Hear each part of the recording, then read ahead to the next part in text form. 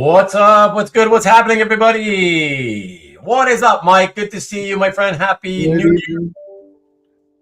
Happy to have you here with me again for the third year in a row. Love it.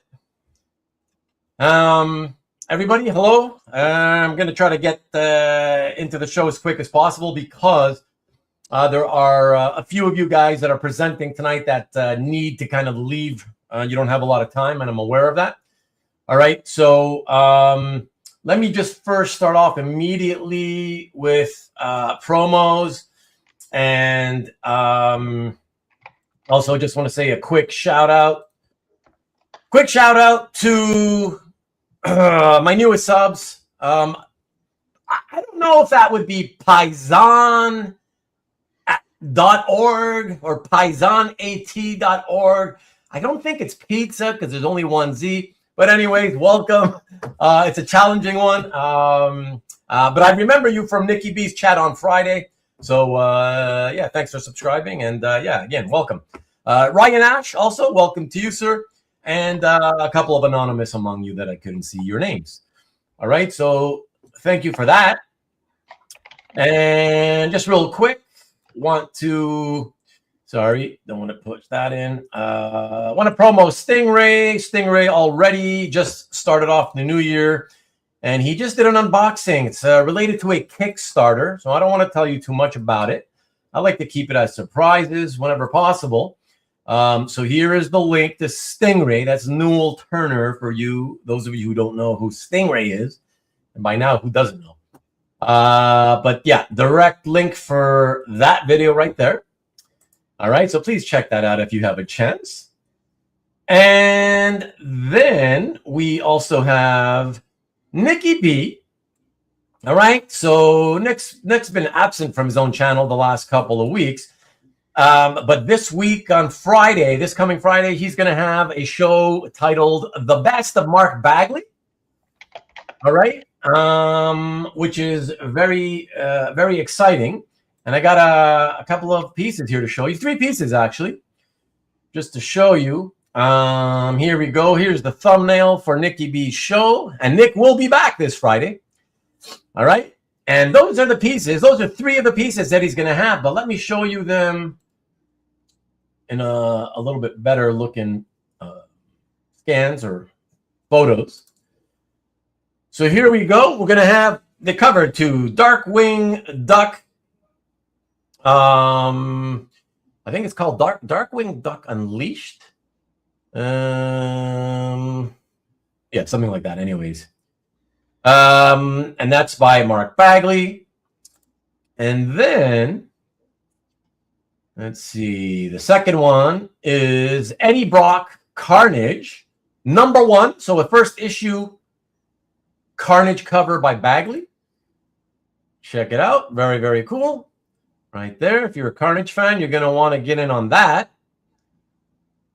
And then, last but certainly not least, the cover to Invincible Iron Man #1. Another first issue cover. And check out, it's another Bagley cover, and check out how killer it is. So it's got the main Iron Man image right in the middle, smack in the middle, and look at that background. If you're an Iron Man fan, you'd be hard-pressed to find a more killer Iron Man cover, especially modern-day cover than that.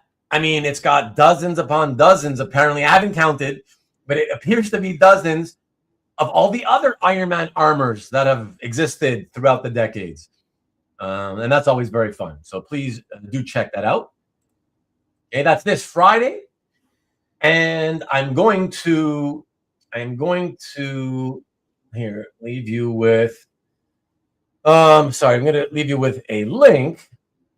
Let me see here, give me a sec. Okay, sorry everybody, but it's funny, I had the link and then I lost it somehow. I don't know. So I'm just retrieving it now. Apologies. So for that show, Nicky B's Friday, on the Original Art Experience show, This is the link that I'm putting into the chat right now. All right, so that's a direct one to that show with the all the Mark Bagley art. It's going to be a great show, looks like. So please tune in at 7 p.m. Eastern, 4 o'clock Pacific this coming Friday for that. And also want you guys to know that for those of you who don't know, Nick had started a Facebook group for his channel, and it just broke 1,000 members. And to celebrate the fact that he broke 1,000 members, he is doing what he calls a huge giveaway. I know you guys love huge giveaways, so be there on Friday during that Mark Bagley show because he's going to do a huge giveaway to celebrate the breaking the 1,000 member mark on his Facebook channel. All right. Okay. All right. So taking that taken care of. Let me just make sure there's nothing else that I'm forgetting in terms of promos. I do believe that is it, though. And yes, that is it. All right. I'm just going to say hellos to everybody. And I'll be saying hey to you guys throughout the show. No time right now because we got to get into it. So hello to you all. A collective hello to everybody. Thanks for dropping in. There's 4 dozen of you.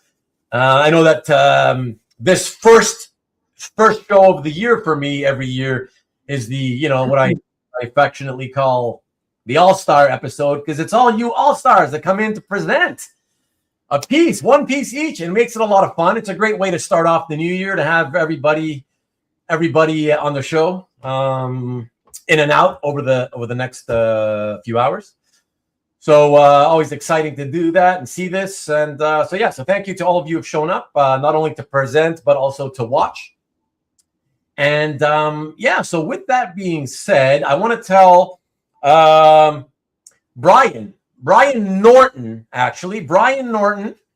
please click the link in the chat. Not the chat, I'm sorry, the description. The description of this video. In the description of this video, click that and come on into the backstage area, and we'll have you be one of the first couple of presenters, all right? And the rest of you, I'm aware that some of you have time limits. I'm keeping on top of that. And so we're gonna go with Brian until Brian comes in. We're gonna actually start off with our friend and yours. What's up, guys? Carl Choi. What's up, Carl? What is happening? How's it going, man?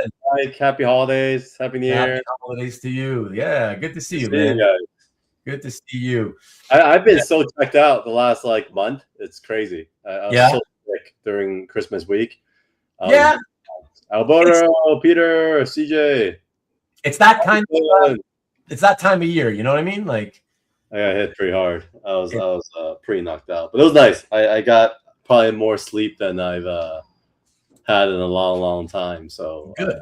I'm thank God for that. That's good. That's good. That's what I could. I would love to be able to do with more sleep. So yeah.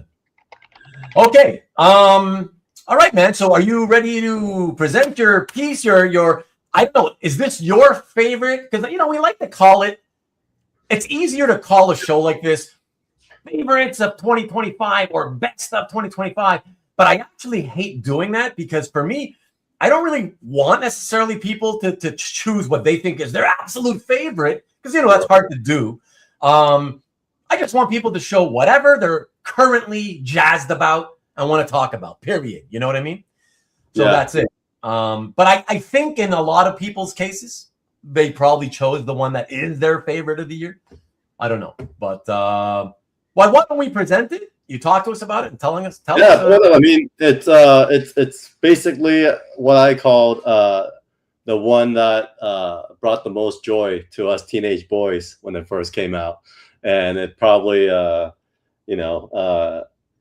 some extra laundry from mom upon display and upon coming across it. And so I don't think it's a surprise to anybody, but it's been, I would say, probably one of the first like 5 pieces I came across in my comic art collecting journey that I said, one day, if that thing ever hits the market, I'm going for it. And I did reach out to the previous owner and shared that, and he knew, but I was kind of surprised it just popped up. But when it did pop up, it's still nevertheless an amazing opportunity. So feeling very blessed to be the current steward of this piece. And it is from an era, kind of a prime era of when I grew up, when Jim Lee, who I believe is the king of comic art and is, in current modern day and at his prime. And this came from his run on X-Men, which is issue 8, page 8, which I think is also kind of cool for, being Chinese, and that's a lucky number. Yeah, I think most people already knows what it is. So that's my interior page. All right, let's show it, baby. Let's show it. And because you've already talked about it. Let's show it. Yeah.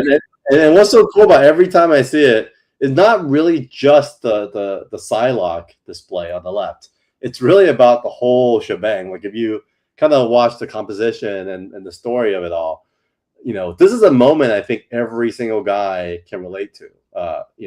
Unless you're just not attracted to the Psylocke types, right? But we've all been in relationships, we've all been whatever. But you see, eye candy, and when the eye candy hits you in a different way, it's just unavoidable. And often, it's so easy to get caught, not just in a deeper way, but imagine dating a, telekinesis, which is telepathy, somewhat telepathy, and you actually read your mind, right? And so you can imagine kind of what's happening there, because even if you look at the composition, obviously you open the page, you see the body, you see what Scott's seeing from his perspective, and then you see a close-up as to what he's seeing, with those eyes. And I'm surprised he's not, blasting the rays coming out of his eyes right now. But then you see him getting caught. Then you see the moment of disengage on the bottom 3 panels, which I think is probably one of the best displays of emotions ever. So something I would love to hear Jim Lee talk about this page one day, when he what he was thinking about when he was drawing it. Was it pulled from like a experience of his own as a kid? But yeah, man, like this was definitely one of the it's, I won't say grail, but it's definitely one of the ones I said, this just has to be in my collection. What else? The left panel with Psylocke was also used on the back of one of the biggest advertisements. I remember, I forgot what catalog it was, but you mean the comic? Yeah, they literally cut it out and they used it as an advertisement. I think it was from Mile High Comics when they could order those catalogs. And so at one point, that Psylocke image was on the back of like every Marvel comic and every Marvel comic that came out. So as an advertisement, it kind of had its run as well. And then what else?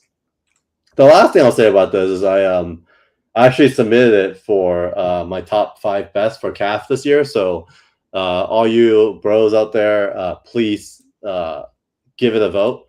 I've never won a little trophy on my CAF page before, so I would love to get one of those this year for this page as an interior page. If it's memorable to you and if it's worthy. So thank you everyone for that.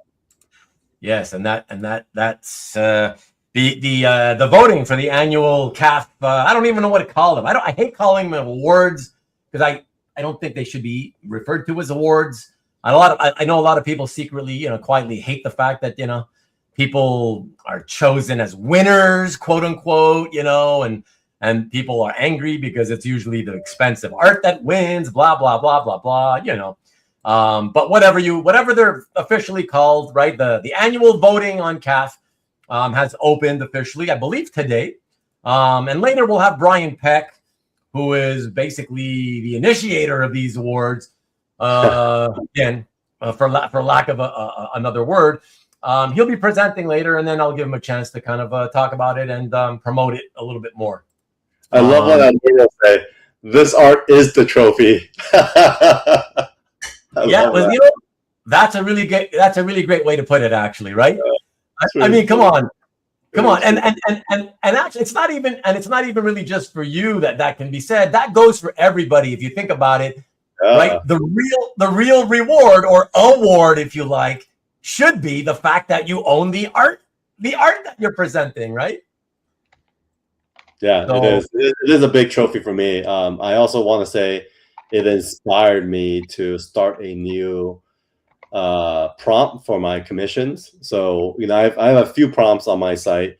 I have like a folder of like Azrael by himself in front of a church. I have another prompt of Azrael versus Batman. I have one that's like the Joker that's kind of gone around. I have a Weapon X one, but then I'm actually doing a run of Psylocke swimsuit inspired kind of seductive commissions that I'll start posting very soon. But I've been doing, so it's been really cool. Just like this page I'll send to an artist and I say, hey, do Psylocke in the way you see, you know, inspired by this. And what's been coming back has been super cool. So I'm excited to share those as well. Look what Robert says. This would have been a crowning jewel in most collections. Yes. Indeed. Thank you. Yeah, that's great. No, and then to be honest, this was expensive, but I think I got a deal, to be honest. I felt like it came off Comic Link. I thought if you were to compare to what modern, unproven Jim Lee pieces, you know, off Albert's site is selling for, I thought I got a deal on this one. Oh, interesting. Okay. Oh, yeah. For this travel and image, for sure. Yeah, I agree. I agree with, you know, when you start to see the prices of some of these things, especially Jim Lee, modern era things that he just drew this month, you know. Oh my God, the selling like they're his vintage X-Men art pieces, you know. It's to me that makes all the vintage stuff suddenly seem cheap, you know what I mean? Yeah, 100%. Yeah. So, all right, man. Well, fantastic. Thank you so much for, first of all, thank you for coming and doing the show and tell earlier in 2025. And the other show, you know, we did a couple of shows together. So appreciate you for that. And also for coming back to do this tonight. I appreciate it. Even though I know you didn't have a lot of time. So thank you, man. Always. I have a dinner to go to, but thanks for having me quickly drop in. And Ruben's always good to see you. Likewise. Well, and we'll see you guys coming in. Later, guys. All right, buddy. Be good. Talk to you soon. Okay. All right. Well, that was a pretty killer way to start off the show, right, Mike? A Jim Lee X-Men piece like that. That's yes, and thank you, Mike, for telling Robert that that's each collector's favorite gallery should be their own. Exactly. Well said, Mike. I hope so. Yeah. Well, I understand for some people they feel like, well, I love my art, but it's not my favorite because I just can't afford my favorite stuff. You know what I mean? So I understand them wanting and wishing they could get that stuff. But like we always say, you can't be realistic. You can't, if you can't afford it, you just can't afford it. There's no sense in worrying about it, right? Love your stuff. Focus on what you can afford and you know, just collect that stuff and enjoy it. That's it. You know what I mean? So well said, man. Well said. Thank you. Okay, everybody. So next on the docket tonight is, as I mentioned, our friend and yours, Mr. Red Jack himself, Brian Norton. Hey. What's up, Brian? Hey, Ron. How you doing, buddy? Can you hear me all right? Good to hear you. Okay, yeah. I'm getting like feedback. So it's a little. It's a little muffled. Yeah, you sound a little bit muffled, but I think we'll be able to go through with it. Are you ready to Yeah, I'm fine. I'm fine. All right. Okay, sounds good. And I think this one is gonna. You're welcome, Carl. This one's gonna surprise quite a few people because, you know, on this type of a show, we all know what everybody's always expecting, right? everybody knows what everybody else is kind of stuff everybody else is expecting to be showing, right? And so not only is this unexpected, I think, to some people, but you are one of, I would say, 3 people tonight who will be showing something unexpected. So with that being said, let me post that piece up and yeah, tell us all about it, man. Here we go.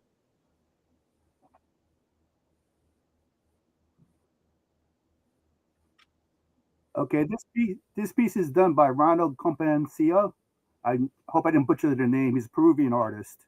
About 2 years ago, I was scrolling through the CAF listings of new art, and I came upon a piece called Ariel. It's basically done by this artist, the same style. Ariel from The Little Mermaid. She's holding a bubble with a fish in it, and I was just captivated by it. I looked on who it was. The CAF member was Erica Berkowitz. She's the owner of Haven Gallery in New York. I went on there, looking at it, just captivated. Those pieces just grab you right away. And I looked through the listing of the other pieces, and his style is sort of like a fantasy style, as you can see by this. And I love his work. I've Googled his stuff in the past, and it's gorgeous. But this piece I came across last year, the beginning of this year, 2025, and he just posted it up for sale, and I grabbed it right away. I mean, it's just gorgeous. I've been lucky to get a lot of good pieces this year that I really like. Even a Grail piece off my Grail list, the Captain Power Shazam. I've always come up with this piece for some reason. It draws my imagination every time I see it. I look at it. I mean, the colors are vibrant. I detail in his face is he's blowing the flute and forming the animals of the sea, the horses, all the other animals underwater. And I'm always fascinated by this. I just always come back to this one. I just love it. Just to look at the stare of his eyes at you, like he's looking at you, and it's one of those pieces that just grabs me no matter what, no matter how good pieces I get. I just want to come back to all year long. Yeah, it's awesome, man. It's awesome. What surprised me, to be honest, is simply the fact that when you posted it in your gallery, I mean, I'm looking at it and I was thinking, wow, this is like if it's not fine art, right? It's illustration, but it's like the furthest thing from comic art that I could imagine. Yeah, really surprised me. But in a good way, because of course I also love this type of art. I love all kinds of art aside from comic art, right? So sorry, I wanted to say, to see other comic art collectors that are interested in this type of stuff was pretty exciting. This is from the CAF member, Erica Berkowitz.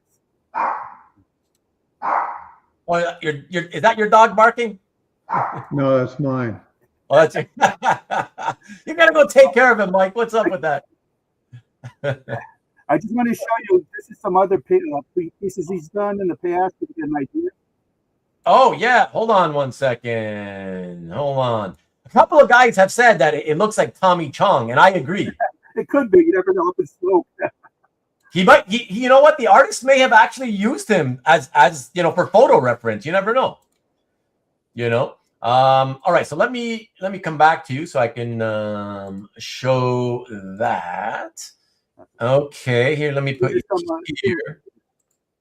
Hold on. There. As you can see, very fantasy space. Oh yeah. Just to get an idea what he does. He does so well. And this is the gallery, Haven Gallery, in case you wanted to stop by. Amazing artists, not traditional comic artists. Did all type of styles, photographs, sculptures, oils. If you get a chance, stop by. Just take a look. Amazing pieces, amazing artists. Fantastic. Awesome, man. Well, I appreciate it, man. Hey, wanted to say, first of all, obviously, Happy New Year to you. Thank you, Rubén. You too. You're very welcome. Thank you again for. And by the way, thank you again for finally, after all these years, doing the show with me earlier in 2025. That was awesome, man. I appreciate it. And hey, remember when we were doing it and you kept joking around about how nobody's gonna want to watch me, nobody's gonna want to watch me. That your episode ended up being one of the more highly watched episodes of Show and Tell, my friend. So congrats, man. You should be proud of yourself for sure, man. Well, it was worried because it was a holiday weekend and everybody was probably gonna be away. So I'm very happy that everybody showed up. Very, I appreciate it. We have a great crew here. You have a great chat every Sunday night. We have a fun time here. Us balls, but that's what we do, Yeah. No, I appreciate it, man. Thank you. And thank you, of course, for being able to come back tonight, even though the time was limited. I know you got to get off your work. So. Yeah. But perfect. We finished you out at perfect timing, right? You're good to go, and you're going to make it to work on time, right? All right, buddy. I appreciate it. Thank you again. Have a good night, guys. All right. Yeah. You too. Thank you, man. And enjoy the rewind. All right. Okay. I guess you didn't hear me, but Robert Berman, you didn't see my message. Robert Berman, please step into go into the description below the video and click the link there. I know that you're short of time, so I want to get you in next. Not really sure why you didn't see my there he is. There he is. All right. And then I gotta let me see, guys. I got my written list here. And let me see. So Carl went, Brian went. Okay, a couple of other guys with time issues, but not until later. So we're good. We're going to get Robert Berman in now. And then we will have Brian Peck, who's busy being eaten by the sharks still. And then Miki. But in the meantime, and Kavi. And in the meantime, there's room for two more. So if you are already here and you are scheduled to present tonight, there's room for two more of you in the backstage area. So the next two people who want to click that link in the description can wait for us. Wait to take your turn from within the backstage area of the studio. Okay. And Peter Rowe has entered. Okay. And SGC Southern Comic. Well, everybody's in a hurry to get the hell out of here. I have a feeling everybody wants to go and get out of here. But anyways, okay, we got a full house. We got, let me see. 1, 2, 3, 4, 5, 6. The last time I had looked into it, I was told that I only had room for, I guess SGC should tell us, he might know, but I was only supposed to have room for 6 people in the backstage area and 10 on screen. But apparently I've got 7 in the backstage area, so maybe that has changed, and now an 8th person has popped in. So okay, anyways. Let us get on with the show. Let us get Robert Berman in here with us so that we can start emptying this out. And here he is, the man himself. How you doing, Robert? Hello. Good to see everybody. Good to see you. Happy New Year, my friend. Thank you. You have a good holiday? Yep, just family stuff and good head by all. Good stuff. So, are you ready to present? Yes. All right, everybody. So, I am gonna have to go. Let's see. So, 17. He's 17 down, 18 down on the list, and I am gonna go down into. Let me see. Where Roberts is. Here it is. So, funny enough, after the first surprise of the evening, I think some may be surprised about this one, or maybe not. I don't know if you're familiar with the type of stuff that Robert collects, but I was surprised about this a little bit. Really, really cool piece though. So let's check it out and let's see what you have to say about it, Robert. Here we go. All right. So this falls into the category of people you've never heard of who make cool art. I just picked this up at Knoxville Fanboy Expo last summer, just looking through who was their artist. It's not a huge show for artists.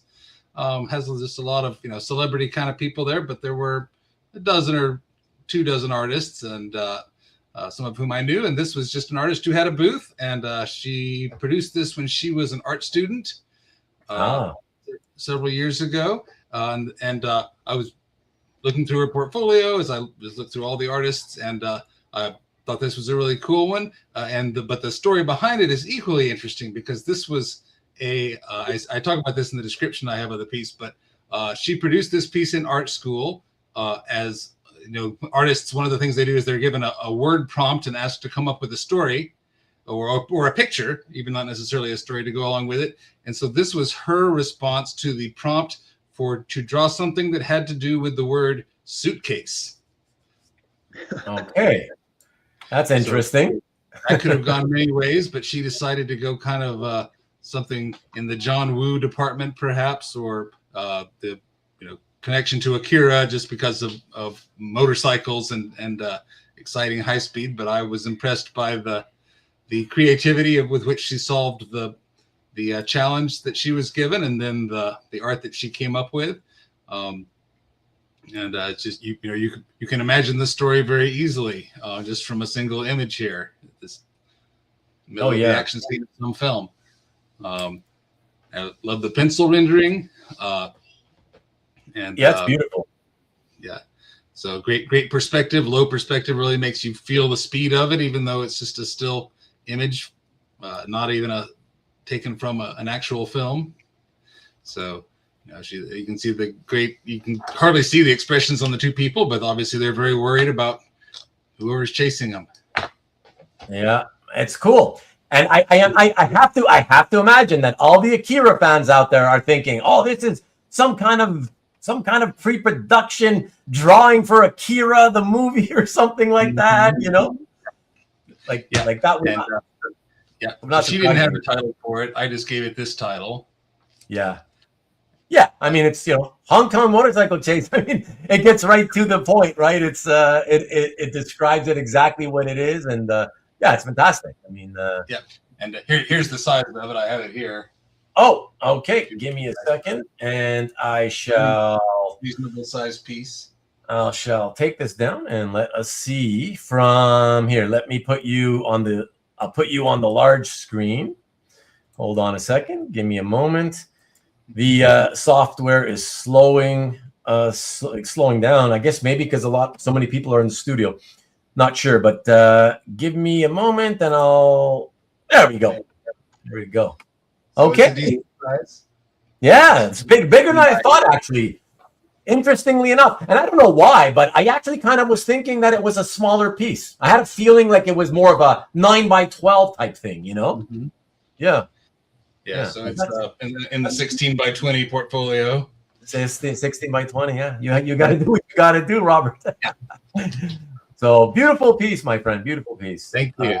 Yeah, and I appreciate you. Like I tell everybody else, I appreciate you for having willingly done the show and tell earlier in 2025 with me.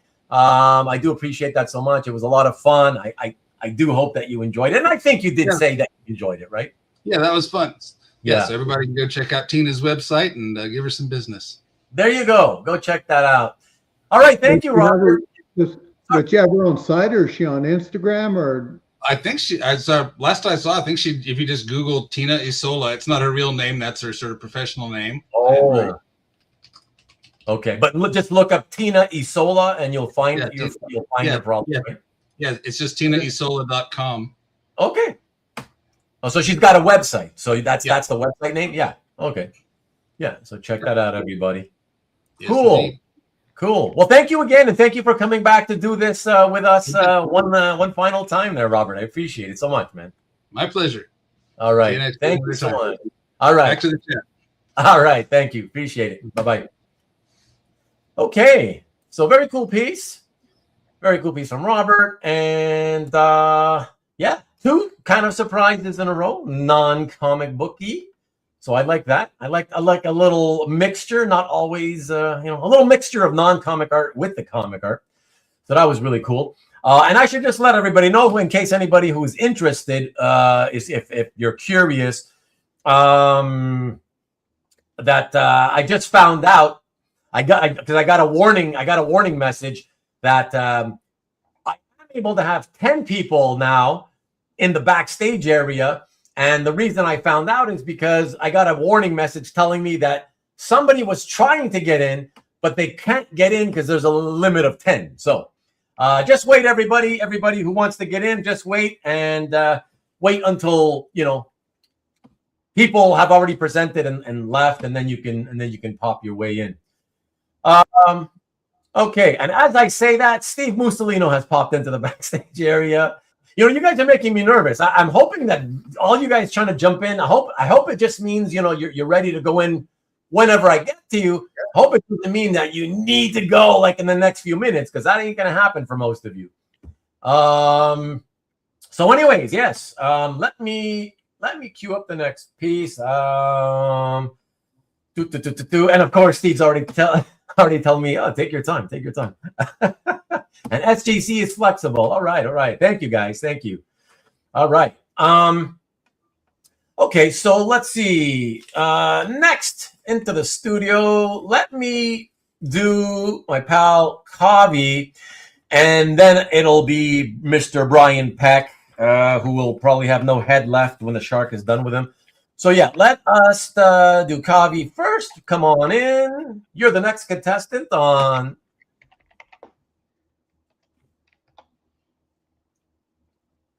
Yeah, you're on mute. What's up? Go to the wider view so you can see my Happy New Year Star Wars card background behind me. Oh yeah, hold on. Just so there you go. There's my Happy 2026 Star Wars card for everybody. There you go. Nice, man. Nice. You always get these killer backgrounds, man. I like it. Gotta do something. Well, I got a boring, empty wall background in this computer room, so I gotta. I thought you had a piano. Yeah, I gotta. Oh, what happened? Yeah.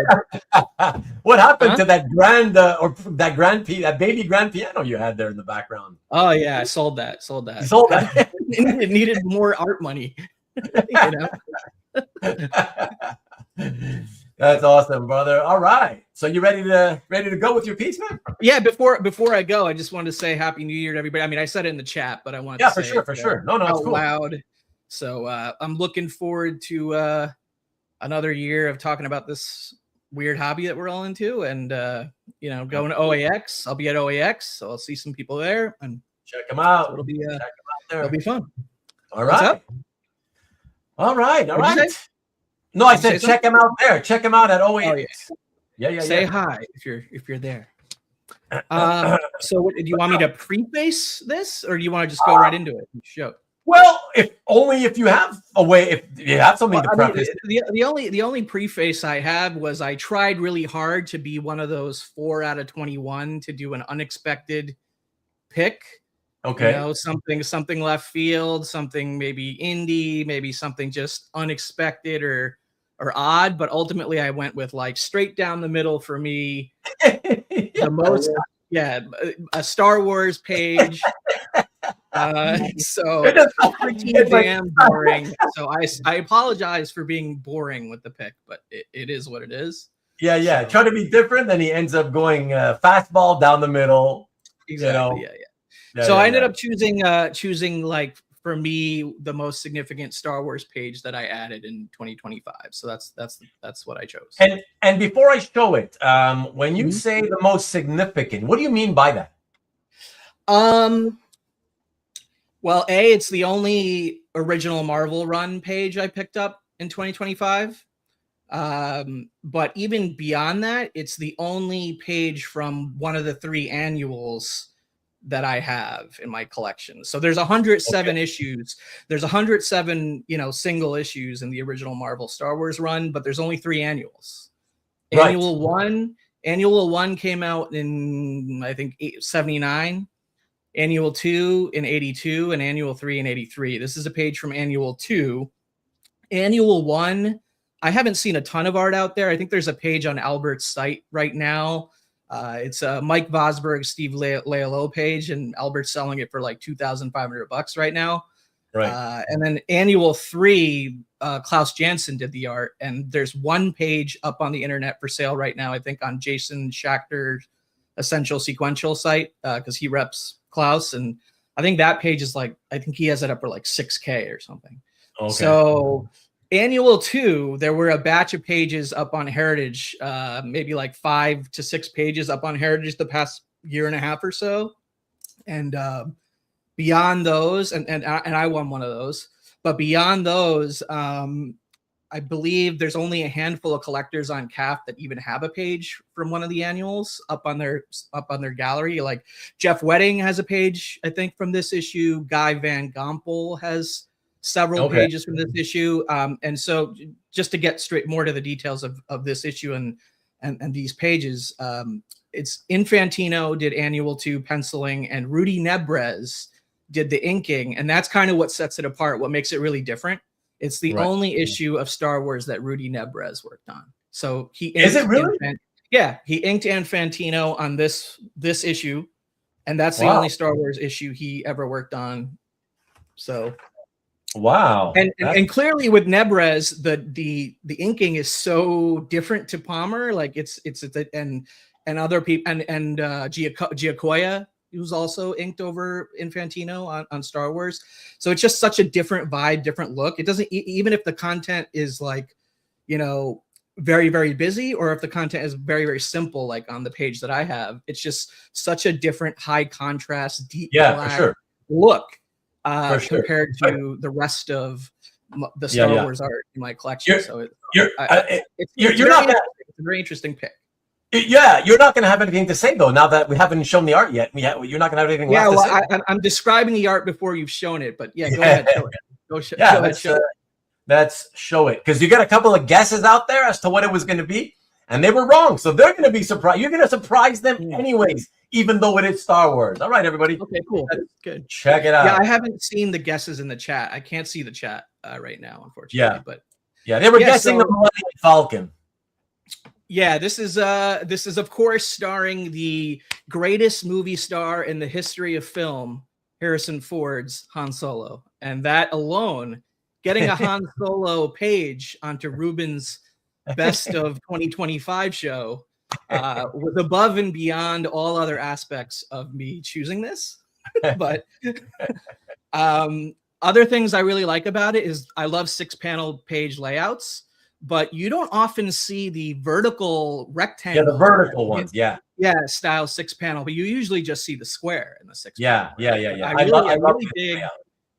really dig that vertical 6-panel layout. Obviously, the deep black, contrast lighting inking by Nebres is the standout on this page. I love that second panel of him of Han dangling off that balcony. Like, at first, I thought it might have been like a gargoyle or something, but I think it's just like a ledge, like he's hanging off a balcony ledge. And in this issue, it's taking place on the planet Ventuine, I believe, and it's majority of the issue is like a flashback. I think 34 out of the 38 pages, or 32 out of the 38 pages, take place in flashback. But yeah, he's on this planet with Chewie. He's separated from Chewie during this flashback. And basically, he's on the hunt for basically smuggling some of this specific type of spice off this planet because he's a smuggler. And this flashback is taking place before he's a member of the rebellion and all that. Like during this part of continuity in the Star Wars comics, the original run, which technically aren't canon anymore. This is taking place while Han Solo is frozen in carbonite, but this is a flashback that they're hearing about that Luke, Lando, and 3PO are hearing about. So they're actually on this planet, and they're hearing this flashback story about how Han Solo became a hero or savior to their people in the past. So that's kind of the general story of this. But and yeah, he's a spice runner, a drug runner, and that's. It gets to the heart of the scoundrel smuggler part of his background, which is cool. What's- And actually, I don't have, this is the only page I have with Han Solo on it from the original run so far. So Oh, it's a lot really? of firsts. Yeah, it's a lot of firsts for me. I have a Falcon page, right? But it's not, Han's not on that page. He's frozen in carbonite, and that's Lando and Luke looking for Han in the Falcon on that page. So, and I have pages with Lando and Chewie on it together, you know, but no Han. So this is my first Han from the original run, first Nebres and only Nebres issue inking, and my first Star Wars page from an annual from the original run. So it's a lot. There's a lot of little factors to check off. Yeah. For why I was interested, and yeah, there was a few other great pages from this annual up. I believe Jeff may have nabbed one or two of them, if I'm not mistaken, and you know, maybe Guy did, because he's got like I think 5 of the pages. Okay. So yeah, it's a fun one for me as a Star Wars collector. Sorry to be boring though with the choice. No. Yeah. I mean, it's the first thing I noticed about it when you sent it to me was how beautifully spotted the blacks were. I was just The like, blacks wow. are so good, right? Yeah. Yeah, It's just, and I love a good page with high contrast like this. Yeah. Especially when the blacks are so balanced, so well balanced. Like, oh my God, Yeah. it's so beautiful. I was like, yeah, I know most people will look at it and think, well, you know, quiet page, whatever, but it's so aesthetically speaking, it's beautiful. It's so striking, you know. So yeah, to me, yeah, no, yeah, appreciate it. Yeah, Yeah, thanks, fellas. Yeah, I'll have to go back and read your comments later. I appreciate the positivity and the encouragement yeah, about spending money on this stuff. So, Isn't that always the way, right? Like, it always comes back to the money, right? Like, yeah. Well, all right, man. It's all right, but hey, I appreciate you doing and, this. shout out to David Michelini, who wrote that annual. Also, I failed to mention who wrote it. And shout out to David Michelini, because that's actually how you Is it Michelini? I didn't even know that. Yeah. Okay.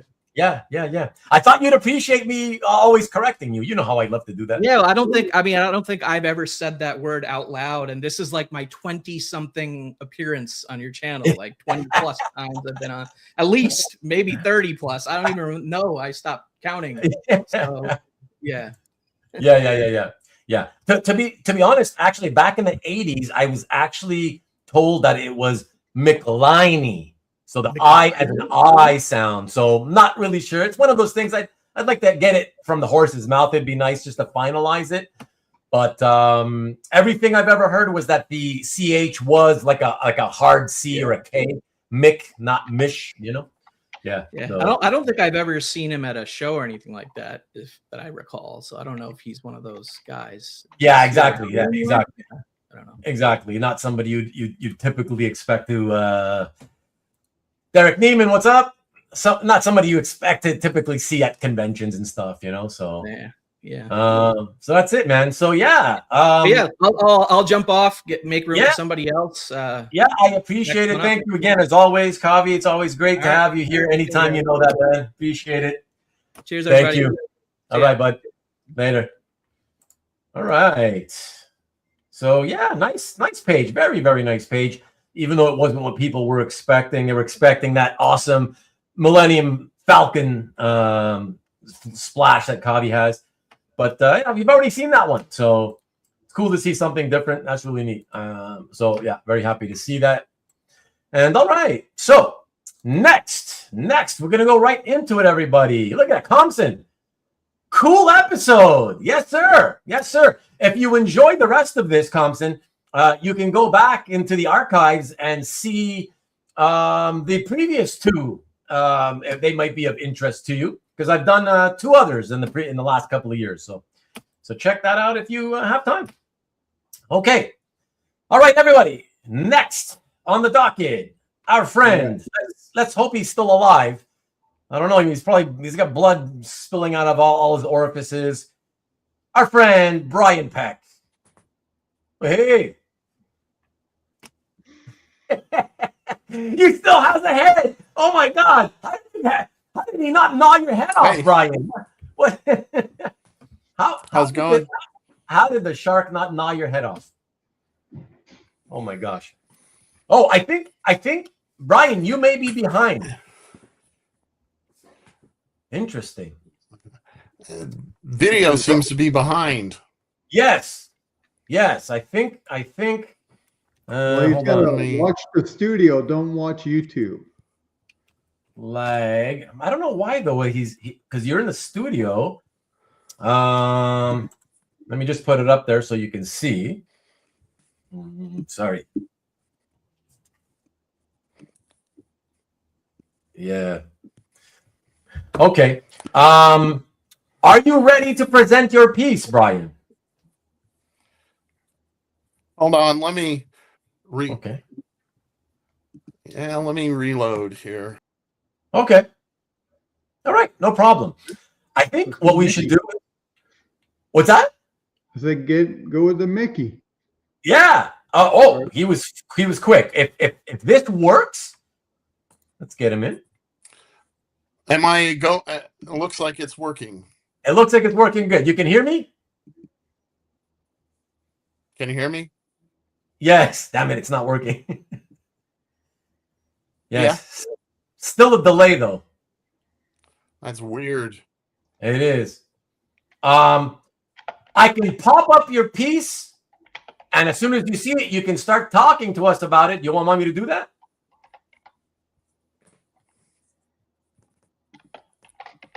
Let's see. Oh.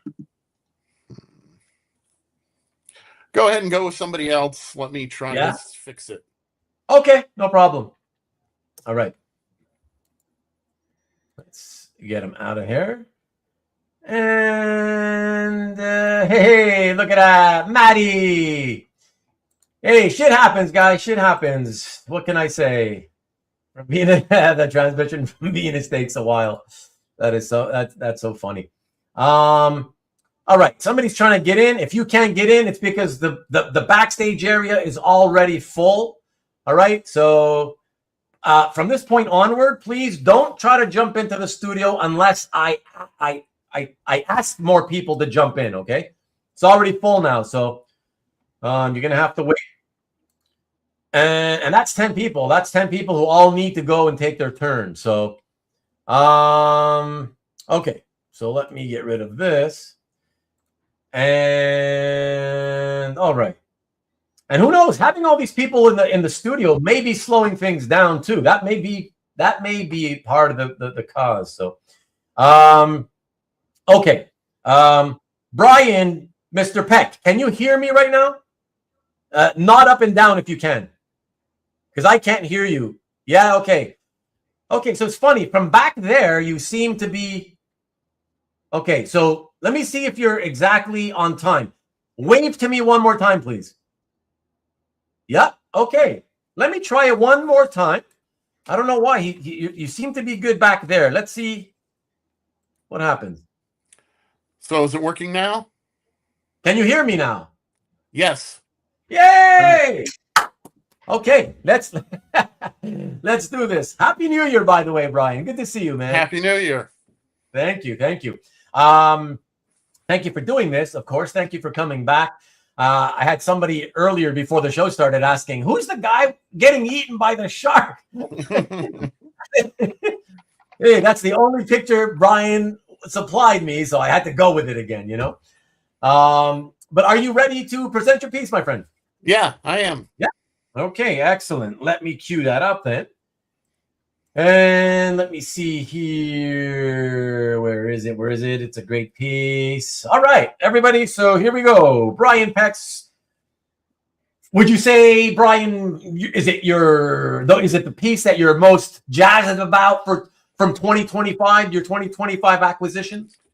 Oh, yeah, it's probably that. I was going between that and something else, but it was really 3 pieces in one. But I went with this one because this is an image I remember when it was first published. Okay. I do too. So it's fun. Okay, excellent. So let's show it and let's see what you got to say about it. Check it out, everybody. Yeah, this is the issue right after 153, which is Kitty's Fairy Tale, my favorite X-Men issue. But this one, I always remember this in the splash with Storm and Cyclops doing a little kind of a fun game in the Danger Room. And I said, especially the center image, I always love that. And the first, I think, 10 pages of this was inked by Bob Wiacek, and then the rest was done by Joe Rubenstein. And so this one's by Bob. Oh, is this? I would swear that you told me that this was, or No, maybe I'm I went. pretty sure I said Bob. Anyway, maybe maybe you didn't tell me, and I had to go looking for it. Yeah, no, it's listed properly in Comic Art Fans, but it is kind of confusing because Joe inked the last half of it. Right, and not only that though, Brian, but I gotta say, it looks very consistent. It looks pretty Rubenstein-ish, on over Cockrum. Yeah. Yeah, I ended up picking up another page from this issue. It's a later page with Joe, but it was more of them fighting the creatures. This one's a really good example of Bob's inking. Yeah, very, very nice. Yeah, and I gotta say, just for my own personal bit of interest, I've always loved Danger Room pages. So for that reason alone, I love your page. Yeah, and it has the classic Storm outfit, which I always loved. Yeah, for sure. I will admit though, I always did like that badass Mohawk Storm, but that's good by John Romita Jr. Yeah, those are always good. Yeah. But I'm with you though, Brian. I'm with you in the sense of I'm a purist also, and I tend to usually like the original costumes best as well, And this is a classic one, right? Very classic cover, so classic page. And like you say, same with me. Like you, I very distinctly remember not only the issue as a whole, but this page as well. It was a fun issue. Yeah, very fun issue. And it's the 154th first appearance. Nice, Mike. Yeah, very, very nice. Yeah, so congrats on getting this, man. Very nice addition. Yeah, you're welcome. How many pages from that issue, out of curiosity? You have others from that issue, don't you? Well, no, this was my first, and then I happened to just recently, there was another one on Comic Link that I got. So these are the only ones. It was 153 that I'm after, but too many other people want it, and it's almost impossible to find pages from. Okay. With it's fairy tale. Right. Do you know by any chance if the pages from that, well, first of all, I guess a better question would be, do you know how many are out there on the market, or how many you're aware of? Yeah, there's probably about, I'd say, maybe about 8 or 9 out there on the market.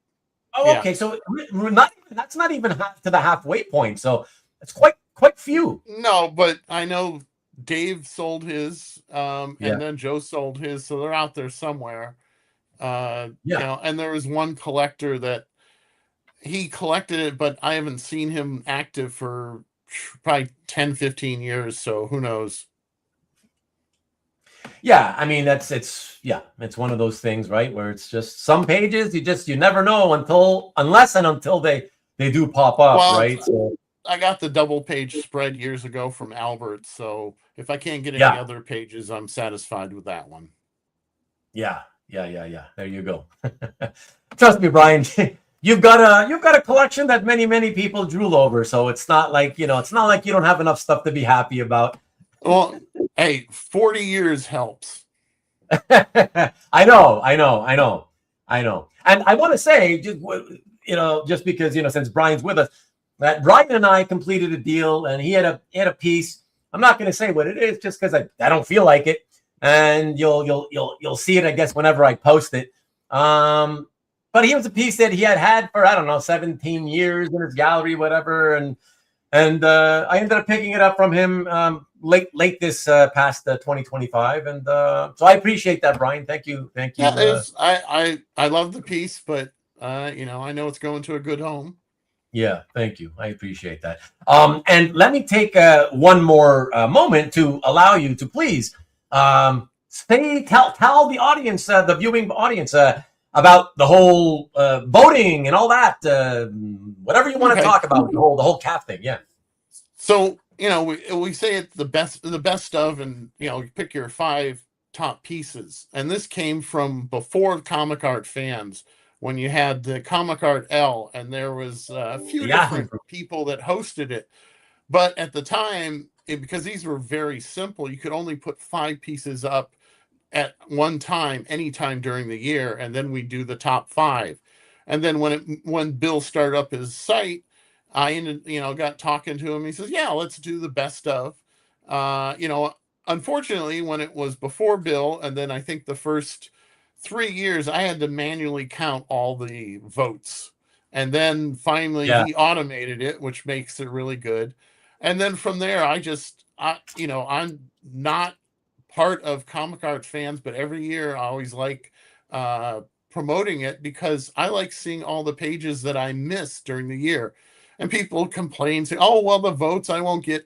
I don't care if I get any votes. I just want to be able to see there's tens of thousands of pages that are posted every year.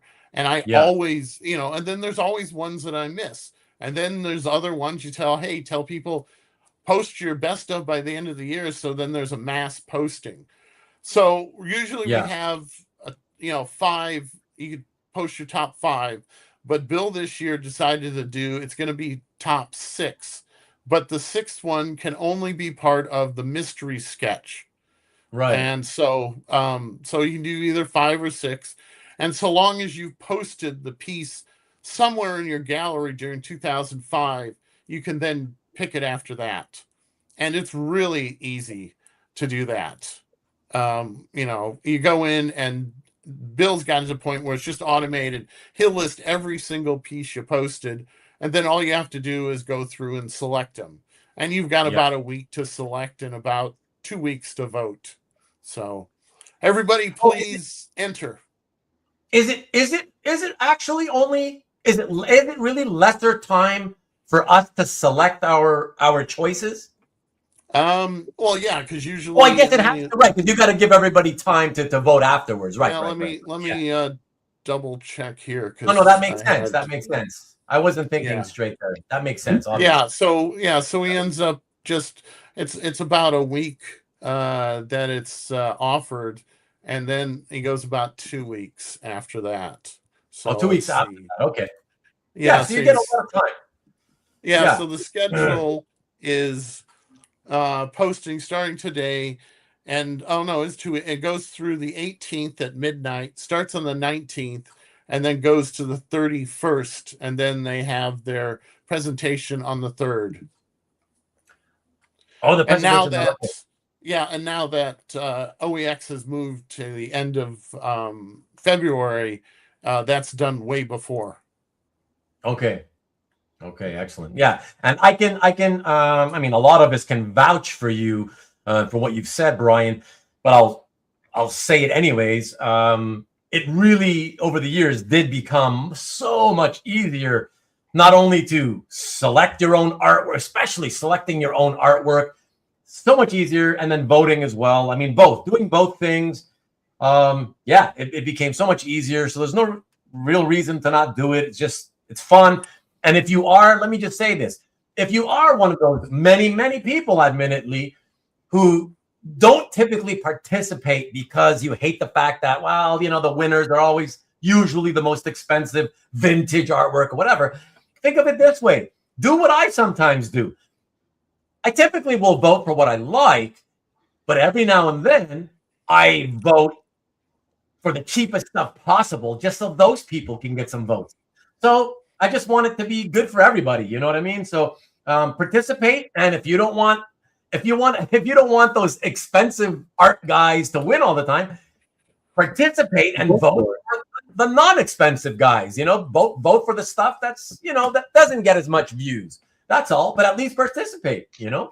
Yeah. I mean, I don't always vote for the top pieces. Usually when I'm voting, I want to pick the piece that I would like in my collection. That's how I do it. And I've had a number of pieces that I've voted on years later have ended up in my collection. So I look at it that way as, oh, now I know one piece that I'd like to get eventually. Not that I'd go after. Some of them just kind of fall into my lap and I can get it. And so it's just, look at it as fun, and you get to see pieces that you missed during the year. What people's favorite are. So, you know, just enter, please. It's very simple. And look at that. Tom is saying, I do that and vote for friends only. There you go. And that's it. You can you can vote any way you want. So as long as you vote, right? Like, just participate. That's the main thing. It's just, you know, join in on the fun and participate. You don't have to vote for anything you don't want to win. So, and then vote the for other whatever thing you is want.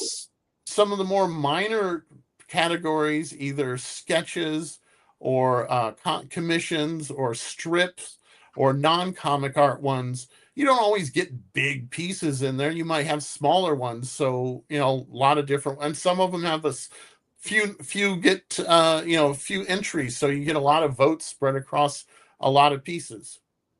Yeah, exactly. So there you go, everybody. Please do vote. And sorry, one last time, Brian, the deadline date for voting is when now? The 18th. 18th. Okay, so there you go. I posted on pretty much all the Facebook and the. I noticed the one today. Yeah. I basically swiped Bill's graphics, and so then I just post them there. And anyway, so hopefully, I mean, what was it? Trying to think. Last time I think we got about 1,200 people. Usually we would get about 600, but the last few years with Bill making it easier, I think we had about 1,200 people entering. Wow. Holy crap. Yeah. And there's tens of thousands, so please enter and vote. Yeah, exactly. All right, Brian. Well, thank you again. Hey, thank you for not only doing the show and tell with me earlier in 2025, and for also coming back again to do this with that us was tonight. fun. Yeah, man, I appreciate it. I had a great time. So thanks, buddy. I appreciate it. Bye. Okay, bye-bye. All right, excellent. Very, very good. Very fun. Another great piece of art there with some Cockrum X-Men. Very cool. And look at that. I always enter and vote, Mickey says. We believe you. Shemp never enters, but he does vote. You see? That's okay too, you know. I mean, like, you don't have to enter, but at least you vote. Participate one way or the other. I guess, you know, it doesn't have to be both, but if you do at least one way or the other, it's fun, you know. And yes, indeed, Tom, indeed. And let me see. Kid duty tonight. What's up, Ian? Just wanted to say hi and catch up later. All right, sounds good, buddy. It's fun. You're gonna miss a good one. Catch it on rewind, man. Talk to you later. And okay. All right. Let us. Hold on a second. Let me do this. Okay. There we go. Because Brian was still there. All right. Let us move right into the next one. And for that, my buddy and yours, the Mixter. What's up, Mickey? Oh, not much. How are you guys doing? Hey, Good, man. Good. Happy New Year, of course. Happy New Year. Yeah, man. You have a good vacation. You know, Christmas, New Year time vacation. Always do. Okay. Spend time with family. Yeah, that's good. That's always important. Family, friends, whatever, both. You know, yeah, the best thing. You know. Excellent, man. So you ready to talk about your piece? There you go. Sure. Yeah. All right. Okay, so let me see here. I'm gonna go dig out Mickey's piece, and this one. Yes. So this is a cool one. Looking forward to hearing what you have to say about this. Let's check it out. I mean, no surprise on the content, but let's see what you got to say about this. Check it out, everyone. Yeah, so this is a trade paperback cover for the Great Darkness Saga. The Great Darkness Saga is considered to be the greatest Legion story arc that there's been. And when I first started collecting art back in seriously back in like 1999, 2000, the pages from this Great Darkness Saga was very expensive. I could get other Legion pages for like $50, $100, whatever. But the Great Darkness Saga pages were $500 to $1,000. I mean, I bought Keith Giffen Legion covers for $250 when panel pages from Great Darkness Saga by Keith Giffen were going for over $500. Wow. So I was like, I'm not going to waste my time or money trying to pursue these pages. I'm going to buy other Legion art that's very affordable. But in the back of my mind, I always wanted pages from the Great Darkness Saga. I just didn't want to pay the money for it. Yeah. And as time went by, the pages became more expensive, and other people were outbidding me. Even when I decided, I have extra money now, maybe I could go after a Great Darkness Saga page. I got outbid, so it just seems that this was never going to be, that I never was going to get a page from the Great Darkness Saga. Now, what's also great about this page also is the fact that it has Supergirl on it. And during this era, Supergirl did not appear with the Legion very often. So finding a Legion page with Supergirl on it was very difficult. And I'm a Supergirl collector. So when this was made available to me, it was like, okay, I'm going to pull all stops out and go for this one. Whatever it takes, I'm going to get it. So I did a trade. It was a three-way thing. I traded a bunch of pages to one guy who got this page from another guy. And I had to give up some stuff I didn't really want to give up. But I had to look at the end game. It's like, what am I getting? So, So it was one of those things where it's like, you don't want to give anything up, but to get what you really want, sometimes you do.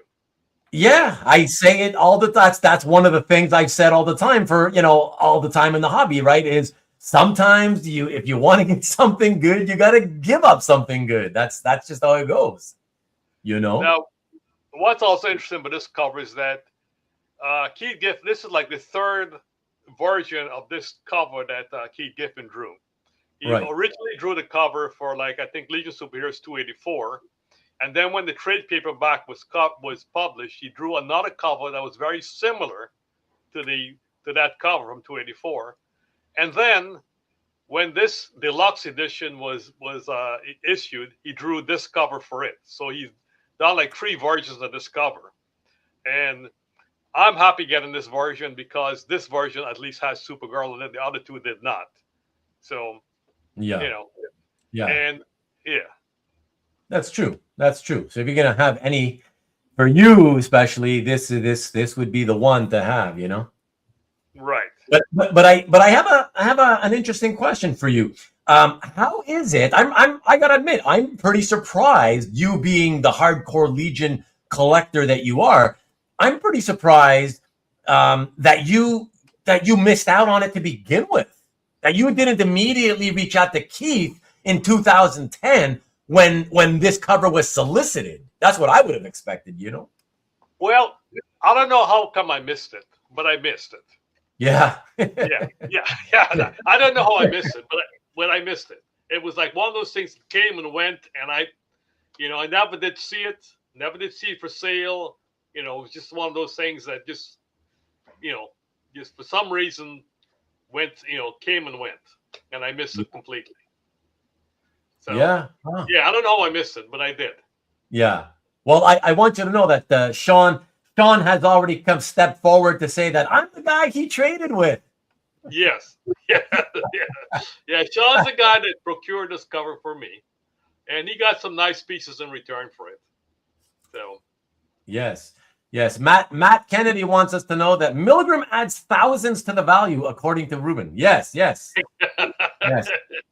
Well, unless it's in the case of a specific, certain Hulk covers, like I don't know, just off the top of my head, Hulk 272, for instance. it adds millions. So yeah, but generally speaking, yes, yeah, very valuable if it's got Milgrom attached. Thank you, Matt. I appreciate that.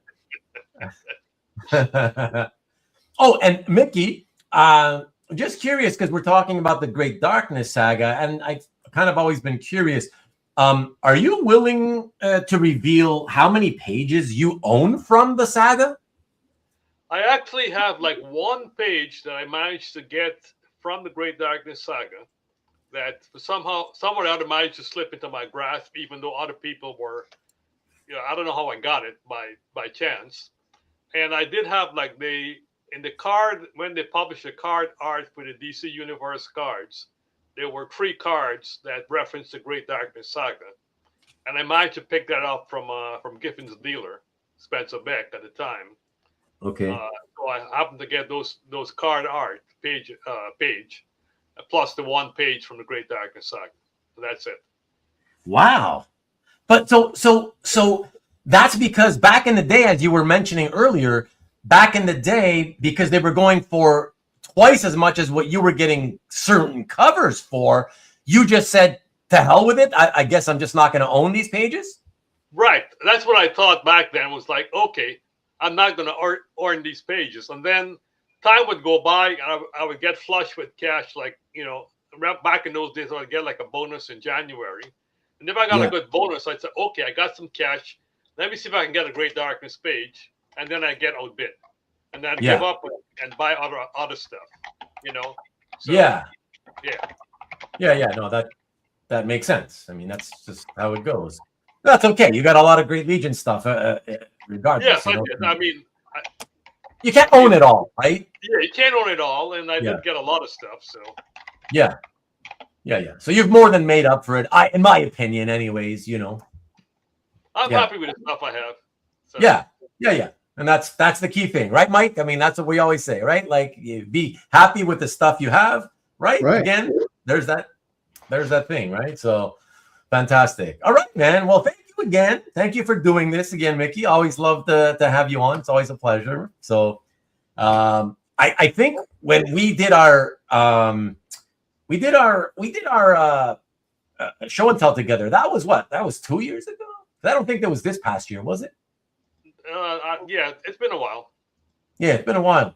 Yeah. So either way, whenever it was, I appreciate you coming back and I did come in for some of the auction stuff and the calf live thing. Yeah, plus you get all those those extra things. That's what I'm saying. I appreciate it anytime. It's always happy. I'm always happy to have you join in, right? So thank you for doing this and contributing to this show. I'm especially proud of this particular first show of the year every year because it's just I guess it's the epitome of what I always tend to shoot for on the channel, which is fostering a sense of community, camaraderie, and having so many of us join in and participate on the same episode in one night. I don't know, it's pretty exciting. It's always fun for me. So I appreciate the time you guys all give, to be able to do this and put it together. So thank you. They're always happy to contribute. They what? Always happy. Great. I'm glad to know. Then I don't feel so bad whenever I ask you to come on and do some more stuff. No problem at all. So see you next week, right? Of course, Mike, whatever you want. All right, Mickey. Thank you so much again. Have a good one. All right, man. We'll talk soon. Yes. All right. Bye-bye. You too. All right, cool. So that's another one down. Another one bites the dust. Very, very cool. That's a great piece too. And I said it before. I love origin retold or flashback type pages, covers, pieces in general. I've always loved that type of stuff. So especially when you can't get one from the original storyline. I love it when they do kind of like, especially if it's for collected editions, like paperback covers, trade paperback collected edition covers. It's cool. It's an easier, cheaper way to be able to get something from that storyline that means something to you. So very cool. All right. So next into the studio, we're gonna bring in our friend Peter Rowe. Look at him. You were perhaps expecting I was going to bring somebody else in, Peter? Yeah, I thought I wasn't on next. So. I could go. If you're not ready, I could swap you out for somebody. No, Rubén, I always do what you want me to do. So. Hey, don't listen to him. Hey, he sounds like I'm like whipping him, slave driving the guy or something. Like I got him chained in my basement. Come on, man. You're gonna give me people are gonna think bad of me. Okay. No, you're a good guy. I appreciate it. And how much are you gonna put in my checking account tomorrow? What? How much money are you gonna give me? How much is that worth? That a comment that you're a good guy? The check is in the mail type of thing. Oh, yeah. The check's going to be in the mail tomorrow. You just wait for it, okay? And no matter how long with you. Yeah, no matter how long it takes, Peter, just keep waiting. Don't bother me about it, but just keep waiting, okay? Trust me. It's coming. It's in the mail, right? Just trust me on that. I believe you so much. All right, man. You ready to present? Sure. Let's do it. All right, so let us. Oh, this is a special one, everybody. I love this one. Okay, fantastic. And let me also just say before I show it and before Peter starts talking about it, I want to thank you again, Peter, in advance, in front of everybody, because I want everybody to know Peter was going to post this in his gallery a couple of weeks ago or whatever it was, 2-3 weeks ago. And then, when we were talking about tonight's episode, and he so graciously agreed to say, you know what? I'll debut it. I'll post something else in my gallery that day, and I'll debut it on your show. And then after that, I can post it into my gallery. And so I appreciate that. That's really a lot of fun. And yeah, man, I thank you so much for that. That's really cool of you. That was very easy. That's no problem. All right. So here we go. One of my all-time favorites. Doing one of my all-time favorites. And yeah, man, I'm excited to hear what you have to say about this, because this has to be such a coup for you. So yeah, let's show it and then let us all know about it. Here we go. So this book is very special to me. It's the best or my favorite DC war comic. And it's not just because I read it as a kid, but because of the stories are so evocative. This story, which is called, well, ironically, it's the cover is a story, Sergeant Rock's story in Easy Company called War Story. And it's essentially Ernie Pyle. It's an Ernie Pyle type character, an older journalist who goes, and Ernie Pyle was a guy who was a wartime journalist who was known for getting in the trenches with the men and doing reports from the front lines. Unfortunately, he was killed at the end of the war by a sniper off of Okinawa. But he's the main character sort of in this story. And he goes around and they go on a patrol, and men do heroic things. And each time one of the man does a heroic thing, and then he gets killed. And at the end, the journalist tosses his notebook aside that he's been scribbling in, supposedly. The wind blows the pages, and they're empty, except for one. And it says, "War is hell." Oh. I think that's one of the best stories that they did. It's one of my favorites. And then the next story, as if that isn't enough, there's a Toth war story after that, 4-pager. Not only is it not something I usually like, it's set in Roman times, and I don't really like ancient war art or ancient war stories. I'm not a big fan of them. But it's called Dirty Job, and the cover, the first page is a masterwork of design. And I won't tell you how it goes, but I won't tell you how it ends. But it's about a Roman soldier officer who is really regretful, and his friends are saying, "Hey, come on, let's join in. This is a great time. We're Romans. This is what we should be doing." And the final page is just shocking. or it's just a surprise.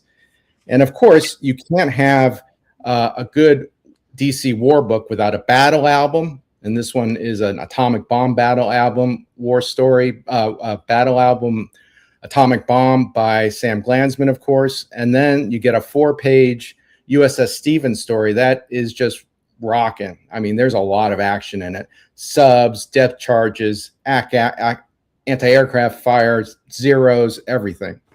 And then you get, to top it all off, you get a nice John Severin war story and a reprint of a Kubert Kanigher war story that has action on all fronts, air, sea, land. So it's just a, how I can say, a rocking book. And I just, so me getting this is sort of a grail of a grail, one of my top grails. I have a separate gallery for this book, and I have, let's see, 7 page. Let's see. No, I have 7 pages from the book. I'll never have the Toth pages because they're just, they're awesome. They're fabulous. And I don't think anybody will ever give them up. Yeah, but still, you got how many? 7 pages from the book? 7. I have the Sam Glanzman Stevens story, and I have 3 pages from the Rock story. Yeah. Wow. Steve Crow has the best page from the Sergeant Rock story. His page is fabulous. He has the best page of that story. And I know 2 collectors have 2 of the Toth pages. Oh, really? Interesting. Okay. Yeah, 2 in calf. Okay. Wow. That's a very cool. Wow. What's up, Carlos? Yeah, sweet Kubert indeed. Yeah. Oh, it's fantastic. One of my all-time favorite, like I said, artists and, combination of artist and title, like Kubert, Sergeant Rock, Kubert, Sergeant Rock, our Army at War. It's one of my all-time favorites. I just love it. It's classic Kubert because, you've got the menacing Nazis on the side pointing at, pointing dangerously at Rock and Easy Company. And the geometry, he was so good at leading the eye in these covers. The elbow and the guns pointing at Rock. So you look at that, it draws your eye over there. I just can't say enough about his covers and about his storytelling. No, I agree. And so this is your first Kubert Sergeant Rock cover? No. Okay. That's what I was. Yeah. No, I only have 2, and then I have a Kubert. Was it Our Fighting? Let's see. I think it's Our Fighting Forces with the Losers. Oh, Our Fighting Forces. Okay. Yeah, with the Losers, and it also has some menacing Nazis with that's pretty cool, with a Nazi with a machine gun, close up. And just so you know, this is 1972, not 1971. And the interesting thing about the art is it says January, number 240, and actually it was really they bumped it to 241, issue 241 February. Yeah, I noticed that. Yeah, I noticed that it was marked off. They were going to do it as 240, and ultimately it changed to 241. Yeah, because they not only wrote it at the top border, but they even went as far as getting the 240 stat made up and pasted. Exactly. Yes. Yeah, and then ultimately still changed it. And it's moments like those where I wish we could ask, Kubert or Kanigher or whoever was in the office. I wish we could ask them, like, oh, out of curiosity, do you remember what happened that month that made you have to push it back to the next issue instead of 240?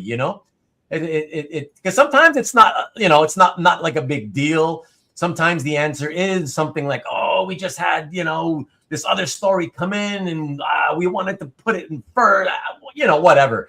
It's just sometimes there's a story, sometimes there isn't, It'd be fun to know exactly why it got pushed back like that. But unfortunately, that's probably lost to the annals of time at this point. Yeah. I can show the last. I have the comic itself, and I can show the last page of the story. Sure. Let's see. Let us hold on. Let me get you in the right position so I can put you on the. There we go. Ah, yeah, the war is hell. So cool. So the opposite page, Steve Crozier, who is frankly one of the premier war art collectors. He has a fabulous collection gallery, but he has a lot of other tremendous things. But he has that opposite page, and that page is so cool. Very cool. So if you're saying he's got that one at the end? No, he's got the opposite one. Oh, the second. Oh, the tank exploding. The tank blowing up. Yeah. That's still wild. That's awesome. Yeah. Now let me just show you one. If I could just take a second and show you this. This is the Toth design for the Roman story, Roman Empire story, and how the blood from the knife is dripping into the wine cup. Oh yeah. So cool. Wow. That is really, really cool. Is this one of the pages that has been out there? No, I have not seen this page yet. Okay. Wow. The last page of the story is out there, and one of the other pages is out there. Okay. In calf. Very, very nice.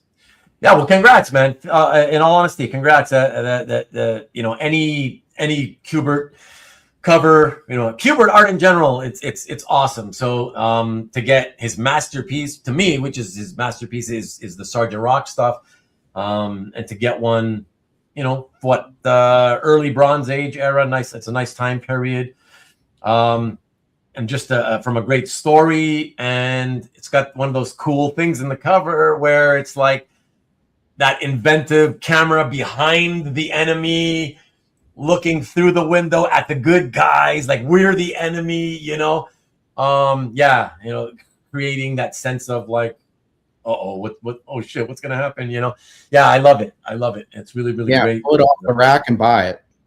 Yeah, amazing, man. So thank you very much, as always, for doing this, obviously, and for everything else you do, for every other time that you've come on and jumped into the studio, especially on those days where nobody else wanted to, like on those weeks where for some reason, there are some weeks where just nobody's in the mood and you were the only one. So I appreciate that so much. Believe me, good to have your camaraderie, your friendship with me, especially when nobody else is willing. So I appreciate it, Peter. In all honesty, thank you so much. Kavi and everybody else does such good jobs. I feel like I have to participate in some fashion or help out. Well, good. I'm sad that you do it because you feel out of guilt. I don't want you. Not all out of guilt. I know deep down you like it. You're enjoying it. Okay, I'm called out. There you go. Revealed. Am I wrong, Peter? You could tell everybody they're watching now. Tell them if I'm wrong. That's okay. I don't mind being wrong. Admit it. No, you hit the heart of the matter, probably. All right. Good. I appreciate it. Thank you so much, man. Are you going to be hanging around? Do you have time to hang out? I'll hang out in the chat. Okay, cool. Appreciate it, man. Hang out, whatever. Okay, I'll hang out in chat. Talk to you later. Thanks. Okay. Thanks, man. Thanks, Peter. See you, Mike. All right. Fantastic. Okay. All right. Yeah. Amazing piece. I love it. So that was really fun. And just like Peter, I didn't mention it earlier, but Kavi's Star Wars piece, he also decided to show something specifically on tonight's show. He held it for tonight's show because he only intended on sharing that Star Wars piece. He only intends on sharing it in his calf gallery later in May, during May the 4th be with you month, So I appreciate that from you as well, Kavi. Thank you so much for debuting it here. Very, very fun. All right.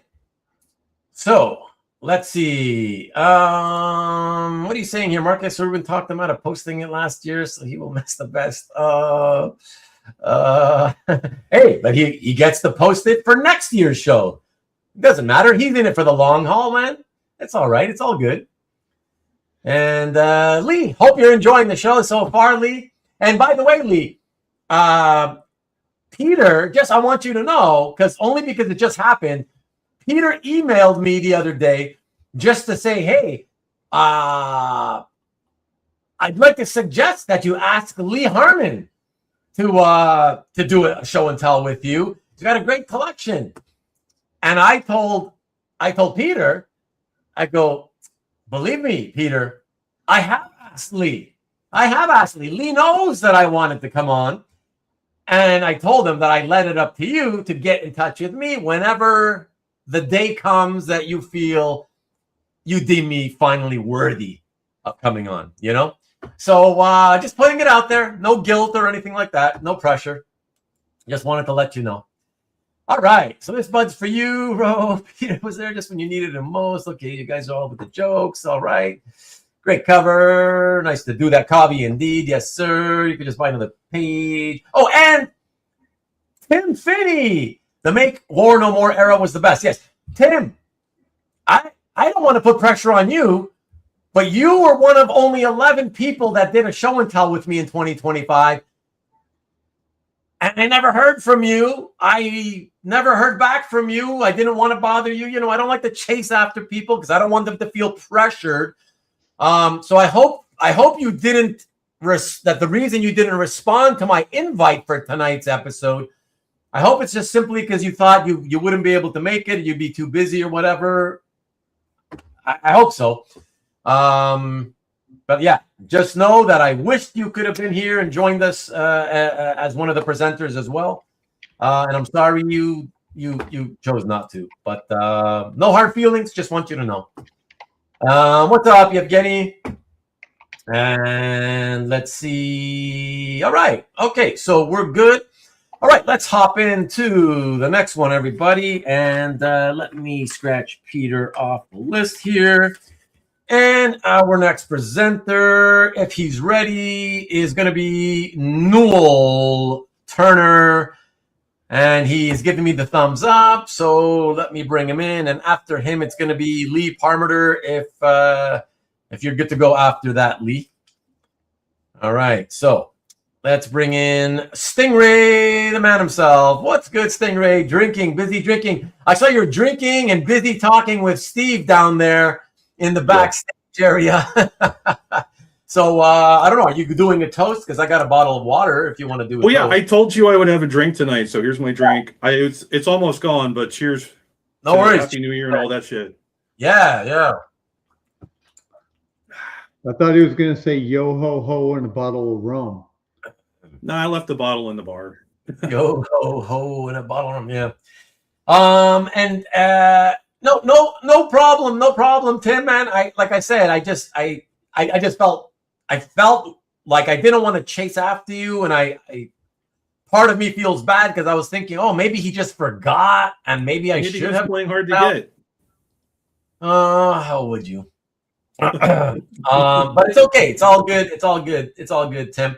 Who knows? Maybe next year if you want to do it. Not especially now that I've kind of decided, since I don't do that many collector show and tells anymore, I don't have enough show it because in the past 2 years, tonight's show was reserved only for those people who had done show and tells the previous calendar year, But since I only did 11 of them, right, in previous years, I had done at least 20 or more. And since I only did 11, I thought, well, I can't just have one show with 11. Even if all 11 people say yes and they're able to make it tonight, it would have been a pretty short show. So that's why I opened up and said, okay, well, I still want to have the show because it's fun.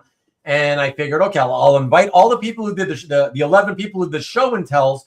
And then to make up the rest of the room, I just opened it up to everybody. And when I say everybody, I mean everybody, Alberto.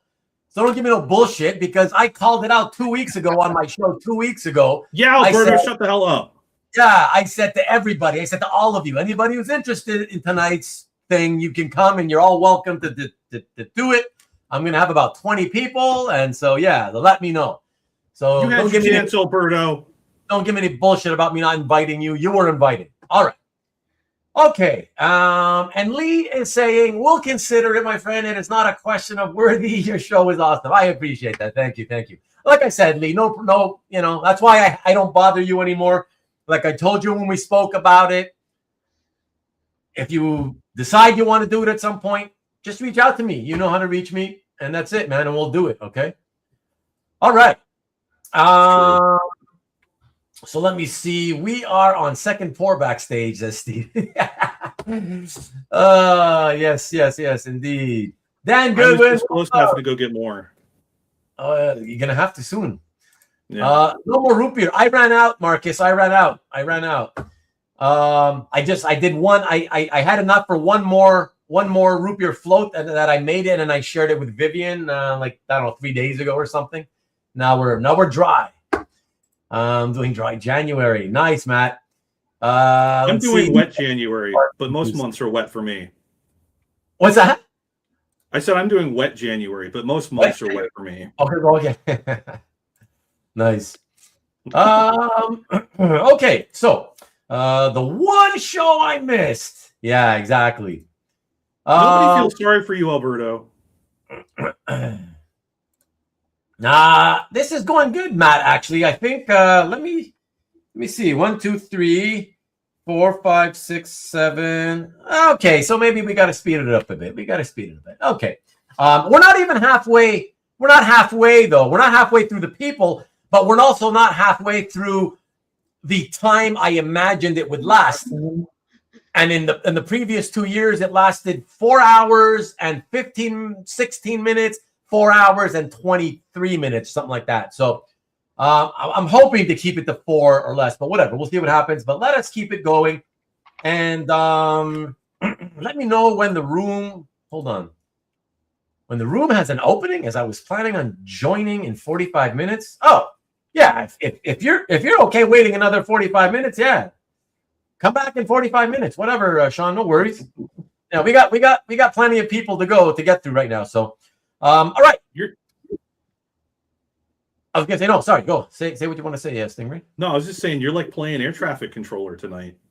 It's very much this episode every year is very much like that. It's not easy. Exactly. Yeah. But it's okay. It's fun. It's good. It's all good. All right. Sounds good. See you later, Sean. If you're gonna go do other things, of course. All right. We're getting a long show tonight. Isn't it always long, Tom? Yeah, okay. And Tom complains when it's too short. Exactly. Thank you, Newell. Exactly. The first guy to be like, come on, keep it going. Well, other than Stanley, of course, But, okay, so you ready to see your piece, Newell? I was born ready. All right. Okay, so let me cue that piece up. Let me get that. Where is it? All right. So, as if the rest of you weren't already expecting this. Well, I don't know if you're expecting Surprising, no one. this specific. Well, I don't know if they were expecting this specific one, Okay. but yeah, this is a killer. It's a killer one anyway. Not that the others weren't pretty killer too. So, but anyways, yeah, it's. You'll have to let us know how you chose this one to be the one out of all of them. Right. But yeah, you can only choose one. There can only be one, right? So. Apparently, that's how this show works. Yes, that's it. Exactly. All right, here we go.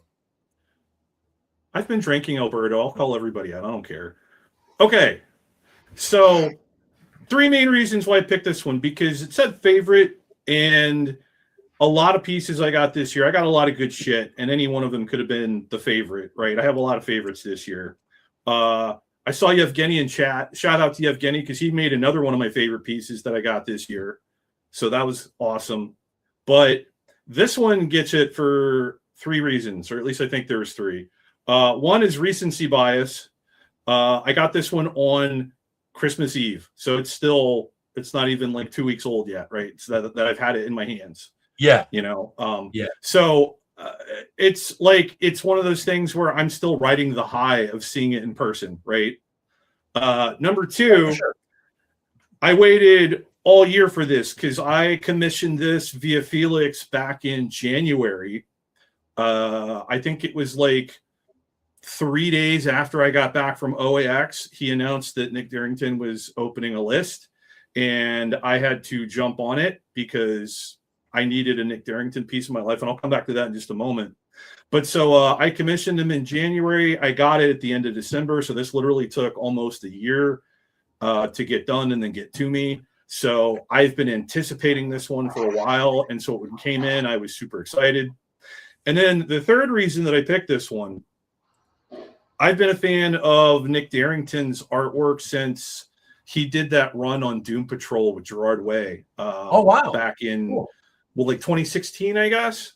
Yeah, yeah. And I just fell in love with his art. He's one of those artists whose style, whose colors, whose, you know, just like everything about it, I absolutely adore. And I have thought pretty much since that time, like, man, it would be great to get a commission from him. He does such great art. And I've seen some of like his pencil sketches. He does stuff with colored pencils that look really amazing. But he never did commissions, you know, and this is before I even started collecting Stingray. I just thought that getting a commission from him in general, regardless of the subject matter, would be pretty cool because he's just so goddamn talented. And then, you know, later on, when I started getting Stingray art, I really did think that he would do an awesome Stingray, and it turns out I was right. So what's really interesting, though, is when Felix opened a commission list for Nick in January, it was the first commission list ever in Nick's career. And, you know, Felix, he knows what he's doing. He's a hype man. He made sure everybody knew that. And hearing that, I was like, I wanted to get on Nick's list anyway. I've been wanting to get a commission from him for literally years. But hearing that it was the first, I've always wondered why he, you know, I never heard about him doing a commission before. So, you know, I when I heard that he had a list open, I had to jump on it. And hearing that it was the first one ever, I was like, hell yeah. I had to get in on it. And I wrote Felix and I said, God damn it, dude. You know, I just got back from OAX. I saw you there. My wallet is still hemorrhaging. Why are you doing this to me now? And he's like, I got you, fam. And he offered me time payments and we made it happen. So cool. Yeah. So yeah, this one is gorgeous. The colors are amazing. The textures are amazing. The level of detail, you know, Nick has kind of almost like almost an animated type style, and I really like it. But I love that you almost wouldn't expect looking at it that you would get the level of detail that you do, you know, and especially when you look at like the underwater critters that are in this scene. They don't have quite as much as like Stingray does, or the rocks, you know, that are part of the landscape there. So there's kind of like a mix of more animated stuff and more detailed, more grounded stuff. And I really like that kind of juxtaposition. The other thing I really like is how the colors just pop on this one. Like, you know, seeing it in person, I think the scan I got is a pretty decent representation, but man, I've got it next to me here and it looks so good. And I love everything from, I love how cute the little stingrays are in this, and even like the eel and the little crab buddy that's down there. Yeah, I love the eel. I love the eel. Yeah, man. That's awesome. Yeah, like all the little animals are so good. And then the thing that I think is really cool about this too is how this could easily have been a Batman commission, right? Right. Like the way that he's posing, the squat that he's doing right there on the outcropping of rock, there could have easily been a gargoyle. But and I kind of got that from the beginning, right? But what I had somebody call out to me that I thought was really fascinating is how the ocean with the dark blues going to the blacks at the outer edges, like it could almost double as the night sky. Some of the bubbles could double as like stars in the night sky. Indeed. And then that stingray that is in front of his face, the way that it's kind of like with its bottom up toward the camera with the white there, it almost could serve as like a crescent moon. Sorry, and I thought, say that again. The stingray that's right in front of his face. Oh yeah.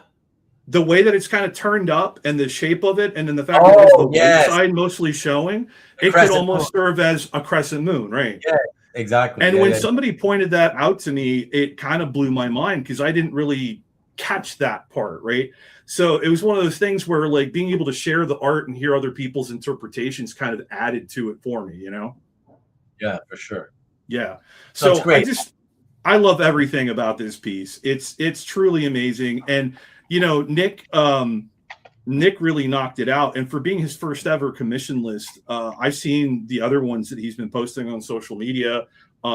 He did that Two Gun Kid one for somebody else that I think is in the chat here. You know, just all of them were knockout. They were bangers, you know. But of course, mine is the best one of the lot, obviously. Clearly. Hey man, like Mike was saying, you gotta love your collection the best, you know, more than anybody else's. So yeah, man, you gotta love your shit. You know what I mean? So yeah, I love that. Nobody loves my collection more than I do. I can guarantee you that. No, but it's true. It's a great attitude to have, man. And yeah, I like that you bring. I find that you bring a breath of fresh air to the hobby with your attitude about the art and how you remind me a lot, Newell, of our friend Ian Saint, who's also always just very, very happy and excited about the stuff that he gets. Yeah, you know what I mean? We both have a youthful exuberance about us. Yeah, exactly. That's well put. Yeah, that's a perfect way to put it. You know, is Stingray weaker in fresh water? Interesting. Stingray needs the salt to fuel him, or at least I do. That's funny, man. But yeah, no, fantastic commission, and congratulations, obviously. Thank you. And, yeah, man, I just want to say thank you again, obviously, for not only having done a show and tell with me in the past, for coming back tonight, and for every other time that you've been willing, especially on those open studio episodes of Hangout, you know, where I have had to lead the charge at times. Yes, I'm saying I can. You know what I mean? Like, I no, but in all seriousness, no, I really do appreciate it, man. So I just want you to know that, and yeah, of course, anytime. Yeah. Thank you, man. No, I want to point out you haven't even commented yet on something that is happening right here. Do you know what I'm talking about? Something that is happening here right now. Well, right here, right now. Front-facing view instead of. There you go, Mike. On it. Yeah. Sorry, what'd you say? Front. I'm facing forward. Oh, yeah. Well, it's because you did it once, so I guess that vision stuck in my head. But it's true. So, are you going to be doing this from now on? More than likely, I am going. What happened is that you did this. You did it one time, and I said, "Hey, how come you did it?" I think you did it for one of your videos, and I said, "Well, hey, how come you do it for your videos?" But then you come on my show and you're sideways, you know? Yeah. Well, because usually when I do like broadcasting, streaming, like the videos are pre-recorded. I do that with on my phone, right? So when I do stuff like this, I use my webcam, which is hooked up to my computer, and it's a desktop, and it's at my desk over there. And that to me felt like a better, because that's where I was able to put the webcam, and it made sense for me. So I have rearranged things, and I like having my bookshelf as the background for my videos. And so this year I'm going to start trying to do more like interview style videos with other people. Oh. And so I wanted to have this kind of background to have that symmetry, that visual continuity in my videos. Okay, cool. Yeah. Cool. So you'll be seeing more of this. Good, fantastic, good. Yep. Yeah, no. I think it's definitely for the best. And like I said, the first time, I was like, I don't know, is there anything you can do about why? Right. So at that point, I chose not to, despite you. Yeah, listen, that's the contrarian nature in me, It's all, and it's all. And look, and Mike loves that. See, Mike's even supporting you and pissing on me, and that's okay. Yeah. It's okay. But like I always say. So for me, right, like the whole point of all of this is about camaraderie, fostering friendship within the community. Well, how do you do that when you're live and you're talking to other people? Well, what's the first thing you do? How do you make connections? Well, you look at each other when you talk to each other, right? So the idea of somebody being live with you on screen, yet they're like this. It wasn't that bad. I agree with you. See? Exactly. It's just weird, that's all I'm saying. But no, seriously, no, it's good. I appreciate that. And keep up, by the way, keep up the good work, man. Keep up the good work on your channel. You're doing good stuff, man. I always enjoy watching your content. Yeah, it's fun. For sure. So thank you again. And I guess that's it. Is there anything else? Did you I promoted your latest episode at the top of the show. You have nothing else. You're going to be obviously at OAX. I understand, right? Yeah. So everybody who hasn't met Newell in person yet, you'll get a chance if you're going to OAX. Introduce yourselves there. Correct. All right, my friend. Thank you. Carry on. I'll be in the chat for a little bit. Sounds good. Thanks, bud. All right. See ya. All right. Yeah. See you later. Okay. So another one that's fantastic. And let us bring in the next guy. Let's see if he's ready. Let's see. Lee. Lee's fallen asleep, I think, but we're waking him now. Sorry, you know what I'm laughing at, because I can see him and you guys can't. So let's bring him in. Lee Parmenter, everybody. Hey, everyone. What's up, buddy? Hey, Mike. Yeah, Rubén, how you doing? Happy New Year. Happy New Year, man. Happy New Year. Good to see you. Thank you for doing this. Thank you for coming, dropping in and doing this. I appreciate it, man. My pleasure. Yeah. You doing okay? The holidays were good for you? Yeah, I'm doing okay, but it's on Tuesday, it's the 1 year anniversary of the fire, so. Yeah. It's the 1 year anniversary of the what? Of the fire. Oh, Tuesday? Yeah. Oh, wow. Yeah. Oh, well, that's a shame. We actually had a today we had a they did a race for Altadena called Altadena Forever. So they did like a what do you call it? Like a marathon. They had like 3 different distances or something like that. Run, walk, because they were trying to make money for the people that were affected by the fires. Oh, okay. Oh, that's nice. Yeah. But you're raising money, but the money goes to what? It goes to like a fund for people that need it. People that I think I was looking up like the cost of the entry fees. Like for the 10K, it was like $80-something. Then they had a 5K that was like I want to say like $30, and they had a 1K more for people walking. So it was kind of interesting. Of course, it was like pouring rain. We went out and we checked the course out because it's like it's towards the like 3/4 of the way through the courses is literally like a few blocks from my house. And so we walked down there and we walked the dog first, and we're like, oh, cool. We'll come back here later when the runners are going by. And I knew one of the runners because he lived really close by. And but it was pouring rain by that time. It was like we had our umbrellas and our raincoats on, and I felt so bad for the runners. I'm like, oh my God. Hey man, it's Mother Nature. What do you you do what you got to do. That's We're all. in Southern California too. You're like, oh, like the people that came for the Rose Bowl the other day. I see people in their shorts like on Saturday, and it's like pouring outside, and I'm like, oh, they're from out of town. By the way, a couple of people they love your Morrison Hotel hoodie. Very nice. Me too. I love it. Yeah, very cool. Very cool. Thank you. Wait, what's up, Carl? Those comics they do with the rock and roll comics. I can't remember who the publisher is, but they did one for Morrison Hotel, and I actually have about like four pages from that too, including one of the splash pages, which is essentially like like the whole group, all the doors like in front of the window of the hotel, which is kind of cool. It looks like the album cover. Revolutionary. It looks like that. Oh, okay. That's cool, man. I like it. Sorry, what did you say, Mike? I thought it was like Revolutionary Comics or something like that. Oh, Revolutionary Comics. There were 2 publishers. Revolutionary, I believe, was the first one, and I actually think that.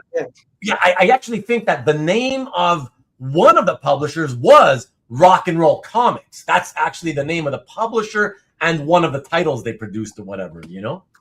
This is a current publisher that still puts stuff out.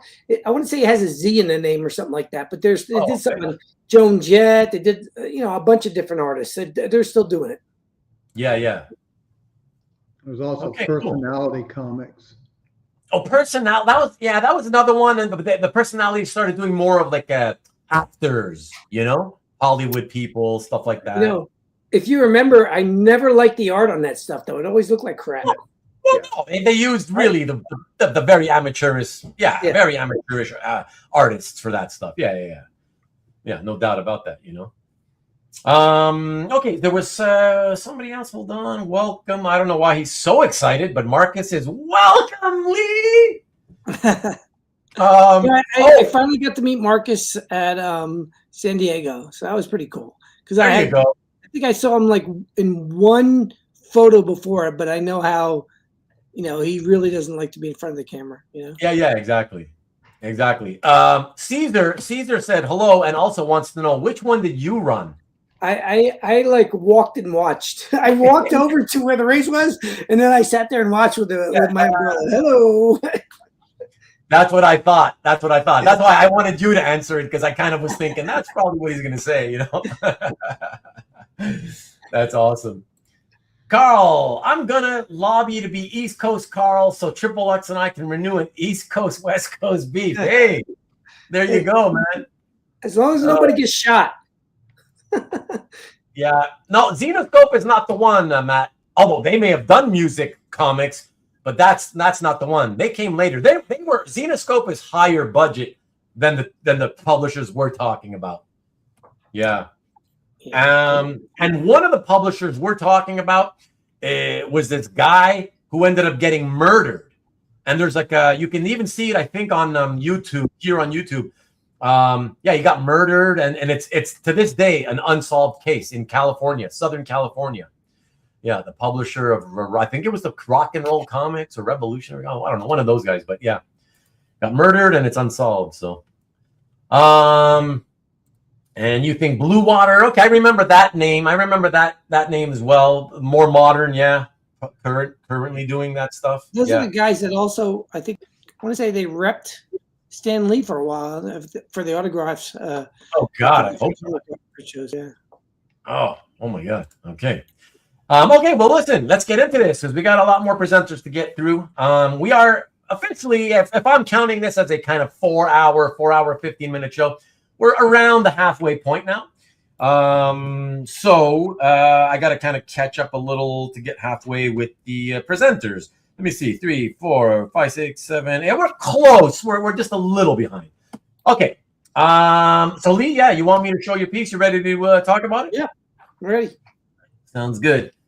All right, let me cue that one up. And I got a couple of slides, everybody, because I decided, well, even though it's kind of cheating, and I told everybody one piece only.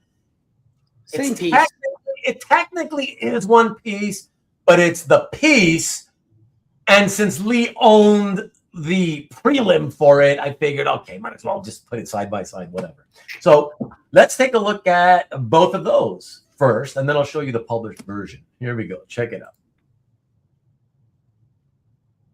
Yeah, that's wicked. That's wicked. See, we'll go back and forth. So prelim on the left, finished art on the right, and then with another scan, obviously finished art on the left and the published version on the right. So yeah, take it away, Lee. I do have to admit though that prelim, that's really, it's 2 photocopies. But I still thought it was cool. So it's production art, but that's what prelim is, though, right?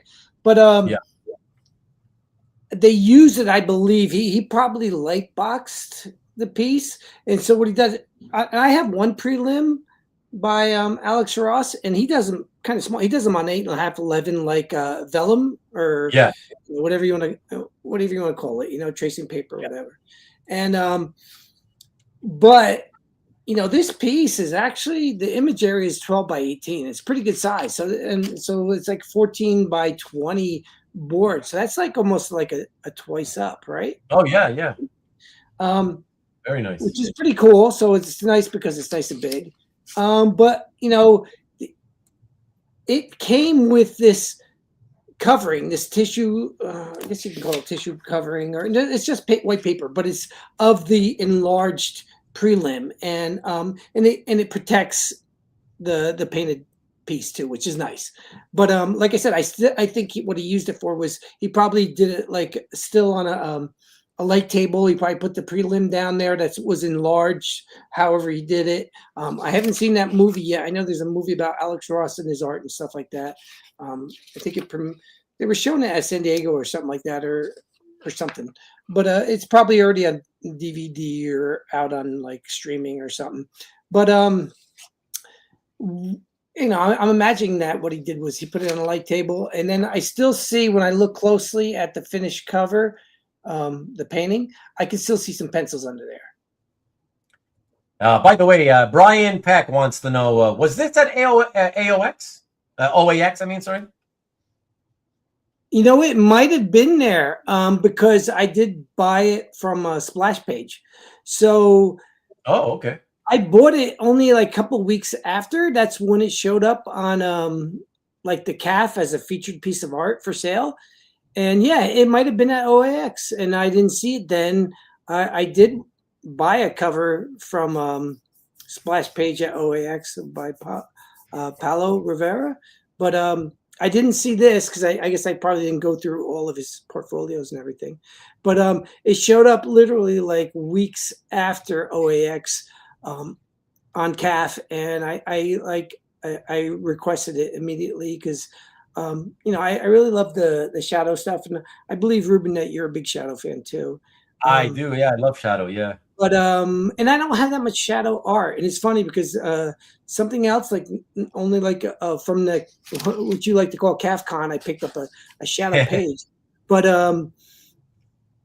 and forgetting that I had gotten this cover earlier, and this cover was a big deal to me because, you know, it's a cover by Alex Ross.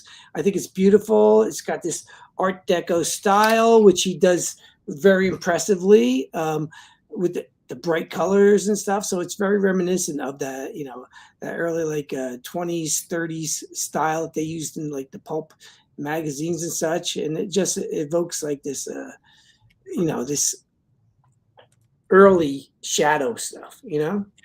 Yeah. Absolutely. No, it's a beauty. It's a beauty. And so now we've established that it probably, like Brian mentioned that he said he saw it displayed there at the booth at OAX. Clearly you didn't get it there though. So that means you just got it online after the fact at some point? I did. Yeah. Yeah, I didn't even see it there. I like I said, I saw it like it was probably only a couple weeks after. Thanks, okay. CJ. Okay. Well, loose but appropriately pulpy. Yeah, very pulpy. I don't know what. Marcus is so excited for you today. You know what? I think I might have showed this to Marcus because I picked it up at San Diego the first day of San Diego, so Wednesday. As soon as I could pick it up, I picked it up because the art dealer was like concerned about shipping it, and it was from his collection, I believe. And, okay.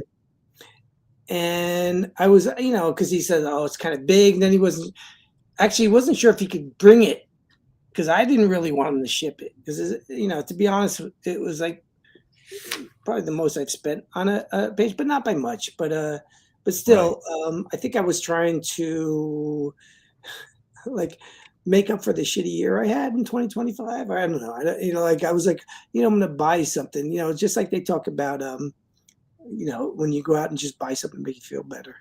I think that's what I was doing. Okay. Well, it's pretty fantastic. Would you say, out of curiosity, would you say that this was your favorite pickup of 2025? Is that why you chose it? Yeah. Yeah, I would. It's not just, you know, for what it is, but, you know, I was just really impressed by the art itself. Because I've had a couple of good pickups and such, and even one that you've commented on before as far as like something from the first comic book that I ever had, which is cool, but it's just nostalgic. And it wasn't even that big of a deal page. So this to me it's so much nicer. This is like, you know, something that goes on the wall, you know? So Caesar is saying that you were very excited about this piece at SDCC. Yeah, I showed it to Caesar too, I believe. Yeah. I don't know if Peter posted this. It was only a minute ago. So I don't know. How did you miss it, Peter? He's asking the size. Can you remind them about the size of the painting? Yeah. So the image area is like 12 by just a smidge over 18. So what is that? I don't have very big hands. And that's image area, right? Image area. Yeah, image area. Yeah. So and then it's like an inch border around the whole thing. So it's like a 14 by 20 board. Okay. Yeah, that's fantastic. Yeah. So even more impressive when you see those types of pieces in person when they're that large, you know. Look at that, Carl. Carl's like, they're all outing you now, Lee. Lee showed it to every person. That's how I am. At every person he passed. Look, guys, look what I got. I'm like, I'm like the antithesis of Caesar, right? As soon as I get something, I'm like, hey, look at this, look what I got. You know? Where Caesar can hold on to it for a whole year. That's awesome, man. It's okay. It's all good, man. It's all good. That's funny.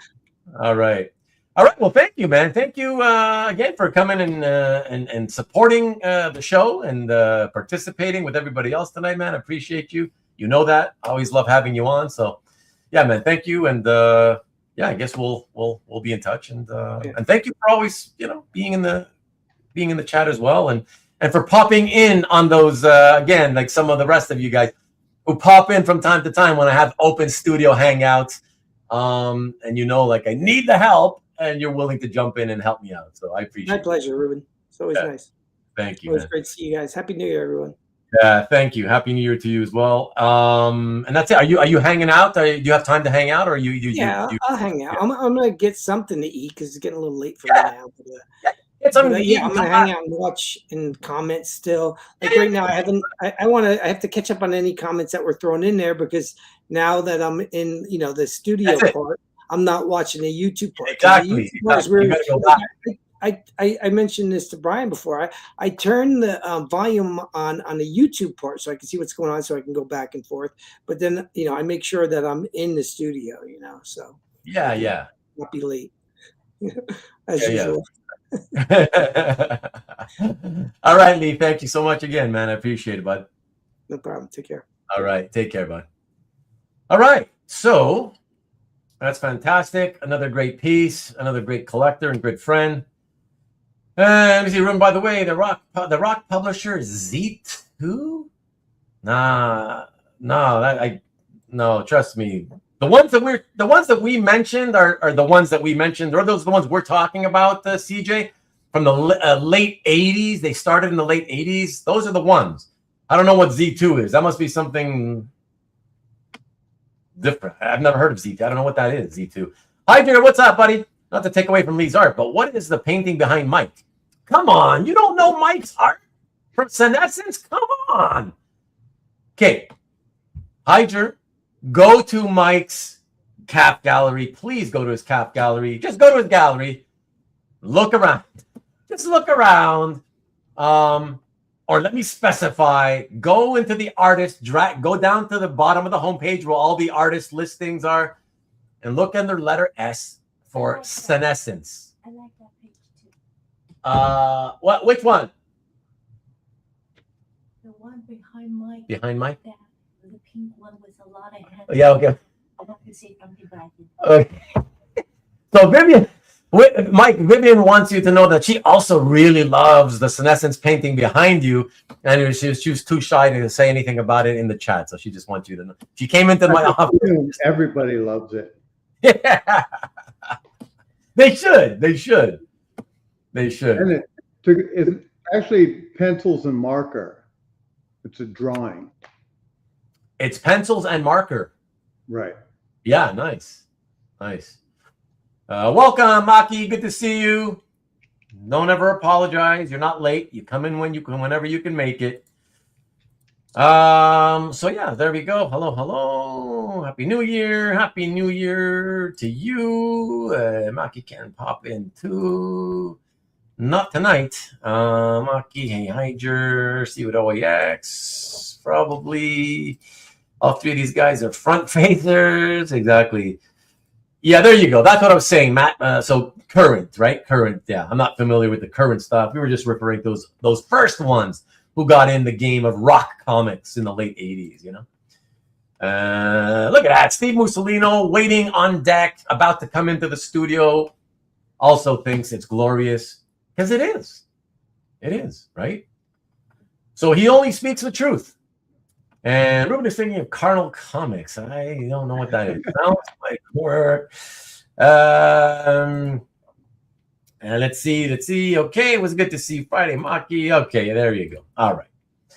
Okay, all right. And so let me just ask. I know that a bunch of you guys have been waiting in the backstage area for a while.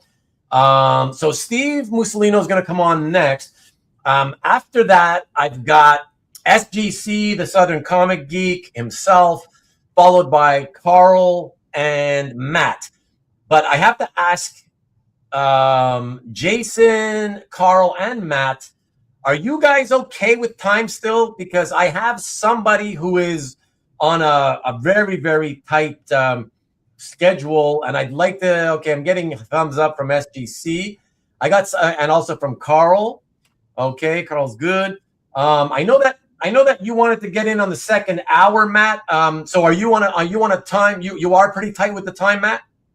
Just wave up and down your head. You're not up and down, yes or no? He says he's got 8:30. He's got to be done. Oh, did you? Oh, I have a hard out at 8:30. 8:30 West Coast. Your time. Yeah. Okay. Excellent. Oh, excellent. You still have some time. Okay. Fantastic. No worries. I'll get you in for sure. Long before then. Okay. Fantastic. And I appreciate this. See, this is my man, Jason. I know, but I just want to be sure. So the quicker the better, Jason. So thank you. Okay, so let me first queue up the next piece, and then we'll, because Steve stepped out for a moment, but then is back already. Steve, just give me a quick nod. You're good to go. All right. Who needs a nod? But you can give me thumbs up. Exactly. All right. So everybody, please welcome back after a whopping 7 days. Steve Mussolino. Hey, what's up, Steve? How's it going, man? Happy New Year. Happy New Year to you too. You're so quiet. Like I'm all jacked up and excited and like happy New Year. I'm the yin to your yang. Exactly. It's all good. Well, actually, Mike is definitely the yin to my yang. Mike, he's like the perfect yin, you know. You had a good last week there with the New Year's and everything, all relaxed. I mean, obviously at home with the wife, the dogs, everything good. Yeah, everything's good. I've been off from work since the 17th, so it's been a long while. Oh, no, nice. Are you going back are you going back on Wednesday? Monday, sorry. Yeah. Okay. It'll be a struggle to remember all those passwords to log into everything. Nice. Okay. Before we get into it with you, let me ask, because I just got another friend, Khalil, who has quietly popped into the backstage area. And I know that he told me he'd have some kind of a time constraint issue. So Khalil, can you maybe post a message in the chat, since I can't hear you from back there, to let me know how much time roughly you've got at this point? Look at him smiling back there. Okay, thumbs up. He's giving me thumbs up. I don't know how much time that really means, but I'm asking you, Khalil, because we've got Steve who's going to present now, and in front of you there are 1, 2, 3 other guys in front of you so far. So that's why, you know, if we're averaging, I don't know, 10 minutes apiece, you may not come on for the next 30 minutes. You know what I mean? But I'll jump you in the queue if you are tight on the time. So you gotta just, you know, don't be shy and you gotta let me know. Okay? And why do I only see? I'm only seeing half your face. I only see you from the nose up, by the way. Well, hopefully when there we go. Okay, there we go. All right. Well, Let me go. You're good too. Oh, okay, fantastic. So thank you very much. I appreciate it. All right, Khalil. Thanks, bud. All right, so good. No, it's gonna work good. It's gonna work good. So now, am I Rubén Jeopardy trivia at this point, being the last show of the year and the first show of the year? Do I hold a special place? You know what? The funny thing is I want to say yes, but there's this nagging thing in my head, in the back of my head, where I'm like, I feel like somebody may have done that before, where they were on the last show of the year. See, because you got to think about it. The first show of the year is always this show, right? Where the All-Stars come back and they present the piece. And so there's a good chance, I'm thinking, that in the past 2 years, the last episode of the year could have been a show and tell, right? And if that's the case, there's a good chance that person would have been one of the guests on the next week, you know? So you may not have the distinction. I'm sorry. I don't feel special. That's all right. Hey, I let you get in. I let you get in and get drunk while we talk. I mean, you should feel special enough for that, you know?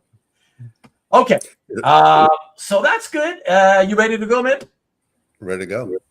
Okay, sounds good.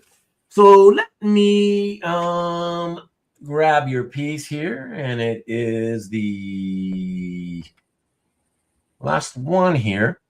Imagine that I had all your guys' names in alphabetical order, and imagine that out of everybody, you were at the bottom of the list with a name like, I was putting it in order of first name. With a name like Steve, you're at the bottom. There was nobody with a letter after the letter S in the alphabet out of all the 21 guys here. All right. Odd, right? Yeah, I would have bet money that would not happen. That's crazy. But okay. So everybody, let's take a look at what goodies or goodie. I don't want to make you think that you're going to get more than one piece from Steve tonight. What goodie Steve has brought to talk about tonight? Another great piece. Which I also held back on posting anywhere. So was going to say that too. So another guy who also held back on posting. So very, very cool. We get another little exclusive here tonight on my channel. So I appreciate that, man. All right, let's take a look, everybody. So surprise, surprise, another Tokyo Ghost. Another Tokyo Ghost. We're all shocked. Believe me, we're all shocked. Yeah. So this is the one that got away. It was on Jason's site for a while. I hemmed and hawed, didn't pull the trigger. It eventually disappeared. I always thought about this page because that middle panel, I love it. It's also kind of, if you read the book or know the story, this is almost like Star Wars Return of the Jedi, where Debbie is Luke Skywalker kind of infiltrating the Death Star to see if she can turn back her loved one from the dark side. So it's a cool moment. It's a cool beat.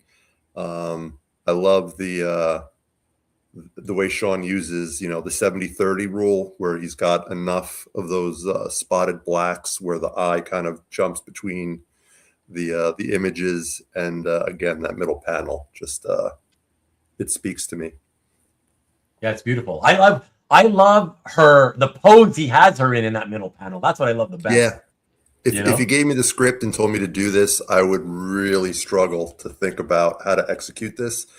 And one of the things you notice in the black and white is the way he breaks those lines where her body makes contact with the walls to show that she's kind of putting force to kind of hold herself there. So the way her feet, there's those breaks in the lines with her rear end and her feet, the way they make contact. I think that's pretty cool. Yeah, it is. And I don't want to interrupt. I'm so sorry, but I just have to know. Is this your wife that I posted on the screen here? That's my cousin. That's your cousin. Hi, cousin. Very cool. Yeah, it's really fantastic. Yeah, I love everything about this. I gotta say, now that I've said I love everything about this, there's one thing I don't love about it. I really don't love the color. I gotta tell you, not a fan of the color on this one. Yeah, I don't know. Do you like it? I like the middle panel. Yeah, I no, that's know what you mean. I know what you mean about the bottom two panels. Yeah. The red is a bit jarring. Well, I don't know. I think it's the shade of it. You know, it's like this verging on pinkish, weird, reddish light. You know, yeah. So it's which is weird because the colorist Matt starts with an H. Drawing a blank. He's a really great colorist, and obviously he's done the entire book, and a lot of the foliage and those Tokyo scenes are just spot on. But yeah, I know what you mean. Yeah. It definitely looks better in black and white. Oh yeah, and that's what I was just about to say, is the fact that the beautiful thing about being original art collectors is, you know, this is what we can appreciate. We can appreciate the line art because it doesn't come with the color, you know, distracting us from the line art, you know? Right. Yeah. So this will hopefully be my last Tokyo Ghost, since it's predominantly, you know, dominating my collection at this point. Sean Murphy and Tokyo Ghost. You know, I got to say, next week, I'm going to be having a discussion. Next week's show, I'm going to be discussing with a friend of mine who hasn't been on my show for probably 3.5 years. We're going to discuss a few different topics, and one of them is kind of related to what you know what we just talked about. Anyways, I don't want to say much, but my new rule is only two. Yeah, two pieces to represent a book or an artist. Okay, so let me just say a little bit about one of the topics we'll talk about next week. That was the thing, is that so my friend, it's Duke Fleet, for anybody who has seen him on CAF, Duke Fleet, aka #1 Groove fan. So he'll be my co-host next week. I guess guest. We're you know, it's going to be him and me, and we're going to talk about some different topics that I think will be interesting for everybody to get in on. And he is one of those guys like you, Steve, who that's the kind of collector he is. He wants to collect examples from many different artists, but never more than 1 or 2 examples from each artist. Whereas he and I have often talked about this you know, privately, and I'm the opposite. I'm more like, if I like somebody's art, why would I want to limit myself to 1 or 2 pieces when if I can find 50, I'd buy 50 because I like his art. So I'd rather have more. The more the merrier, you know. So I find that kind of interesting, and I think there's going to be a lot of people in this hobby that fall on both sides of that discussion. So I'm looking forward to doing that next week, because I'm curious to see, you know, what the sort of breakdown will be, whether it'll be more people on kind of your end of the spectrum or more on mine in terms of how they think, you know. But hey, yeah, listen, to each their own, right? If you want to stop yourself with this as your last Tokyo Ghost piece, by all means, let it be your last. Good night, Corey. Good to see you again. Thank you. Nice page, Steve, says Shaggy Wong. Thank you very much. But, you know, famous last words. I commit to nothing. That's true. That's, I mean, you know, that's one of the things. Until it's broken. What's that, Mike? I said it's a rule until he breaks it. Until he breaks it. Yeah. I mean, that's exactly it, you know. Hey there. What's your name, by the way? Kata? All I see is Caterina. Oh, Caterina. Of course, Italian, you know. Well, Yes. her mother's Spanish. Her mother's Spanish. Oh, interesting. Mother is from Spain? From Spain. Nice. My parents are from Spain. Wow. Very nice. Very nice to meet you, Caterina. And does Caterina speak Spanish? Sure, yeah. This isn't her show. Let's go. Don't worry about it. It's a fact. How many times do we get females that come in to watch our show? I mean, let's her be CAF gallery link? Let's be a little more welcoming, you know. She is an artist in her own right. So. Oh, nice. Okay. Very nice. Okay. Yes, and it was Hollingsworth that did the colors on Tokyo Ghost. Matt Hollingsworth. Yeah. Okay. The last name. And here you go. Jason likes the colors. You know, that's what I'm saying. It's right. It's in the eye of the beholder. That's what art's all about, right? So, yeah, very, very interesting. There's a whole write-up on how Matt came up with the color palette for this book and how he created the colors for the different environments. So, but I kind of agree with you. The color palette on this page isn't the best. Yeah, I will say, you know, just to be fair, we're only looking at one page, and I have to admit, when I'm flipping through the book and I'm reading it, right, it wouldn't hit me the way it's hitting me now, because I'd be seeing the whole gamut of the colors from page to page as the story unfolds, right? And the color ends up making more sense that way, as opposed to when you're just looking at one isolated page from a story. You know what I mean? Yeah. Okay. Yeah. So there you go. A miracle has happened tonight, but if you're thinking about, okay, you're singing music or something. Okay. Last page until the next one. Exactly, Carl. Yeah, that's what he admitted it. And let's see. Colors are weird. Well, there you go, Stanley. What can I say? They each their own, right? But maybe that's a general statement, though. Maybe that wasn't specific to that page. Maybe it was just like colors are weird. Maybe. It's Stanley, so I don't know about Stanley. What's up, Stanley? I mean, we all shell out our hard-earned money for the black and white editions and the noir editions of every book for a reason, right? Because it is a medium that is inherently black and white. Right. Yes, exactly. Very well said. People are strange. Yes, thank you. The Mr. Music himself. Thank you. Look at that. You see, Mike? Look at her. She's so nice. My mom is from Galicia. There you go. Thank you. I stand corrected. I think Mike doesn't alone. Mike hates ladies. I don't know. Maybe I don't know. I don't know what's going on. No. I know he just wants to get to bed earlier. That's what I know. I know that's what it's about. Okay. So, and my mom is from a little town called Miranda de Ebro. I forget what province that is, but it's in the northeast of Spain. Catarina's mom is my favorite aunt. She's the best. Oh, really? That's cool. There you go. Another Spaniard in the house. Look at Alberto. Okay. So thank you, Steve. I appreciate it. Hey, thank you for last week. It was awesome. Great show. Thank you for all your participation in the previous few weeks since you started showing up.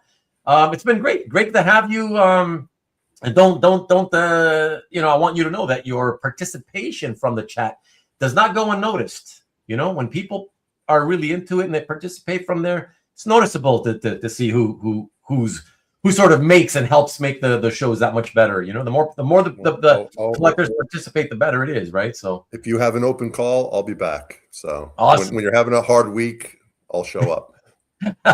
Awesome. Well, you should know that I don't think it's going to get any easier for me to do collector show and tells, which means 2026 will probably also be pretty full of open studio hangout episodes, you know. So when I've got those ready, you're welcome as much as anybody else. I've already pitched the next discussion about collectibles as a alternative investment asset class. So that's right. Yes. Throw that in the mix. Keep that for the next time you pop in, because like those are the shows where, you know, I don't come in with any plans. That's why next week with Duke Fleed, it's he and I have already he reached out to me, so he has things he wants to talk about. So it's just going to be him and me in the studio. No open studio.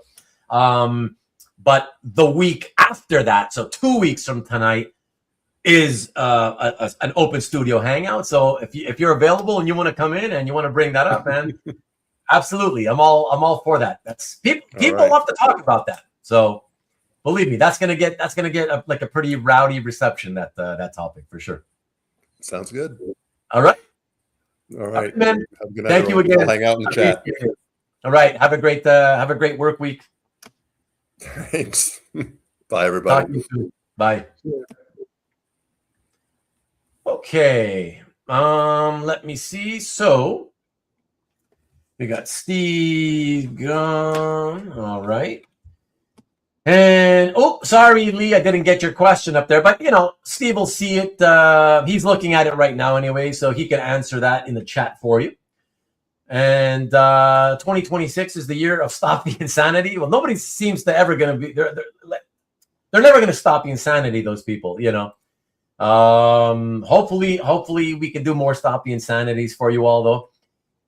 Say too different. I got nothing. Thumbnails ready to go. I like that, Carl. Well, you can invite Kat. Exactly. I should give her an official invite.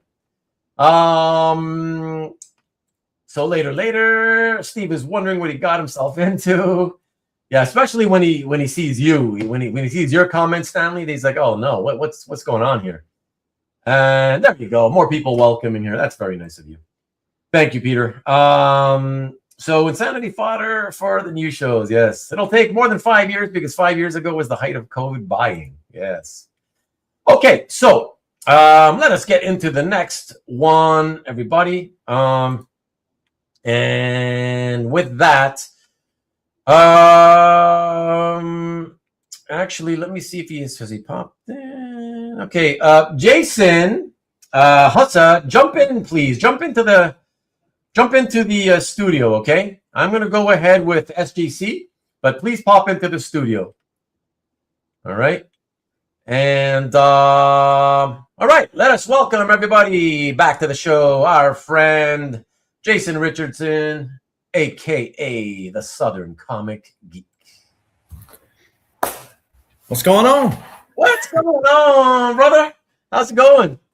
Man, it's going great. Yeah. I really need to say from the outgo, Mike, you're talking too much. You need to settle down a little bit. Bring it down. See, I'm used to Rubén having a co-host that talks just as much as he does. Like, are you making fun of Matt now? Are you making fun of Matt? You're calling him out. It's okay. He's pointing himself. He's doing this right now down there. So he knows. It's not like it's a secret. Not like it's a secret to either of us. So don't worry about it. It's all right. Was your holidays good? All good. Hopefully y'all's was as well. Yeah, man. It was good. Yeah, very, very good. So you ready to go present your piece? Let's roll. All right, man.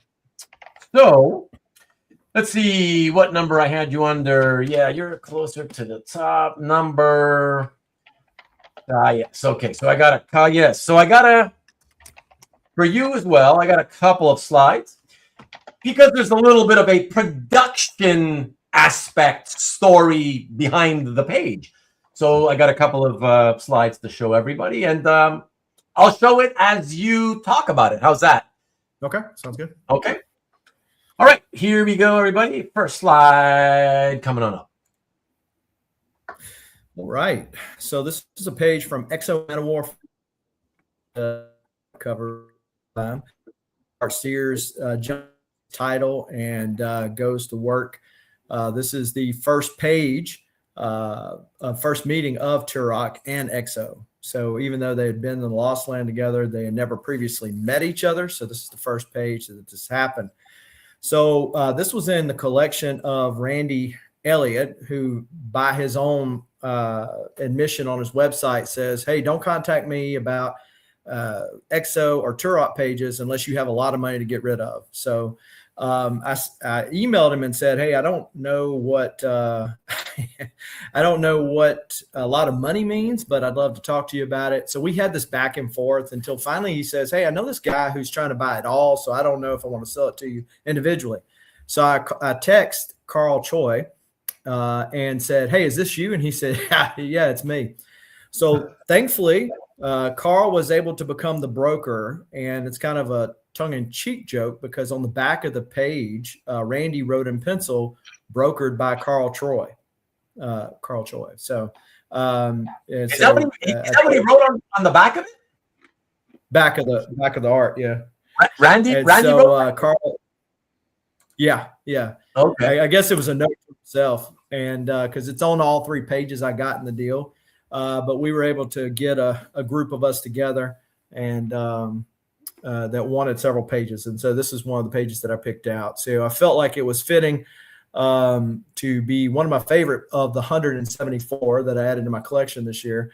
That it was the first meeting of 2 of my favorites from the Valiant universe with Exo and Turok, and certainly one of my favorite artists in general, Bart Sears. So, yeah.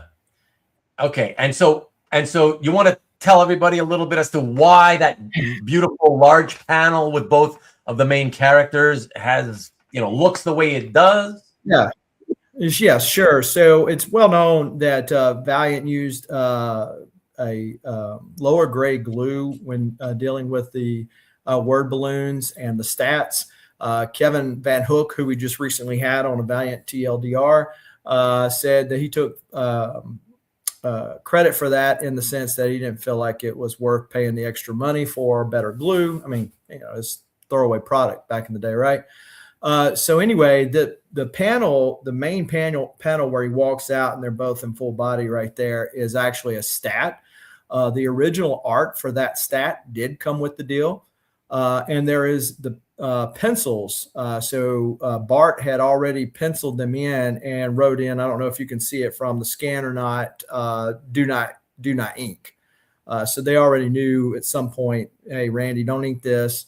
I've got another thing coming. So the actual page that appears in the comic, the published piece that is statted on the other original, is done on a separate 11x17. Right. So what we here, let me go to it. What we see here, that where you see the glue coming through, that is actually just a stat panel. That's correct. That's correct. Okay, so they glued the stat, and that's why the original art for that panel is still nice and clean on a separate board.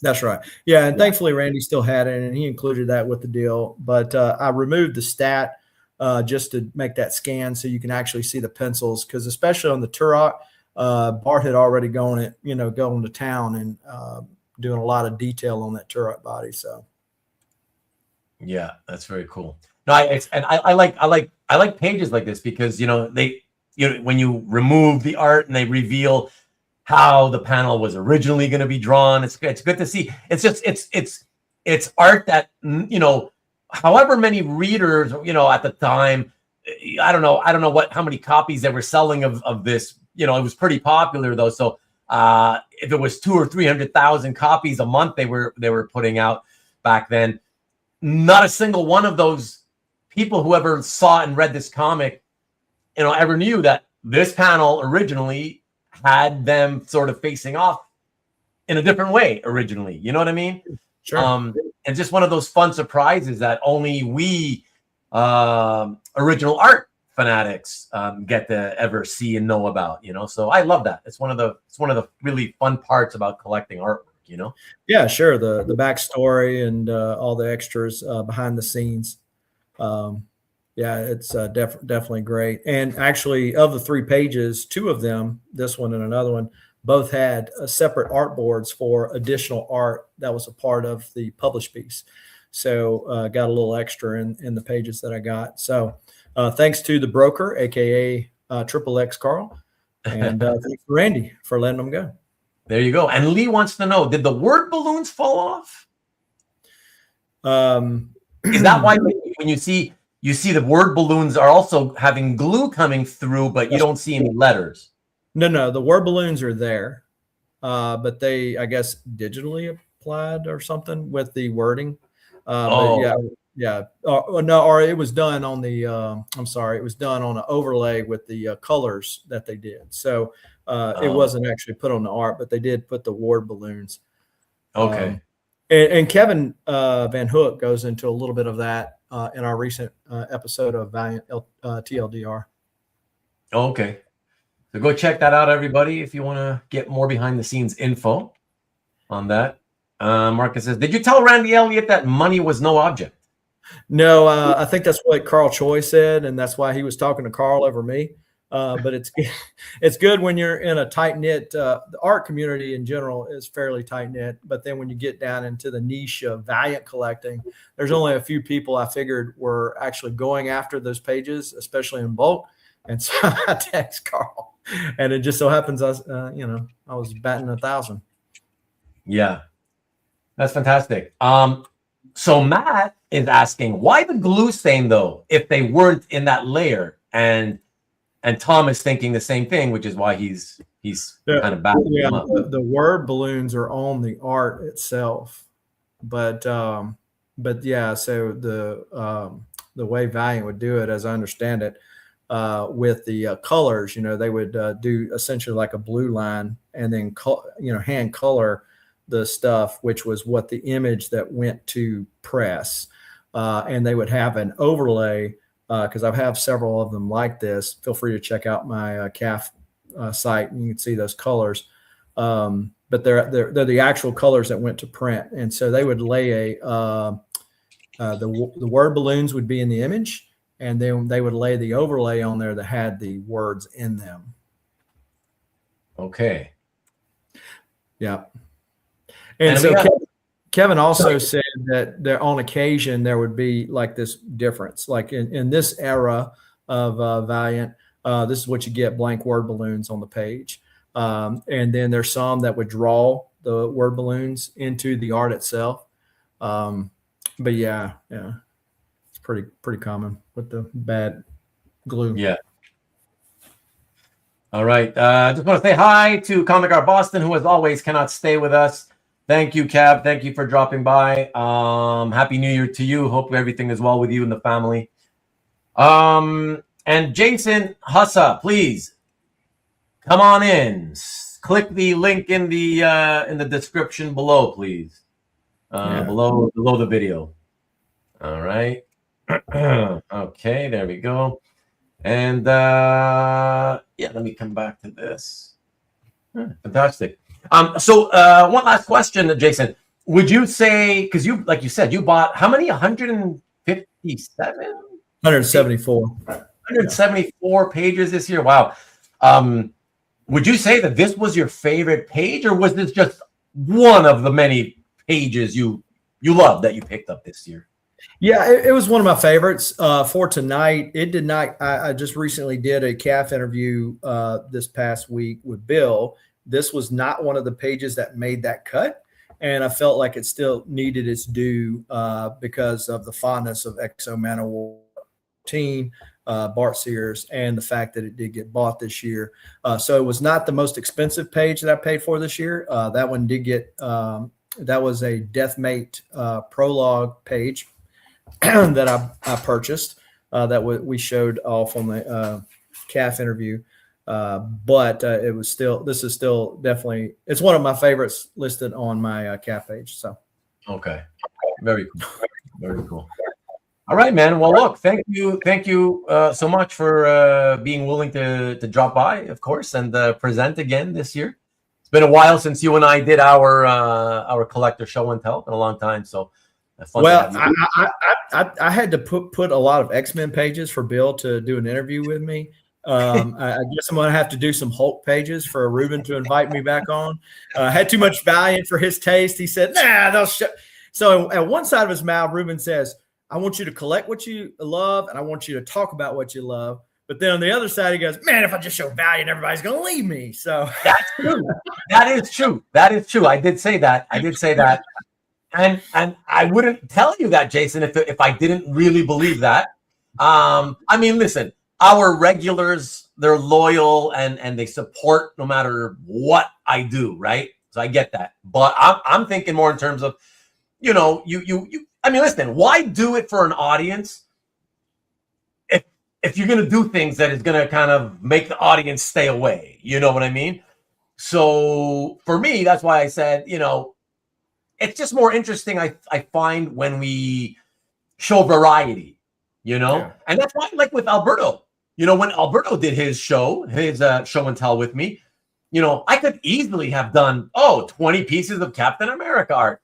But it's like, number one, it's kind of like what everybody expects. So it's kind of like, do you really want to do what everybody expects? You know what I mean?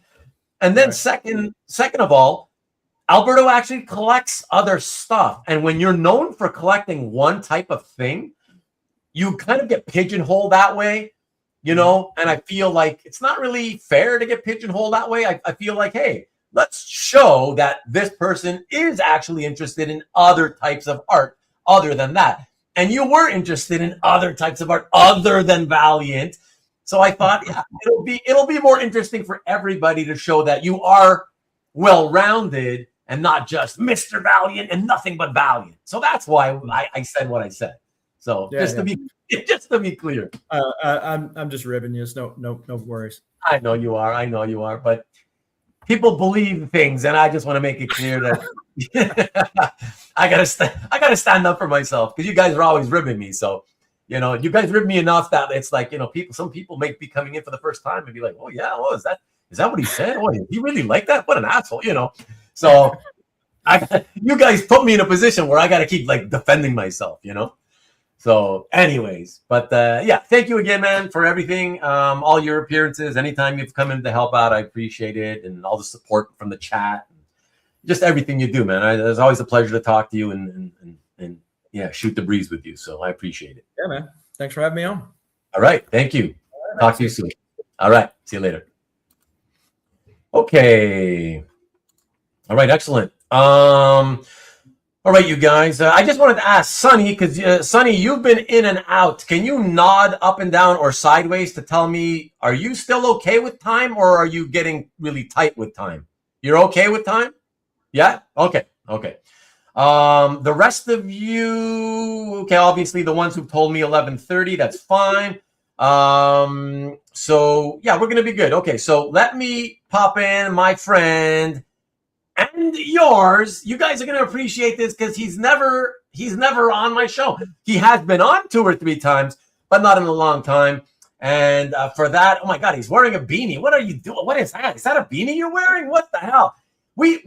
So Jason and I, we talk every week on a private conversation. He never wears a beanie. I don't know what the hell he's doing. Let's bring him in and ask him. All right, everybody, welcome, please, Jason Hussa. Well, thank you, Rubén. Thank you. Okay, I heard something the other day. Well, first off, Happy New Year. I mean, Happy New Year. Yes. I'm sorry. They do New Year in Canada, right? Yes, we do. We have it. We have it.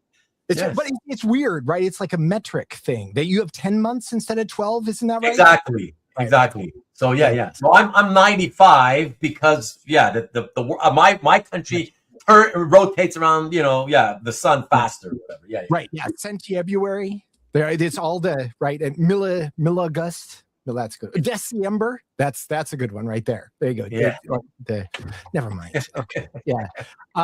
Yeah. Okay. And I just actually had someone tell me last week that in Canada they actually call the beanies toques. I don't know what the hell that's all about. No, like I knew she was putting me on. So to speak. Winter hats. The winter hats that typically, the type of winter hat that goes into like a point and it has a ball at the end, a fluffy ball. Right? Yeah. I think that's what they call some Canadians call toques. I don't know why. I grew up knowing it as a winter hat. That's it. Okay. All right. Well, yes, I don't really have heat downstairs in my office, so hence the beanie. So yeah. Kind of stay warm. I get that. It's all right. It's all good, man. It's all good. All right. So I appreciate you coming in. I know Sundays are always tough for you, so I do really appreciate it. And thank you, Rubén. That's very kind. Thank you. You ready to present? Sure, absolutely. Okay. Yeah. Okay. I Go ahead. Really appreciated this exercise, Rubén, and I'm sure that all the other collectors did as well. I mean, the chance to sort of look over our collecting of the last year and just kind of look at, the term best is just really kind of shady and best. Oh, yeah. But I mean, just our favorites. And it was like, oh my goodness. And being able to look and just kind of take stock. And it was like, wow, I got really lucky. I got really lucky last year. And I had a couple, it was hard to choose one that was a favorite, even though, madly love them all, as it's the same story, I'm sure, not to speak for anyone, but that seems to be a common theme, that it was just what a great hobby, right? That we can make these friends, that we can own these little pieces of either our childhoods or a creative team that we enjoy, or a comic book piece of history or something like that. It's just, an embarrassment of riches. It's just winning regardless of your budget and whatever.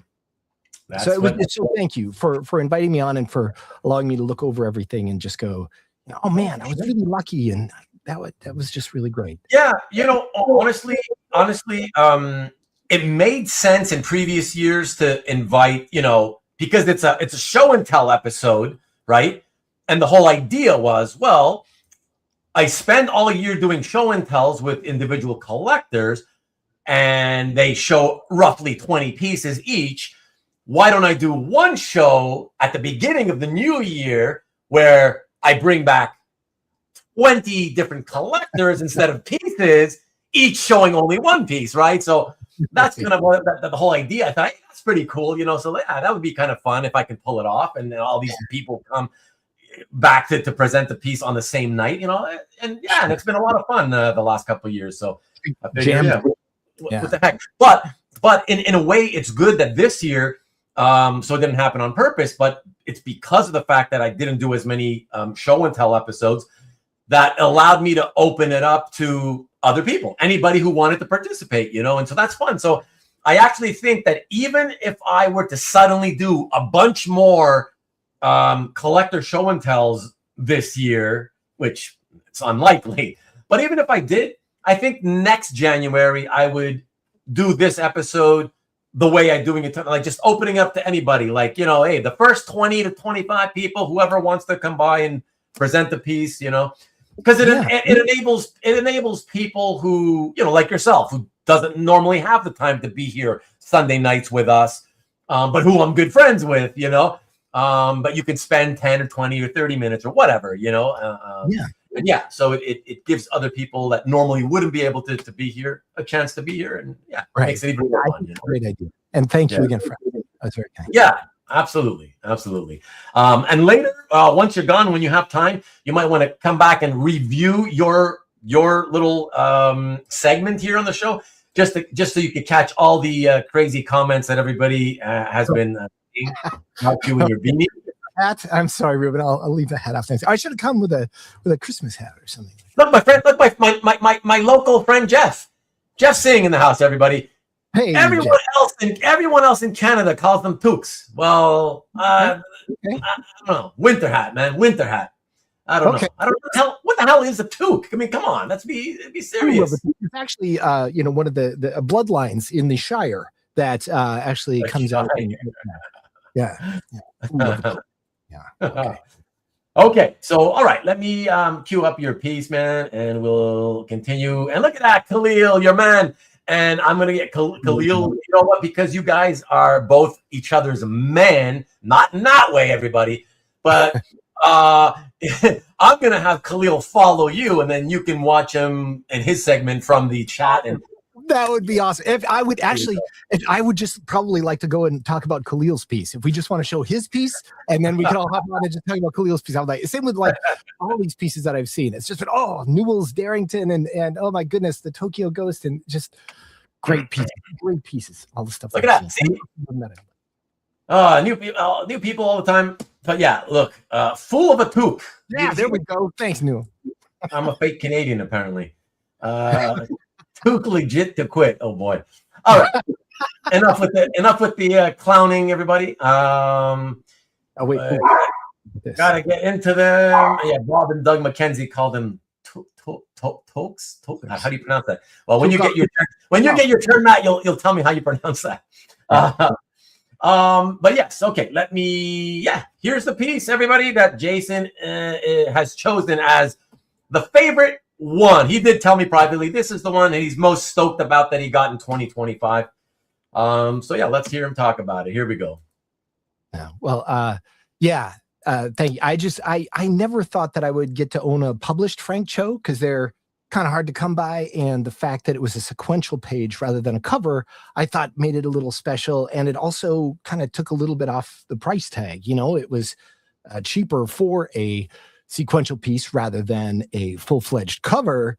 but it has all the makings of a cover, really, and just the incredible, it's Frank Cho artistic flex here. It has great line work and great motion with Star-Lord, and then that background, that crazy starry background that wasn't at all, there were no shortcuts taken, right? And it's the piece is also enormous. It's like 14 by 22 or 14 by 20, right. I think, and which makes it an incredible in-person experience to really kind of see all the fine hatching and then the smooth work, and the all the characters look great, and but the moon especially, there's just all this crazy texture and everything, and in my write-up on CAF, I joked that it was Frank Cho recreating the cosmos in 1-to-1 scale. I mean, it feels like that. It's just enormous and has its own gravitational pull. I drive around in the car with it, and the tide sort of changes as I go with this moon in my car on the page. But it was just one of those things that I got really lucky. I had just sold a bunch of comics, and I had the money on hand to actually make a move on it, because I think Jeff Singh may have had a page from this. I think the last time I saw something, there were a couple on Heritage, and I thought I saw that Jeff sold one, but I just wasn't in the point where I could afford one. And this one just kind of happened at the right time. And it was a lovely example of all the stuff, all the many things that Frank Cho does right, and it was published, and it was also from a Bendis book. And, I do have I do love that writer, and so it's fun. Sort of like a 7 Degrees of Kevin Bacon.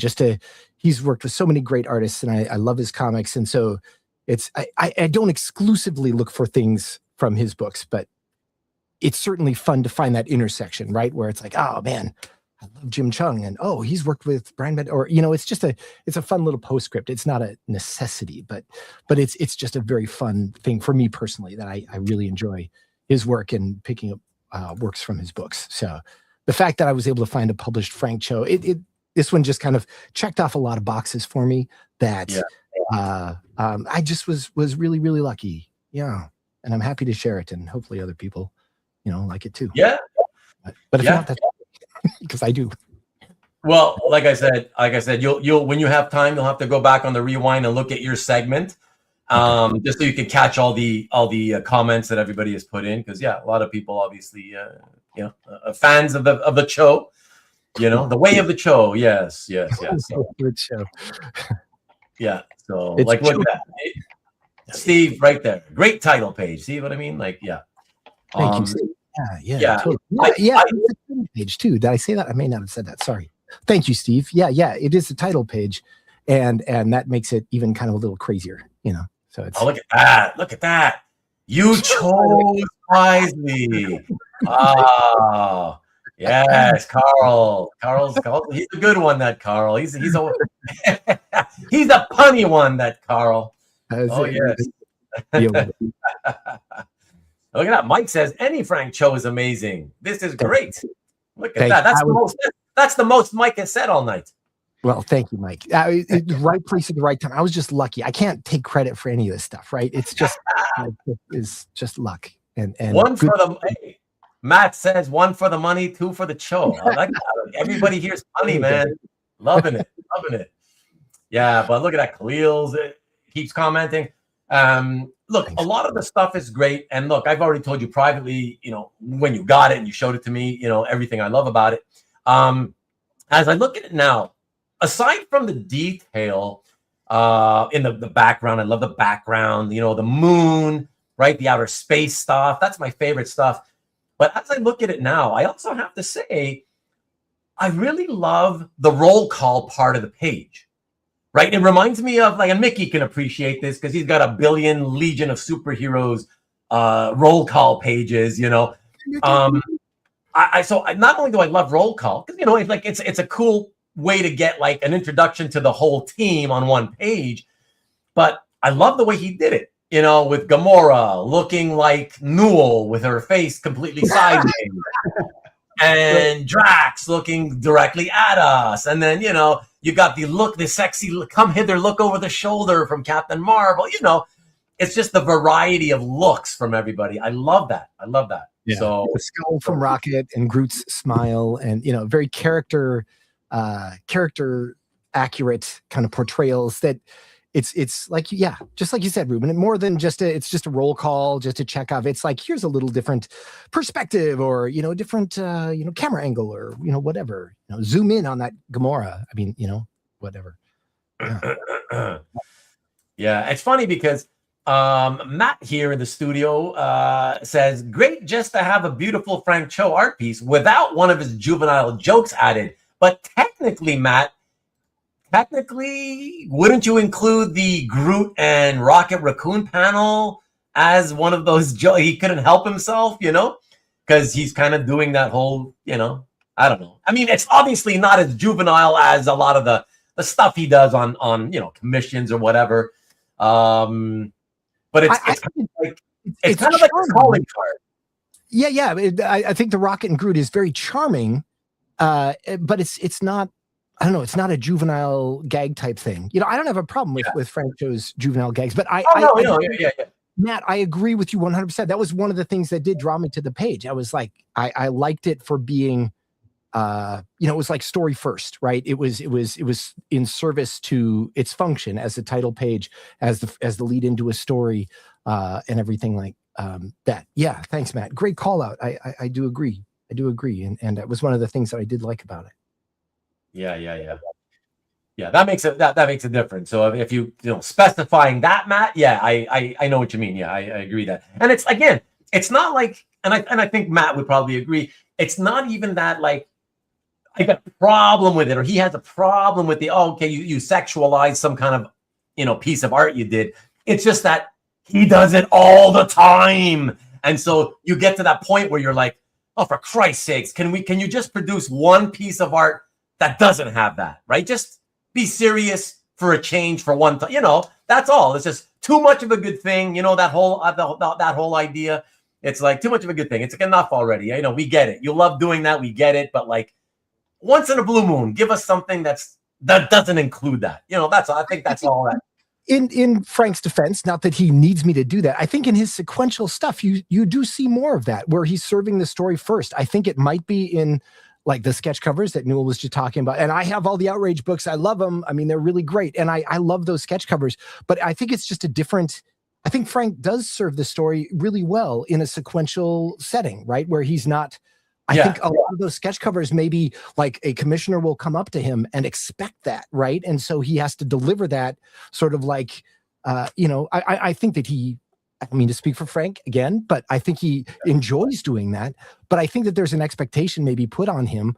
I don't know, his stuff is like all of the traits of Frank's work you see in all sorts of the classic artists. And I mean, even back the classic painters, and I mean, stuff like real serious artistic merit in a lot of his stuff, and to marry that with kind of a lot of the crass juvenile jokes. He reminds me a lot of Frank Zappa, in his composition, where he's just like bonkers and on another planet. He just has skills that are amazing, but he just, don't eat the yellow snow or something else. But then he'll turn around and do the Black Page, or, I don't know.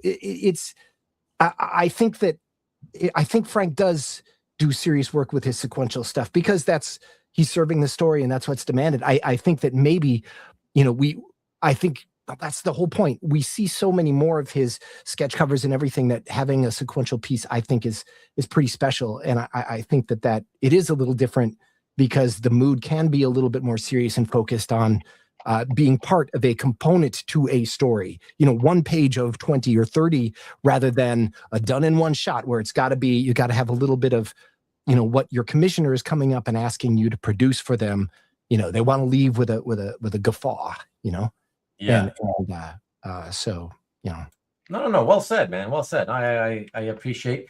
I didn't mean to I didn't mean to try to make it look like it was worth any less because there was maybe a little Groot joke in there or whatever.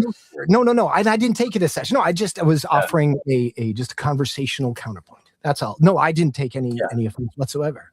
Not at all. No. Okay, that's good. No, Yeah, we're good. We're good.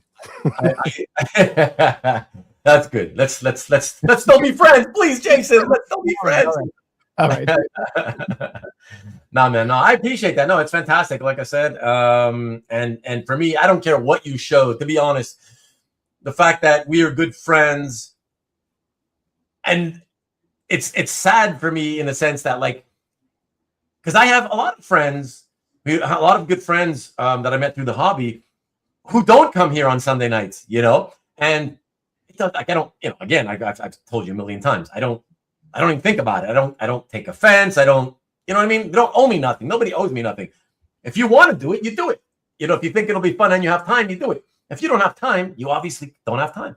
So obviously, that's like there's more important things to do in life with family, and other things than to worry about doing 4-hour marathon YouTube shows. You know what I mean? But the fact that I could get you on tonight just once in the first time in a few years, for that reason alone, it was cool to do it. So I'm happy, and thank you. Very thankful for you. Well, thank you, Rubén. I feel the same way, honestly. And one of the things I would like to do this year is to contribute more, because I love your channel, I love the chat, I love the personality, I love the people. I mean, it's like, yeah, I will try to participate more, because I would really like to. I really love watching your shows, and the chats are always so great. You're always welcome. The chat's always awesome. These guys are hilarious. So yeah. No question. But yeah. but anytime. Before you go, because you guys are bros, and Khalil's coming on next. Khalil, you nodding? You ready to go, bro? Let's go. I'm gonna bring in Khalil, and I'll just to give you guys a chance to speak verbally, not just through typing messages. You can speak for a couple of seconds, and then I'll kick you the hell out of here. Okay, how's that? All right. All right. There you go. What up, Khalil? All right, y'all hear me okay? Yeah, man. Awesome. Nice to see all you. Happy to see you, man. Happy New Year. Happy New Year. Yes, we're moving on to 26, right? Yes, sir. Yeah, for sure. It's a little bit like Lady Hawk. Like, I'm turning into the wolf or the falcon or whatever, and I'm reaching out, right? The viewers here, but yeah, great to see you, man. Nice to see you too, man. Look at, yeah, you got the setup with the mic and everything. Look at that. Yes. Yeah, it's kind of crazy. It's for work, actually. I get asked all the time. I figured as much. Yeah. I'm the host, and I'm like the guy who looks like he's got the poorest sort of looking background and shittiest looking background, and Mike here that's busting, and Looks good. Yeah. Awesome. But, thank you again, Jason. Appreciate it, man. You And, Jason, thank you. we'll chat soon, brother. All right, playoffs coming. Yeah, that's it. Go Bears. Yeah. All right. All right, Pats. Go Patriots. Yes. All right. Later, dude. No, not that. No, but okay. And Mike, NSN. So here's the thing, real quick before we get on to my stuff. So Mike is here with us tonight, and years ago when I started with this stuff, I was very, I didn't know what I was doing, and I'm talking with people about like, hey, hi, and Mike, just correct me if I'm wrong. Fantastic Four 320. That's you, right? Cover. That's not you? Oh. No. Okay. Sorry. I thought it was, but okay. We'll move on. I thought it was Mike NSN, but Mike, nice to see you, sure. So we've interacted a few times over the years, but yes. Okay. All right, man. Sorry. Yeah, no worries, man. So let me see here. I got you at number 9. All right, you ready to look at your piece and tell us? Absolutely. All right, absolutely. Let's get right into that.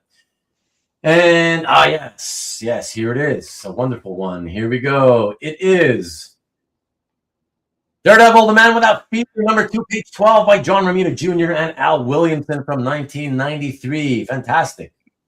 Yeah, I'll say this, folks. It's this weird time in my collecting life, I guess, right? So for years, it was the I've always kind of prioritized great looking piece with what's important to me personally from a reading and nostalgic standpoint.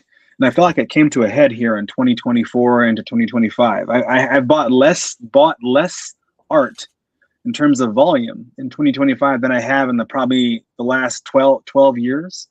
And a big hole in the collection was a page from this series. As a youngster, this is one of the books that I got. You know, back in the day at Walmart in the big box, you would have the plastic package that would have 5 or 6 comics in one package, right? And this had the first two issues with 3 other books in it.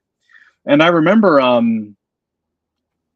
it, man, just sticking with me right away, and me needing to know more as far as what was going to happen next. And there were no costumes. There were no superheroes. There was nothing. It was a kid who had a bad accident and was figuring out the next step. Though, as a comic guy, right, I knew that this kid named Matt Murdock was going to become Daredevil one day. I was hooked. It was a weird kind of and a weird in a great way. Reading a comic, right? And you know, I picture a number of pages that kind of stood out. So over the last maybe 5 years, I started to make it a priority, right, Rubén, to find a page from the series, being a collector, and knowing, and this is a great thing, right? The combination of great art and things that are important to me from a personal story and nostalgic standpoint, I've checked off most of it, and it's a great. I mean, it's a great feeling, right? But this was a huge hole, knowing that if someone said, Khalil, I don't want to say at gunpoint because it sounds kind of whatever, but close to that. What is your top 5 or 10 books you've read start to finish? This would be right there. And I didn't have a page from it. And I whiffed a few times in the last few years. And I actually won this page earlier in 2025. And I was so happy to do it because it spoke to the next step in my, I think, maturity in terms of reading comics. It was a little more, it had a little more mature material than I was used to, but in a good way. There was no superheroes and whatnot. I didn't think it looked the greatest from a pure art standpoint. I didn't think, but I still loved it. You know what I'm saying? Yeah. And top to bottom, there's this kid who's trying to do the right thing, but he goes so wrong in his journey in a couple of spots. And this is one of those spots that he goes wrong. Trying to right a wrong situation, or a situation that's not on the up and up, and it doesn't turn out right, and he leaves at the end, and in the way that John Romita Jr. is kind of known for in the silhouetted panel. And so that's it. I was happy to win this.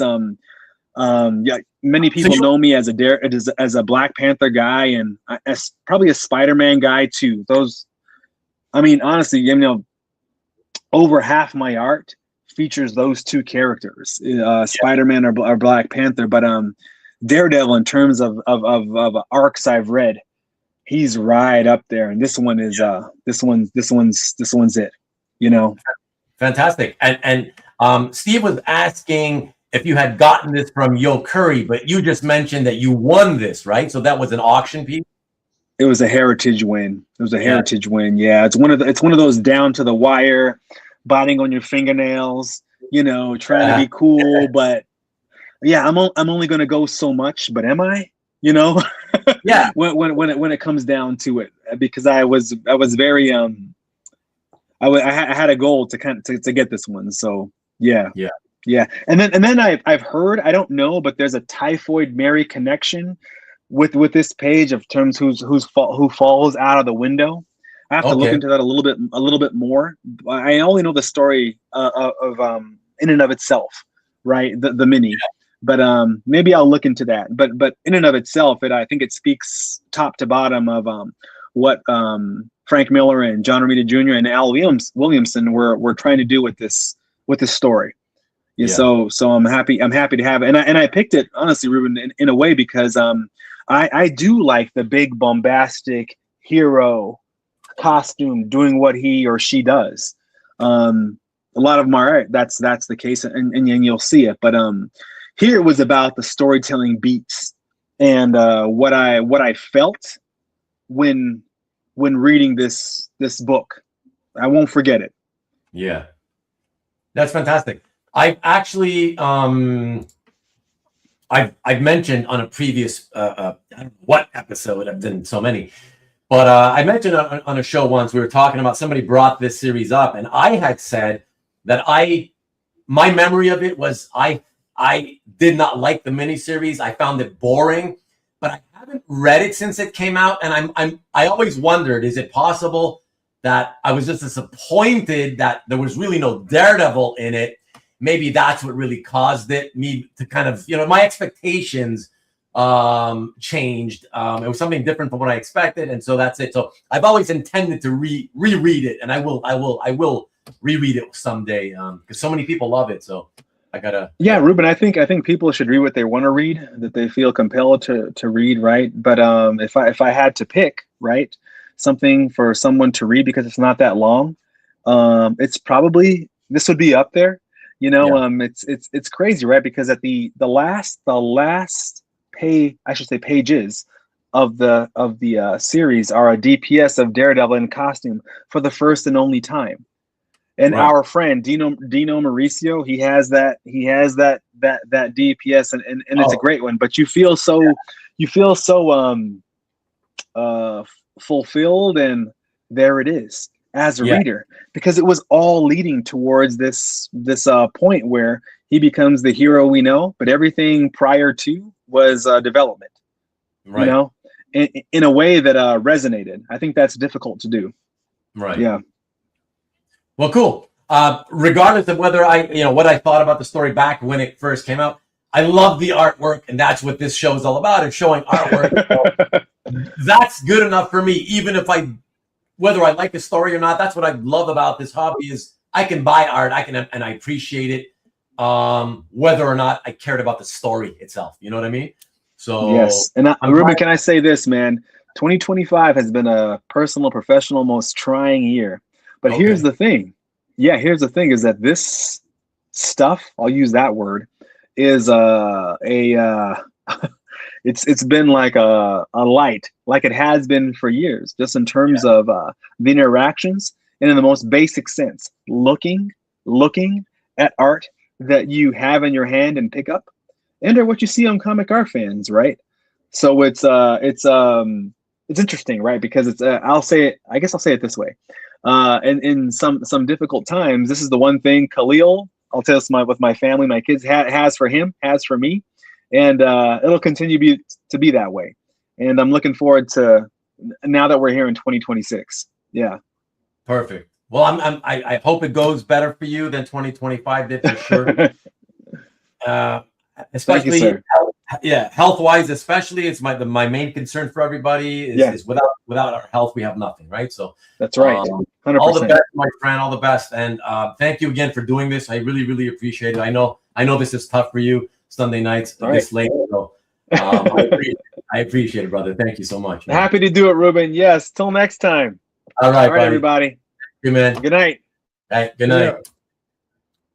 All right, that's fantastic. Great piece and great person. So let us bring in the man of the hour, my buddy and yours.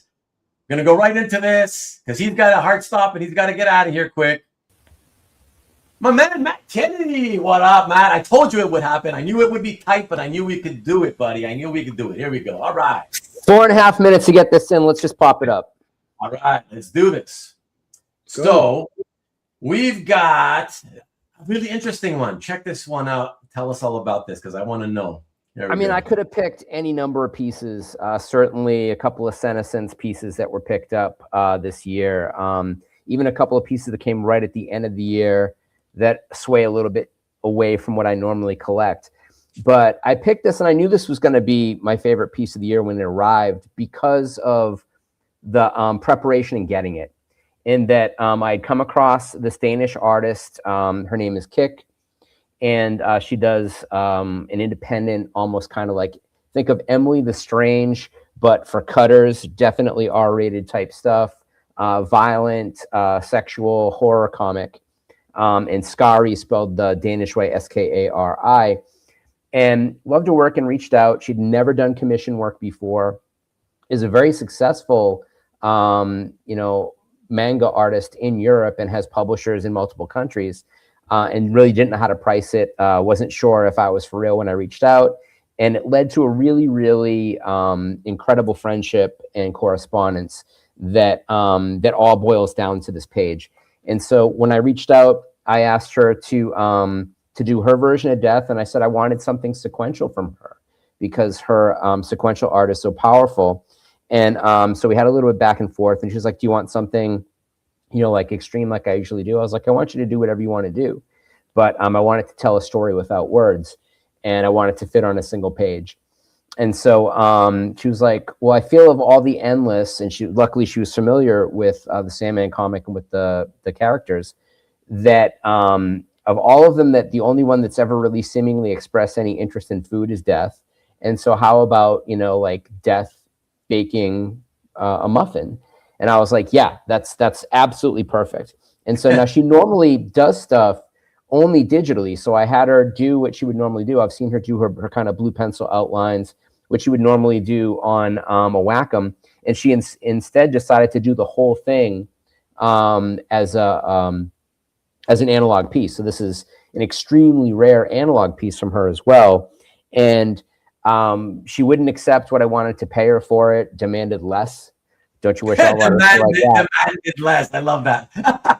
And then and included two other beautiful pieces, including another Death piece, which she made specifically for me, and a piece from her Inktober drawings from the previous year. So I ended up getting 3 pieces for crazy cheap. And I just love everything about this. I love the story that it tells. It's a type of presentation of Death you've never seen before. Like it still captures exactly what her art style is. So in every panel here, it really fires off all cylinders as her work, but fits within that milieu that I collect of Death of the Endless illustrations. Well, it's fantastic, Matt. And I gotta say, I was really, really intrigued when you first showed it. Obviously I wasn't surprised by Death, but I was like, I gotta tell you, let me come to you, because it's kind of hard to say this without looking at you, but I don't know how to put this, but like, I was like, does this have anything to do with this? Is this one of those subtle things with like Death eating muffins? Is it like one of those lesbian undertone things? I don't think so. And I mean, there's certainly a lot of people talk about look, Mike bisexuality. Mike's confused. Yeah, they talk. They say like because the expression muff diving, muffin. They call that part of the body the muffin, as a whatever. Like, I don't know. That's what I was thinking. I was just like, I was wondering. I wasn't thinking that's what it was, but I was wondering. It's like, is there a kind of undertone? Because it looks very. It's also like, is this subversive sort of underground art feel it's got to it? So I was wondering. What's kind of great about it, like I say, is a lot of her work is very. It's like hyper violent or hyper sexualized. And so this is none of those things. But also, I don't know that there are too many people out there that commission sequential pages. So that's kind of unusual in our hobby. Usually someone's doing a pinup or a splash page. And I love commissioning actually sequential pages. It's just that a lot of artists don't know how to wrap their heads around it. I love that about it too, Matt. That's what the fact that it is a sequential page, not just a pinup. Yep. And Lord knows you've got enough pinup. You know what I mean? So to see that, it's what a nice change. The pointillism style, you don't see it often, so that's great. And it's just cool that she's just turning the batter and making muffins or whatever. Like it's just, I was like, I don't know what the hell's happening here, but I love it. And that's what for me makes it great. You know what I mean? And she, she included a blue line version of the piece with it. I mean, it came with a lot of stuff. Not unlike the Exo Manowar page that we saw earlier. But that's where I got a hop. So thanks for getting me in. Definitely my shortest appearance ever on the channel. Yes, I told you I'd be short and sweet tonight, guys. So happy New Year all, and hopefully we'll see you soon again. Yes. Cheers. Take care, guys. All right, man. Thank you. Yep. Appreciate it, bud. All right, fantastic. So it's short and sweet, but that's good. At least we got him in. I was getting a little bit nervous, and I don't want to ever have anybody have to take off without getting in. So glad we worked that one out. So fantastic. You know the Muffin Man. Yeah. Enrico. You must be. Are you talking about Enrico? That's the real Muffin Man in this hobby, anyways. Sometimes a muffin is just a muffin, unless it's a vagina. You said barely anything all night, Mike, but you typed out the best comment of the evening. Oh shit! And look at you trying to keep that face straight and stuff.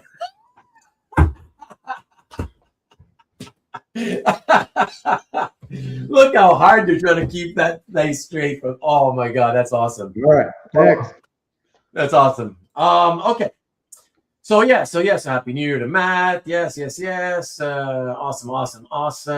El baile de las tijeras enganchadas. The hell does that mean? I don't know what that means. Caesar. Oh, he's gonna come on. When you come on, you can tell me. Oh wait, are you talking about Scissor Sisters or something like that? Anyways, that's what I thought. Okay, never mind. Stop making the yeah. Okay, I can see you. That's all right. Best comment, yes. Look, he's giving you best comment of 2026. There you go.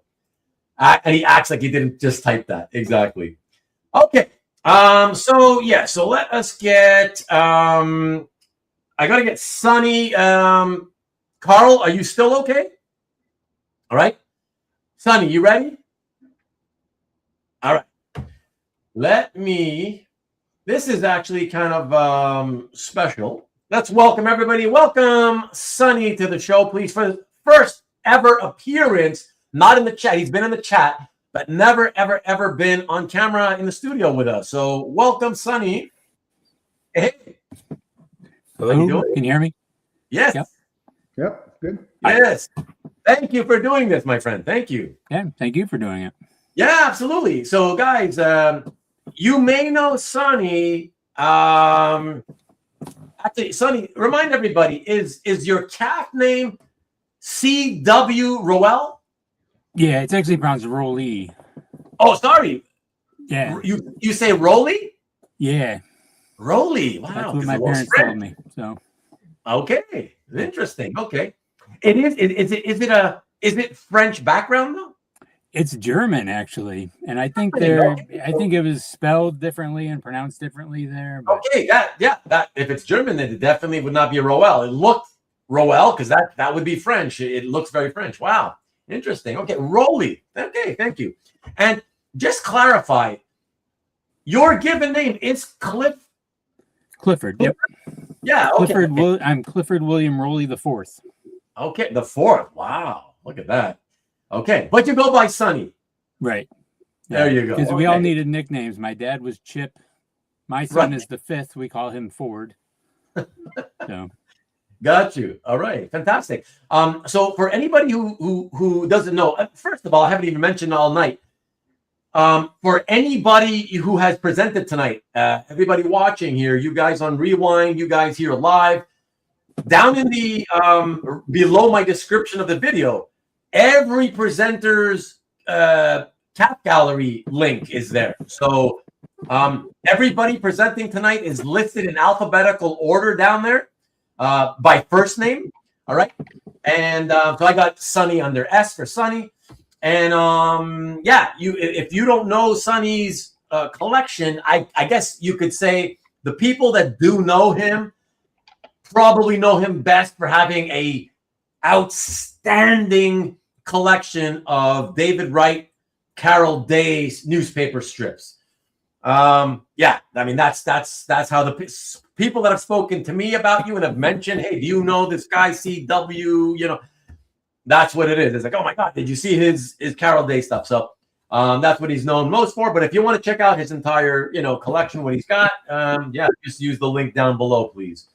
So yeah, thank you, Sonny. Like I said, because it's very rare that people come on for their first appearance on a sort of like something that's very quick like this, you know?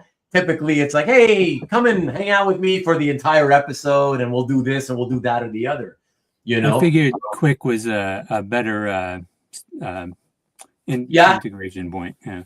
For you, yeah, okay, yeah, and you're not the first who's done this, so at least, you know, it's not like there's precedent for this, you know, but it is fairly rare on my channel, you know, so I do appreciate that, and everybody should know, for all of you shyer types, introverted types, you should know, it bears mentioning, Sonny reached out to me. He reached out, he emailed me, and he said, hey, if you'd like to have me, I'd like to do it. So fantastic. So Sonny, is it fair to say, I'm guessing, so maybe I'm completely off the mark here, but is it fair to say you are more of a shyer or introverted type? Oh yeah. Yeah. Okay. Yeah. Yeah. So fair enough, and that's fine. And this is, I want people to know that, Sonny, because again, there's a lot of friends we got here in the chat who are no different than you, right? And I think deep down they would love to be on, but that part of their personality that keeps them sort of, whether it's shy, introverted, however you want to describe it, it's I understand, even though I'm not that way, I do understand how something like that can be almost not frightening. What's the word? But if you get frozen, and it's like it's just hard to break through that wall and say, okay, I'm going to do this. It looks like fun. I'm scared, but I'm going to do it. You know, and there's plenty of guys that they don't do it. You know, they've been here for years with me, week after week after week, but they can't bring themselves to go on camera. And again, I understand that's fine. It's not for everybody. So when people are shy or introverted and they make that effort and they do it, I mean, I appreciate it all the more because I know it's not easy for you. So thank you. I'm always impressed with how much people can just talk about all the art that they have and stuff. And I'm pretty brief about things. So this was like, seemed like it was made for my situation of non-verbalness. Right. No, and that's perfect. And look at that. We have a nice crowd. You know, you've been here long enough to know everybody's pretty nice, right? Like, look at that. Sonny, nice to see him for the first time. Hey, Sonny. Hello, Sonny. Hey, Sonny. Marcus with his Carol Day. Welcome, says Carl. Lee. There's another guy. I don't know if you saw me speaking to Lee, mentioning that, you know, I had asked him years ago to be on. He's also kind of shy, whatever. So, you know, no, I don't pressure him when he wants to. If he ever wants to do something more extensive, he can reach out to me, you know. And the invite stands the same for you, Sonny. So just understand. So I wanted everybody to see this because of that, because you can see that it's possible, guys, that maybe not for everybody, but even when you are more introverted, there is still that hope. And hopefully seeing somebody like Sonny here makes you see that, hey, maybe, you know, if he can do it, I can do it. You know, maybe I'll give it a shot, you know, and work your way in slowly with a short appearance like Sonny's doing tonight, you know. I'm all good with whatever anybody wants to do, you know, a few minutes, a few hours, whatever. So okay, fantastic. Just come on and don't talk. Mike does it. Nice. Carl putting you down. You got to get him good after. Even Steve says, Steve was on last week. Steve felt it was daunting, that it could be daunting, you know, but he did fantastic last week. And then he came back to do a brief presentation tonight, which is fantastic. So I really appreciate that from everybody, you know. Cool gallery, says Peter. Jerry Wood. Just got that Jerry Wood. I'm very happy with that. Yeah. Sometimes the only way. Been there before. There you go. Have admired Sonny's calf gallery for years, says Lee. Look at that. Look at that. See? So you're not a completely unknown quantity, you know, Sonny. And wow, Sonny, those Carol days on your calf, chef's kiss. Look at that. Yeah, they definitely are. Amazing collection for sure. Sean with a hi, Sonny. Sonny, yesterday my life was filled with real. Okay, he's starting to sing music. 39 Carol days. Is that all it is? I would have figured more. Carol Day is awesome. The book is amazing. Yep, Sonny, you smiled at me and really eased the pain. All right. Underappreciated, Jerry. Yes, okay. That's true. All right, so yeah, let me cue up the piece here we got for you tonight there, Sonny, and then you can tell us a little bit about it. And shocking, I know you guys. I know it's shocking, but it is not a Carol Day strip. And I told Sonny when he reached out, he said, not only did he say, hey, I'd like to be on if you'll have me, but he says, and he also said, but this is the piece I'd like to show. I don't know if this would go for your show or not. And I'm like, I saw it and I'm like, what? Are you kidding? That'd be my favorite piece of the show. So I'm very, very happy to present this. You guys will see in a second why I really dig it, because you know the kind of stuff I like. And so, yeah, let me put it up on the screen and Sonny, talk to us a little bit about this. Here we go. I saw this in a gallery that I follow, and it was a little out of my price range, and I wanted it but couldn't get it. And maybe a year later, email went out from the gallery saying that the guy the person that consigned the piece with him really wanted to sell it, and so he lowered the price, and then it was mostly obtainable. So I worked out a payment plan and picked it up. Oh wow! And so when you say gallery, was it just like an online gallery that focuses on American vintage illustration? Pretty much, yeah. I've gotten some strip art from the same place, and I got a William Steig from him that I gave my wife as a present, and I got a Nancy Sunday page from him. Oh, not page, but strip. Yeah, like a Sunday page. Yeah, Sunday strip. Yeah, and then some other illustrations and comic things. Right. Yeah, well, there's a lot of people. Again, even though we're basically a comic book crowd, look at this. So let me start again. So I already flashed them on screen, but I'll read them. Oh wow, beautiful piece. Ooh, lovely. Wow, absolutely beautiful. Sonny, this is absolutely beautiful. Oh, this is amazing. Breathtaking, beautiful eyes. Yes. It's Carol Lombard. Was it? No. Was it Carol? No, Constance Bennett. Constance Bennett. Sorry. Yeah. Constance Bennett. Yes, right there. I typed it up in the top left corner. Well, look at me. But yes, had beautiful eyes. So an actress from the early days of Hollywood. And oh my goodness, that's wonderful. Look at that. I collected a lot of silent movie related stuff, and this is from 1932, so it's not, the talkies that already started, but she was a silent film actress, so that was even nicer to find that, because you don't find very many original artworks with silent film stars from that time available. Yeah. Sean, what are you asking here exactly? Because you're saying you've seen that on a movie magazine. You've seen what on a movie magazine? And then you say, what was it on? I don't know what you... Can you... The Screenland cover on the right is the movie magazine it was on. Yeah. I mean, that's why. I mean, that's why I have it next to it, because it's obvious that. So that's why I'm thinking he must be asking something else. He's saying, pretty sure I have the magazine, but the magazine's right in front of you, Sean. I don't know what you mean. The magazine's on the right-hand side, so I don't really know what you're asking. Yeah, exactly, Marcus. Look at that. Now 15 cents. But 20 cents in Canada. 20 cents. Of course, we always get ripped off.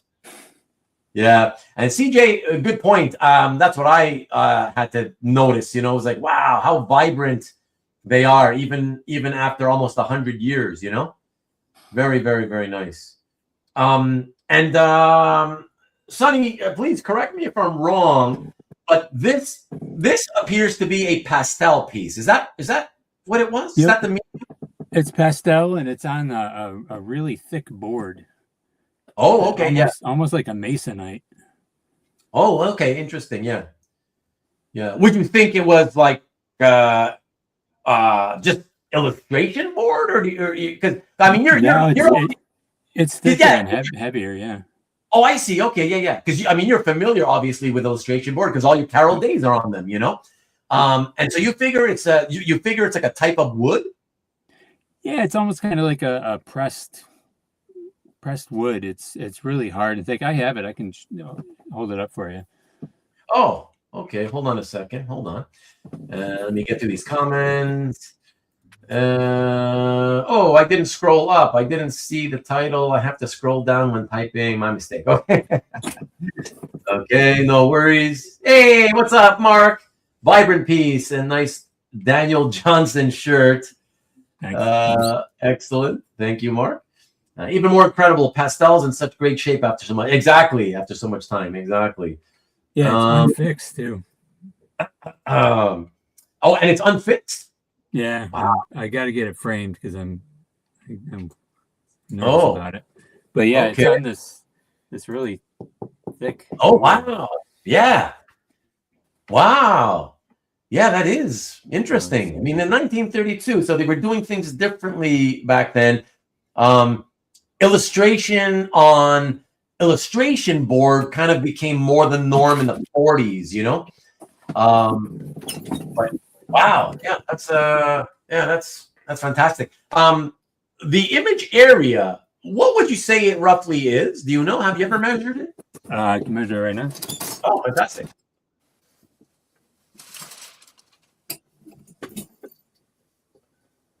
Hmm. 14 by 10.5. Okay, 14 by 10.5. Yeah, so not big, but it's nice. Do you have a copy of the magazine? Yep. Ah, nice. Wow. And I have the. It came with the printer's proof. It's pretty Oh, faded, nice. But, That's really cool. Yeah, this almost looks like they wanted white gloves. Like they turned them into white gloves, but then when they printed the magazine, they did the black gloves. So. Oh yeah. That's really, really neat that it came. Wow, the printer's proof from 1932. Yeah, it was like scotch tape to the back of the piece. Oh yeah, that's what they often did, you know, back in those days. But wow, that's kind of a neat thing. You don't often, at least I haven't often seen those little extras, you know, on pieces from the early 30s, you know. So it's like, yeah. And would you say that is the magazine larger than the painted image area? It's smaller. Oh, okay. It's, for a moment it felt bigger, but it could be just that the large board makes the painting seem smaller, you know? The magazine's only 11 inches tall, so it's a little bit smaller. Okay. And I wanted to add one bonus thing about getting Charles Sheldon piece. It's probably the closest I'll ever be able to afford to Alphonse Mucha because he studied with Mucha, was a student of his. Right. So that proximity. I like these guys were saying earlier in the night. Never say never, Sonny. Well. On the moon, it'll be a long time if it happens. I do have that's about as close as I'll get. It's money that Alphonse Mucha designed. Oh, that's cool. Yeah. That's pretty neat. That's a pretty neat little thing. Yeah. And Jeff is asking, is that Pop from Polly and Her Pals in the background? Louis from Winnie Winkle. The Martin Louis Brenner. from Winnie Winkle. Okay, there you go, Jeff. That's on like a Masonite too. It was some kind of store display or something. Oh, okay. You some store you happened to pop into when they had that? It was in an antique store. Oh, but I mean, I think it was originally made for some kind of comics display. Okay. Maybe like a newspaper stand or something. Okay. Yeah. Mark says a spark of joy from the Great Depression. It's true, right? I mean, only 3 years into the Great Depression, that painting. So, yeah, very, very, very, very cool. And She Jeff was says- at the time of that piece was drawn. She was the highest paid actress in Hollywood. Oh yeah. Yeah, I think she's making 30 grand a week. Wow. Yeah, that's a ton. That's a shit ton of money back in those days. Yeah. 1932. Oh my She wasn't god. very depressed about it, I wouldn't assume. No, for sure. Well, thank you, man. Thank you. That was really great. I gotta say, I'm thrilled for multiple reasons. I'm thrilled because I love to see art like that from time to time on my channel, you know. And it's nice to see that people who are into comic book art, comic strip art, also appreciate that type of illustration, the vintage American illustration from magazines and whatnot, you know. So really happy to have you for those reasons. But more than anything, happy to have you because, again, as I always say, this is all about the spirit of camaraderie. And I know, as I said, I know there's a lot of people who are a little shyer than others. And so just for you being willing to come on and break through that wall and do this, man, it means a lot to me, believe me. So I want you to know that because, yeah, it's... Thanks. Yeah. I watch the show a lot. I don't always comment, but I'm watching, and sometimes I watch throughout the week, and I appreciate remembering my name is Sonny. I think I told you in passing in an email once, and a long time ago. Yeah, yeah, that's ask these guys how much getting people's names right is important to me. And this is why I asked you about your last name. So now at least I know I'll never say in my head Roel again. Say it one last time in the German way. I don't know the German way, but the way we pronounce it now is Roly. Just Roly. Wow. Yeah, Sunday Roly. Like Roly Poly. Exactly. Wow. Excellent. Well, thank you. I appreciate it. Thank you again. Thank you. As I said, Sonny, anytime in the future, if you feel like you want to do something more extensive in any way, reach out to me. Let me know. Well, thank you very much. Okay. Thanks, buddy. I appreciate it. Good night. All right. Good night. All right. Fantastic, man. That was a great piece of art, everybody. I hope you guys enjoyed that. I know a lot of you commented, so that was pretty exciting to see that a lot of you did really enjoy that. So that's fantastic. And now let me get Carl in here and then Caesar. And let me also say, Sean, if you want to pop into the if you want to pop into the studio, go ahead and do so. Jeff Wedding, are you still there? You should also pop in as well. And we're almost done. So, all right, everybody, please welcome back to the show, Carl Sodergren. By the way, speaking of names and pronunciations, hey, Carl. Had it on mute the whole time. What's up, guys? What's up, man? How you doing? Good. Good to see you, Mike. Can't hear you, but good to see you. No, I'm just kidding. He's really roasting you tonight, Mike. I love that Mike's here. I love that he's there all the time. So I know. Good Listen. He's part of this tradition. So I love it.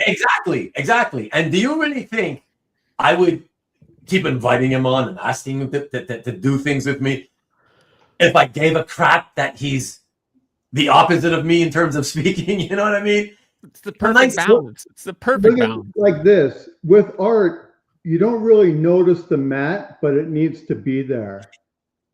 Unless the mat's colored. Right, you notice it. Yeah. Well, it's all part of the experience. Exactly. But really quickly, Carl, you know, I have to say, I took liberties, and it dawned on me only like I was thinking about you a couple nights ago as I was making last minute preparations for the show tonight. And it dawned on me, I was like, oh shit, I've been saying it wrong? Because it could be Sodergren. And not Sodergren. I've been saying Sodergren. That's how I say it. Yeah. That's how your family has always said it? Yep. Okay. Well, I'm also happy and proud to know that I got it right the first time. All right. Nailed it. That's great. Oh, yeah. Fantastic. See how obsessive I am, Sonny? You see what I mean? Oh, okay. Fantastic. All right, man. You ready to present, man? Yeah, I mean, you go from like Sonny's really, really awesome, classic To your, piece to your piece of crap, bring whatever it down to some 90s garbage. Oh shit! Nah, man, come on. It's look. We all love what we love. Yeah, no, I love the variety. And I know you love. I love it. Yeah. All right, so let me do this. And hold on. Everybody's saying hi to you. Hi. Oh, sorry. Yes. Good night to Sonny. Jason still in the house. Wow. Stanley wants us to slow the show down, of course. Carl. Hey, Carl. Hi, Carl. I'll join in 10. Okay, sounds good. By the looks of it, Sean, you may be the last guy before Mike ends up having to do his presentation. Transformers art. Take that back, Rubén. Mike is the valiant glue that binds. Oh, boy. Drum roll. Oh, boy. How do you pronounce the collector? I've been saying DaCollector. You can pronounce it however you want to pronounce it. Whatever sounds best to you. I need to interview a linguistic expert. I should. Oh, that's funny. Okay. So let me pull up your piece, Carl, here. Let me see. Where are we? Yes. All right. And of course, I love this just like you love it. So I think. Yeah. Yeah, I love to listen to you talk about this because it's your favorite stuff from your kind of childhood days or whatever, So I love it. So let's take a look. Here we go. Yeah, I mean, I love this page for a lot of different reasons. One, the nostalgia factor.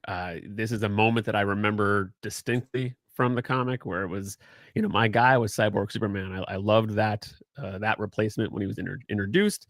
I was just dumb enough to think maybe is that really Superman? I don't think it is. But then when he turned villainous, I was like, whoa, that floored me. Which reading it now, you're like, you dumbass. That was clearly telegraphed from the beginning that it was not a good Superman. But anyway, yes. But to see him kind of walking with Mongol in that page with the twin engines of Engine City, it just was really, really an impactful moment. And the story of how this one came to be. I mean, I shared it on my channel already, but it's just such a, I talked about letting go of that Doomsday page. I've talked about it numerous times because it got too expensive for me. But but then coming out of that, this page was then kind of just materialized out of I mean, people can go watch that if you want to watch the whole story about that because it's a really good story. But the way this happened, it kind of has allowed me to kind of move on somewhat from the Death of Superman stuff. I mean, I'll still just because I don't think I'll ever top the story of how I got this. I don't think I'll ever be able to make another purchase like this because of the stuff is getting even more and more expensive. So it was it felt like a good way to say, okay, you know what, I can move on from this now. I've gotten some different examples from the story. I've gotten some commissions from the guys who worked on the story. So it's it's my kind of I graduated from this checked off all the boxes and moved on. The only thing I don't have is a Tom Grummett Superboy, but I'm not going to chase that stuff because it's just it's too much anymore, and I don't want to. Let me ask you this though. You when it comes to a Tom Grummett Superboy, would you have been happy just with a page, or is it that you wanted a cover preferably, but they found it expensive? No, the cover. No. It would be a page, but I would want a page from this story. I wouldn't necessarily want a page from the Superboy series. Right. Yeah. Which I enjoyed, and I really like that series. But it just, I kind of zeroed in that I'm going to get stuff that if I'm going to buy it, it's going to be from that story, the Reign of Superman. So yeah. Look at these guys that are making fun of me. Superboy is easy to get. I don't know where they are. It's impossible to know who has them all. Has all the Grummett Superboy pages. Yeah. But yeah, it was a huge win for me. If anyone doesn't know the story, I'll give a little bit of it. I actually bought this page twice. I bought this a couple of years ago, and then it got lost in the mail. It was sent from Argentina. There was no tracking on it because shipping it from Argentina was very difficult. Had to use the seller had to use a courier service. There was no tracking. It disappeared for months. I actually got a refund on the page, and then it resurfaced. And naturally, the seller was like, "I think I'm going to hold on to it." And I was like, "I don't blame you. I would do the same thing." And then I at OAX I sold a Doomsday page from the Death of Superman, and then the day I got home from OAX, the seller reached back out to me, and this was like years, maybe like a year and a half later. And he's like, "Hey, I'm going to be out of the country. I'll be able to ship this to you if you still want to buy it." And I was like, "Oh, damn. Okay. Yeah." So I did. So it's just letting go of that Doomsday page got me this page, which ultimately, like, I love Doomsday. Cyborg Superman, the Dan Jurgens and Brett Breeding Cyborg Superman was the single thing that I would like coming out of this story that I love the most. And so yeah, I'm thrilled. I'm happy with this. It doesn't need to be a single figure splashy page. This is splashy enough for me. This is an impactful moment enough for me, and I love it. I can't believe that it's in my possession. So it's kind of the obvious choice of why I had to pick this one. Yeah. Yeah, no, it's fantastic. Like I told you, obviously, probably in the comments of, when you did your video about it, and then later when you posted it in CAF, whatever. I mean, I'm a Cyborg Cyborg Superman guy myself. I mean, that's my favorite part of that came out of that whole entire sort of Death of Superman thing, Me too. Yeah. I mean, Superboy as well, but Cyborg Superman even more, and so yeah. And what a great page, a memorable page. And it's like you told me at the time when I said to you, like, wow, that bottom half splash. I mean, it's fantastic. I mean, it's a full figure walking towards you. He's got Mongol next to him, whatever, And you said, and yeah, but like, even like, because I was saying, like, most people wouldn't give a crap in terms of monetarily speaking. There's no all the value is on the bottom half splash. Yeah. But you pointed out that, like, and yet, if you're a fan of this story, the top half is still really cool because it's Engine City. It's a great view of the whole Engine City thing, right? Which is part of the story. It's what their plan was, what they're going to go after Metropolis next. So, yeah, that was a huge deal. So, and I thought it was cool because it was one of the trading card images they used. So the Return of Superman trading card, yeah. So I was like, that's super cool. Like, that's just it scratched all the itches of that, like the vintage Death of Superman stuff for me, and I'm okay. I'm at peace with what I have. It's so much so that Dan Jurgens is going to be at OAX, and I got a commission from him a couple years ago that the one with all the characters on, all the Superman, the silhouette of Superman, and the 4 replacements. And then I got this page, and I was like, I don't need another commission from Dan. I couldn't come up with an idea that would top anything that I already had already. So I was like, why do it? And just because the access is there, I mean, yeah, sure, I could, but I didn't want to do it just to do it. So I'm not saying I won't do it in the future, but it just was like, you know what? So to me, I thought being able to do that is huge. So, and I think it's only possible because of that previous commission from Dan, and then having this page that I got this year, which is good. Like, I'm happy. I've moved on to, buy more modern stuff, which is fun. But yeah. Peter says, good point, Carl, about Jurgens, the Jurgens commission. Caesar, who's going to be coming on next, is saying, what are you going to collect now? Yeah, right now it's all the Bye, DJ. G.I. Joe and Transformer stuff from the Energon universe, and yeah. But I really do want to. I mean, we all say this, but I really do want to slow down as far as I don't want to chase pieces anymore. I don't want to be.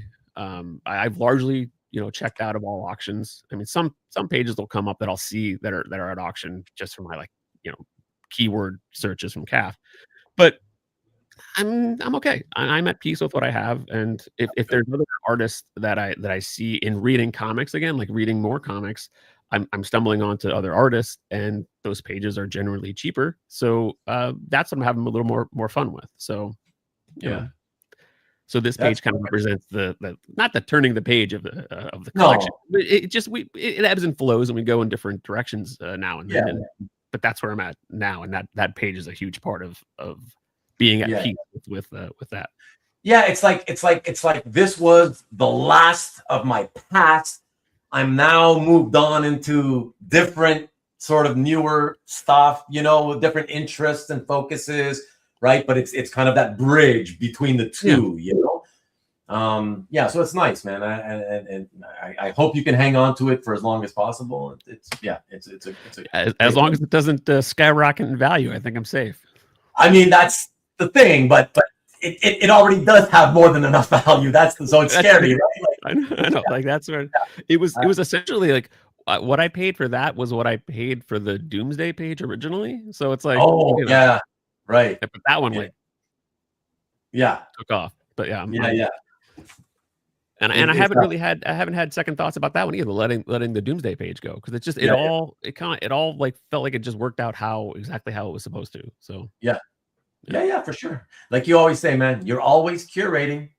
Always, yeah. That's part of it. Yeah, whatever. You do what feels right to you, and that's all. Yeah. That's all in the end that you can do. You know, you get to enjoy more art that way. So exactly. All right, buddy. I appreciate it. Thank you so much for doing this again. Thanks for having me. All right. Take care, buddy. All right. You too, man. All right. See you. Bye. See ya. All right. So we're going to get Caesar into the studio now. And then after that, probably Sean. And I did want to say, because Caesar, here, we'll have him, we'll put this up. And then don't think I forgot about that. I know you're thinking I skipped over it. Hey, and you were thinking, hey, why is he skipping over it? He didn't see my message, man. Nah, man. Welcome everybody back to the studio. Caesar Alvarez. What up? What's up, guys? How you doing? Good. How you doing, buddy? Good. Happy New Year. Yeah, Happy New Year to you too. Was it a good vacation? The Christmas, New Year? It was quiet. Yeah, it was good. Quiet? Yeah? Yeah. Okay. It's quiet. It's not bad necessarily, you know? As long as it wasn't bad. So it wasn't bad. Okay. Yeah, that's good. That's good. So before we get into this, man, just quickly tell us the background behind this comment about that you had to buy the Gromit Robin piece twice. What happened with that?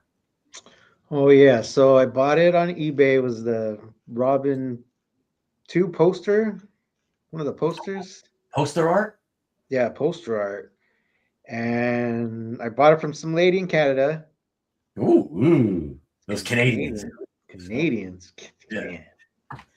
And she robbed me. She never shipped art. Oh. She took my money and ran. Wow. That must have been an eBay thing? Yeah, it was an eBay thing. Yeah.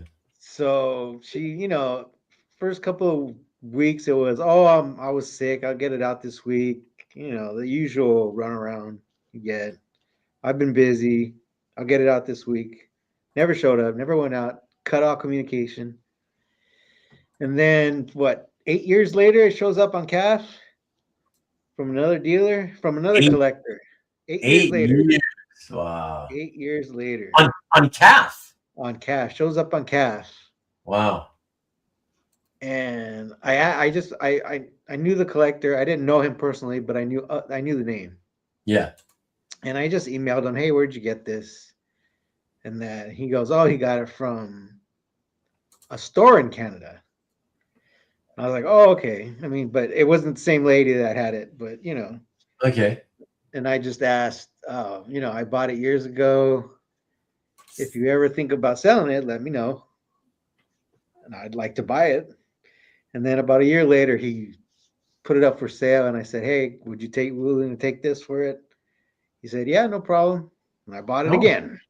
Okay. I did get it this time, so it was good.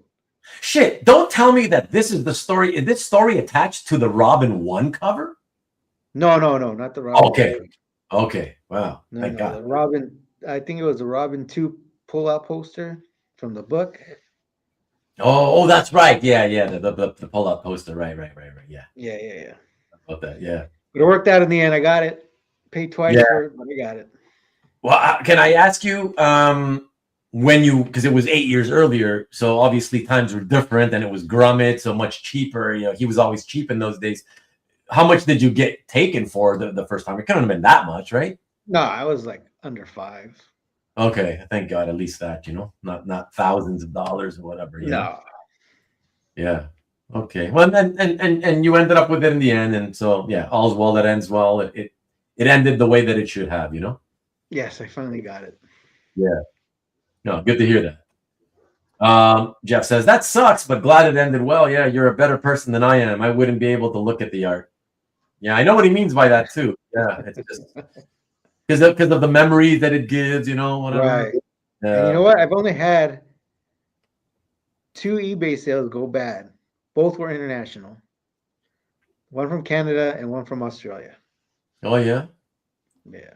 Wow. Only 2 after all these decades, Caesar. Holy Only shit. 2. Man. You got a pretty good. That's an amazing track record, dude. Yeah. Yeah. And especially for you, because you've been a hardcore eBay guy since you got into the hobby, and you never you've never like once upon a time, those of us who were in the hobby at the same time you were, we were all into eBay, but over the years, a lot of us just dropped it, right? Yeah, and you stuck with it like all these years, and you're still with it. So that's that's really an amazing record to say that only two times you got screwed out of all those transactions, man. So those years, yeah. So it's Good overall, I've gotten lucky, I guess. Yeah. Yeah, for sure. Look at that, Ian saying, mine have all been bad from Canada. He's not being serious. I hope. You gotta watch out for those Canadians, man. Those thefty Canadians, All right, let us get into this. I want to mention once again, everybody, Caesar has decided to, I think, tell us, Caesar, because I just realized now, maybe I'm wrong. I think you're showing a new piece, but I don't remember you posting this yet, right? I have not posted it, no. No. Okay. So I bought this piece in February. Oh yeah. Okay. And it wasn't in the unboxing because I picked it up in person. Oh. So yeah, but I was real excited to get this piece. For those that don't know, I'm a big Mike Grell collector. Yeah. But like Carl. Oh, Carl. Like Carl, I stopped collecting Mike Grell. That's it. I'm good with what I got. Oh, okay. Right. So I mean, I'll look at them, but I won't go after pages anymore. Yeah. But this page showed up, and I was like, okay, it's a good piece. It's unusual. Yeah, and it's another eBay piece. No, this was in person from CAF. In person from CAF. Okay, I got it. Yeah. All right. Well, tell us about it while we look at it. Let's take a look, man. Here we go. Very unusual, like you said. That's a good word for it. Right. So it's Tiger Man. So back in, this one's 83. So back in 83, 84, Mike Grell did 5 pinups, 5 detective pinups based on Mickey Spillane characters. Yeah. So he did this one. He did Mike Hammer, obviously, and a couple other ones. But I've never seen the art for this one. I've seen the art for the other ones. At one point or another, I've seen the art for the other ones. Oh, really? Okay. Yeah. I had never, ever seen this cover before, or this pinup before.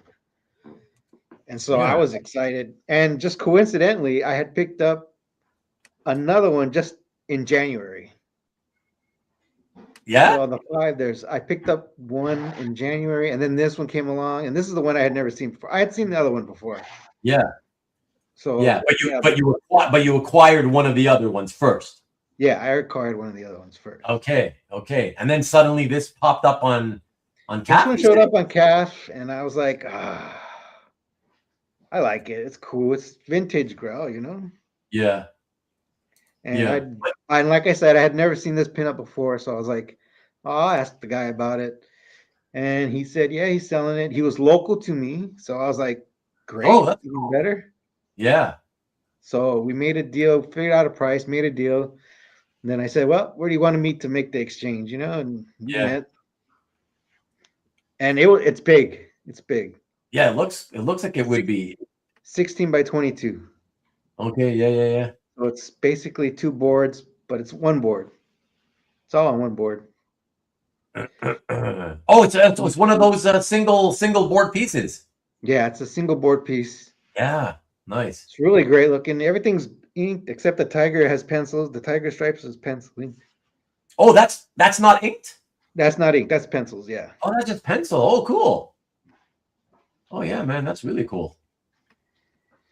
Well, I didn't notice. I just thought it was fine line inking. Interesting. No, that's pencil. That's the only pencil. Okay. Wow. And out of curiosity, the other pieces that you mentioned about based on the Mickey Spillane characters, were they all those pieces published in Miss Tree, in the Miss Tree series? I think there was not all of them were published in Miss Tree. I think there was a couple that were published somewhere else, but I don't remember what it is. I'd have to look it up. Okay. Yeah, I'm just curious. Anyway, it's not a big deal. But yeah, no, it's interesting. Like I've not read Mickey Spillane, so not familiar with Tiger Man or but everybody knows Mike Hammer, right? Well, Mike Hammer, yeah. I mean that's Mike Hammer, sure, yeah. But Tiger Man, like what the Tiger Man? There's one Tiger Man. There's Doc Kelly. There's one from the Deep. And there's Mike Hammer and Morgan the Raider. Okay.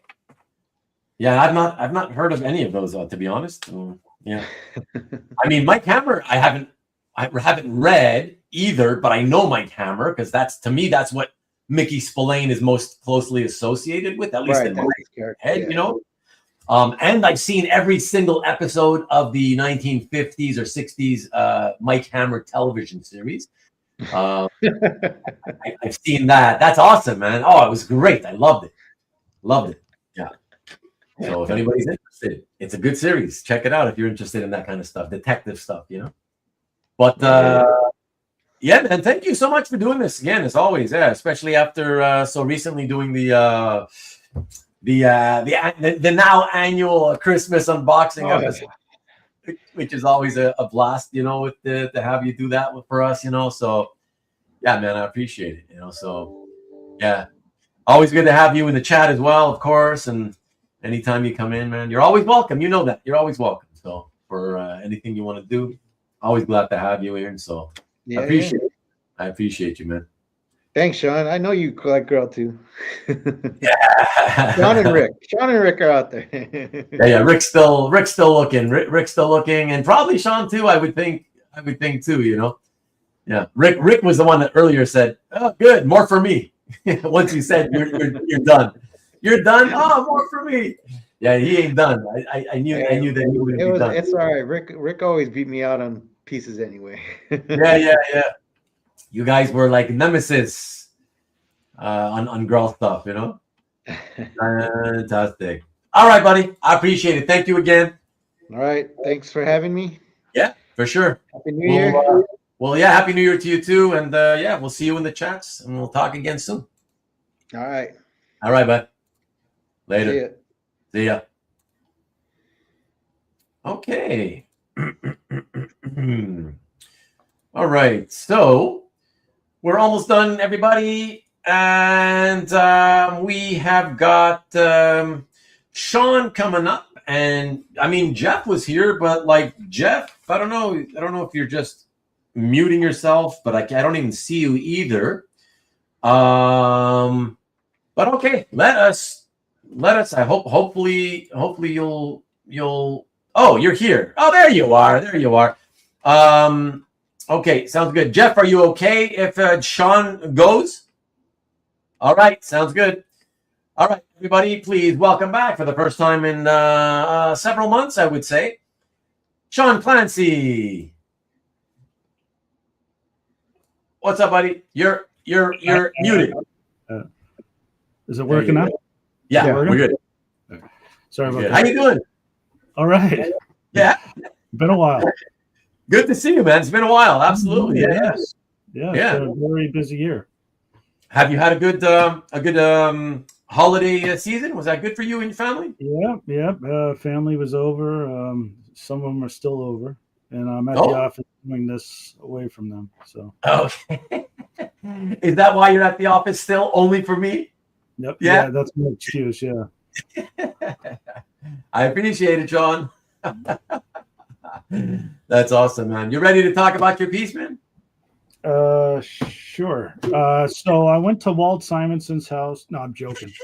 I was just gonna say everybody's expecting that, and you're gonna disappoint them all. Oh my gosh. Yeah. Oh my gosh. No, I felt that we covered Walt previously several times, so I didn't pick that one this time. That makes sense. There was a CAF live event a couple months ago, maybe 5-6 months ago, and I bought a Legion of Superheroes page from a guy who was selling it on CAF Live, and I asked him if he had anything else, and he says yes, I have other stuff. So I sent him my want list, and New Teen Titans is always on my list. So he saw that and he said, "Yeah, I have one piece," and he showed me the piece that you're about to show. And I've been looking for that for years. I have a couple of specific pieces I'm always looking for. So when he offered it to me, of course, I got it from him. Not only that, the other pieces you had Mikey on earlier, and the Legion cover, the trade paperback cover that you showed of the Giffen. Mickey, that came from the same guy. Yeah, that came from the same guy. I didn't have any interest in it. So I spent a lot of time this summer finding other people pieces. using those pieces to pry out stuff out of their collection. And that's how I did it with Mikey and a couple other people who were on this live event. So I did a lot of that. So I would buy a piece from somebody else. I'd trade it to the collector that had a piece I really wanted. And I'd get it. It was a lot of work, but all of it panned out. I shot 100%. Yeah, man. I mean, this is a for me memorable piece. Love the title, love the artist, love the character, and love the particular specific piece. So let's take a look at it and tell us what you remember, what your memories are about this. This is awesome. Yes, so Starfire, obviously a big, huge Starfire fan. I think everybody can tell that from my gallery. This piece here, I remember buying it from the miniseries. It was a 4-issue miniseries. I actually own the cover to the miniseries and one other page. And there's just still a couple pages I'd still like to get from that. But this one here, the pinup, was, like I said, on my radar. I remember it as a kid, so very happy to add this to my collection. And like you mentioned, I think in the post on CAF, all the borders hand drawn. There's no stats whatsoever. Yeah, and I think the only whiteout is the stars. I looked at it. Wait a minute, I have it right here. Let me just look at it. That's what we call nice and clean. Yeah, I was very surprised. I don't see any stars. I mean, I don't see any whiteout other than the stars. So yeah. You haven't seen this on. What do you mean, Tom? Tom is saying I've seen this piece on Rubens before. No, you haven't seen this piece before. Not on, and I don't know what you mean by me. I don't know. I have no connection to this piece other than having read it and back in the day and loving it. But you're mistaken about that, Tom. The George Perez character to have, says Lee. Yeah, and it's inked by George. So all George. Yeah, pencil and ink by George. Yeah, amazing Starfire. Congrats. Also, really impressed by the OA arbitrage. What do you mean by OA arbitrage? Oh, all the arbitrage that you spent doing for other collectors. Yeah. Yeah. Okay, so they highlighted this one on CAF last Thursday. Thanks, Mike. They did. Did you know, Sean? You didn't know? They never tell me when they highlight anything I put. No, they don't tell you. They they just post it like in an email, and if you see the email, you see it. If you don't, you don't. But no, I did not know that. Now I'm going to watch it and see what they said. But actually, everybody else has been showing pieces that they haven't posted on CAF, so I think I'll show you something I picked up this year if you want. You want to show something that you picked up? Yeah, this year, 2025. That's not on my CAF gallery. Trying to slip in a second piece. He's going to slip in a second piece, that cheater. Hey, I waited my turn. that is true. That is All right, true. Ready? All right. So this is the Titans is a big one for me. So this one took a lot of work to get, but it's the first Deathstroke. So from number 2? Yeah, that's the first time they show his face right there. Holy shit! Yeah. What do you mean? What do you mean? That's the first time you see him from the front? Is that what you mean? That's correct. What page in the story is it? That's page 2? Yeah. Wow. I Yeah. remember it. Wow. Yeah, when I didn't win that Frazetta painting I showed you, I went by and got this instead. So, You went and got that instead. Here's a reveal for you, okay? I felt bad with everybody else showing them. Holy shit, that's pretty awesome. I don't know. If you would have chosen that as your one, I think I might have been even more excited. Maybe potentially. Well, yeah, but I wasn't planning on showing it until everybody else was showing unseen stuff. But anyways, the guy who had this was in California. Wanted cash, so I actually had to send my brother down to go get it and give him cash for this, which was a lot. So I had to go through and get a bank bag of cash. Wait a second. You're in the Pacific Northwest, correct? In Seattle, yeah. In Seattle. You're telling me you sent your brother like on a plane? No, he drove. You had your brother drive down south to Southern California from Seattle just because the guy who had this was only willing to take cash. Correct. Wow, that is insane. Yeah, it was a 3 or 4 day event. I had to pay all of his expenses, of course. Well, no, obviously. Yeah. Hello. But, yeah, I couldn't get away. And I knew I'd been working on this guy for 2 years. And so I knew that I had to. Oh, you knew he had it already?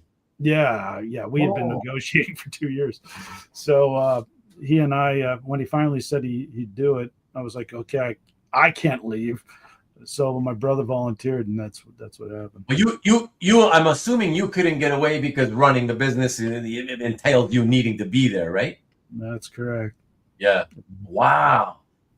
Man, that's amazing. And you're lucky that you had the ability to have a brother who had the time, was able to do it, and willing to do it. I mean, no, he works with me, so we. Oh, he works with you. Okay. Yeah. Oh, yeah. You can take time off work, no problem, as long as it's to go get your artwork. Yeah, and let me tell you, he ate well, and he stayed at 5-star hotels on the way down. So did he really? No. That's awesome, dude. Oh my god. He's not in the comic books, so he didn't even know what he was really looking at, to be honest. He was never into comic books. Never. Well, he read, Cracked and Mad, and that was about it. Wow, interesting. But he knows I know my stuff, so he knew what was going on, so he volunteered. Oh, he volunteered for it. Wow, man. Yeah. No. Yeah. Yeah, I had reached out to several collectors in the area down there, and who I trusted, and I was willing to do something there where I had to give them a fee or whatever to pay. But my brother, once he found all the difficulty I was going through, said, "Let me just go down there and get it," and that's what happened. So that was probably in May, maybe April. Oh, that was bad. Oh, wow. So you've already had that for that much time. Wow. Yeah. Oh man, that's fantastic. Wow. And so what was your plan? To keep hiding it for a few years and before posting it, or maybe never post it, or what? No, there's several pieces I have. I'm sure you have stuff hidden too. I imagine most of the people. Yeah. I'm just keeping that hidden. I have a Titans cover I haven't posted yet. Okay. So no, I was gonna. In fact, I don't think I'm even gonna post this, because what happens is if you post something like that, you get some people just bugging you for it. That's true.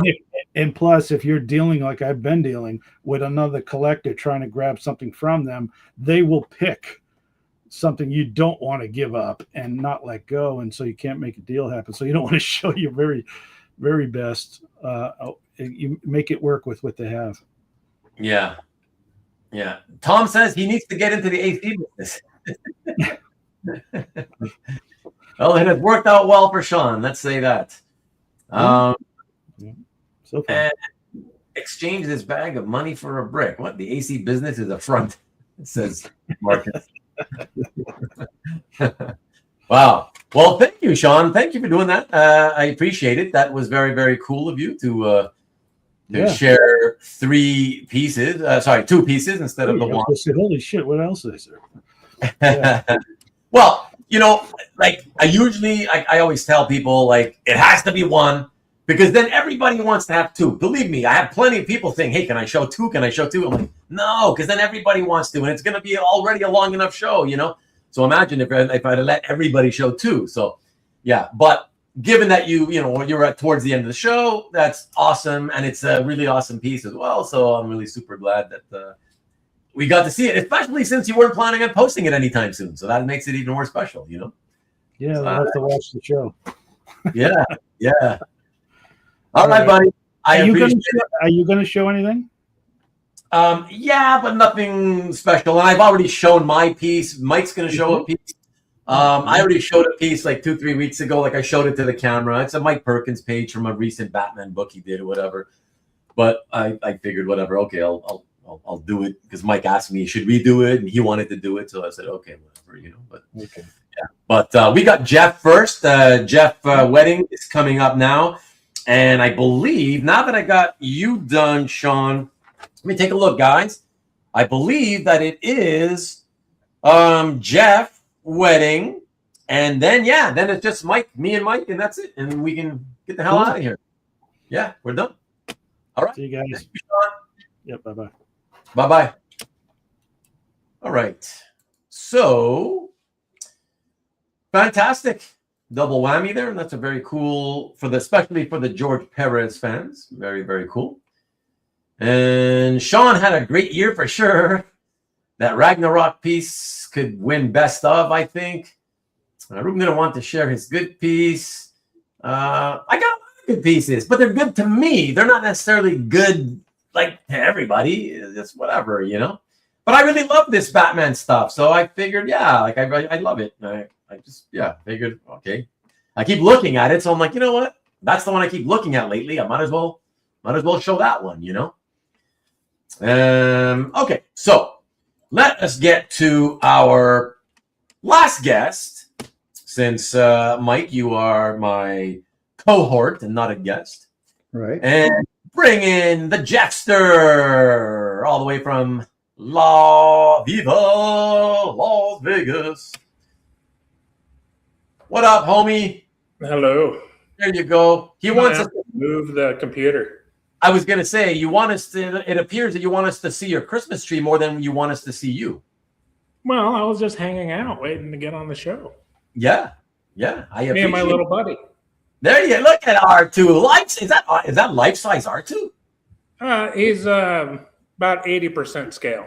Wow. That's huge. They were selling them at Home Depot this year. Home Depot? Yeah. They're animatronic, and they did them for Halloween. Wow. Okay. So it can roll itself around the house? It doesn't yet. Oh. There may be modifications on the way. But okay. The head does swivel. It makes all the sounds and everything.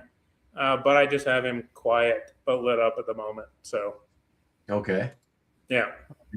And I don't want him stealing the show. Can I ask? I'm just curious because it's so large and it looks pretty intricate. Can I ask what did something like that run? $300. Okay, I was kind of thinking a few hundred. Yeah. Okay. Yeah.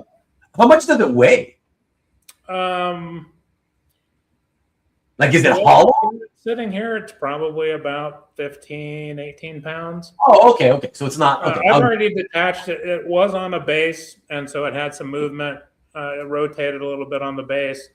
the base was more than half the weight. I already ditched it and changed out a few parts to make it a little more accurate towards the screen version. So there'll be more mods, I'm sure, as time goes on.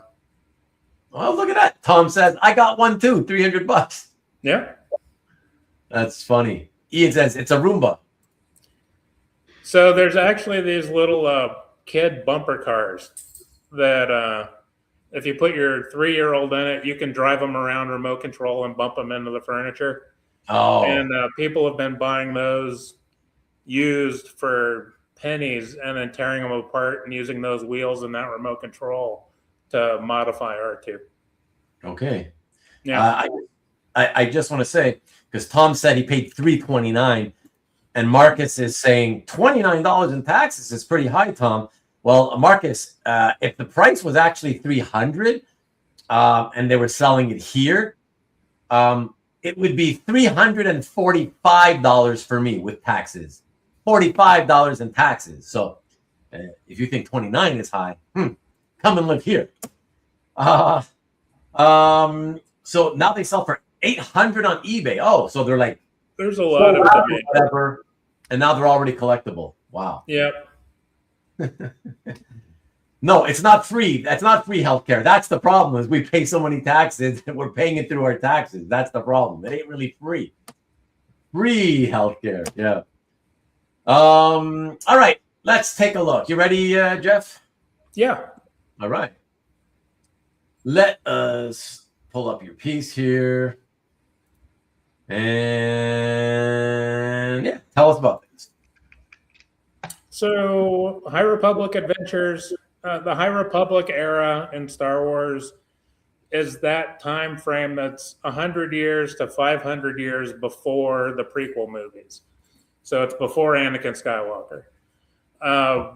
And so Lucasfilm did, or Lucas, not just the film company, but they did novels. Marvel did some series, and IDW, which had the young adult license, started High Republic Adventures. The young adult license switched to Dark Horse. They carried on the High Republic Adventures, and they did several phases. All of the High Republic Adventures storylines pretty much focused on Lula, who is the one that's standing there on the right. And one of the other main characters was Zine, who's the one kneeling on the left. And at the beginning of this issue, it's sort of near the end of the third phase, the ending phase. And there's a giant battle happening above a planet. And they've been on a giant ship that's now burning up and falling out of the atmosphere. And they manage to leap off of that onto a smaller ship, which is also on fire and crash lands. And there's this page before where the two characters are kind of talking at each other without listening. And Zine's saying, hey, we keep getting in these situations where we almost die, and there's something I got to tell you. And Lula's like, I got to find this thing real quick, and then, we need to talk. And they both turn around at the same time and propose. And so this is the scene where they both say yes. Harvey Tolabau from Next Comic Art drew a large portion of all of the phases for High Republic Adventures and made the hop over from IDW to Dark Horse. And I've managed to pick up some of Harvey's pages that he both penciled and inked. This issue, LeBeau Underwood did the inks. So I reached out to LeBeau and picked this page up. And it's a relatively recent acquisition. It showed up just after Thanksgiving, or right around Thanksgiving, and haven't had time to post it yet. In fact, this may be one that I hold for May if I attempt a marathon posting a day in May. I'm not sure I'm committed to that yet, but yeah. So.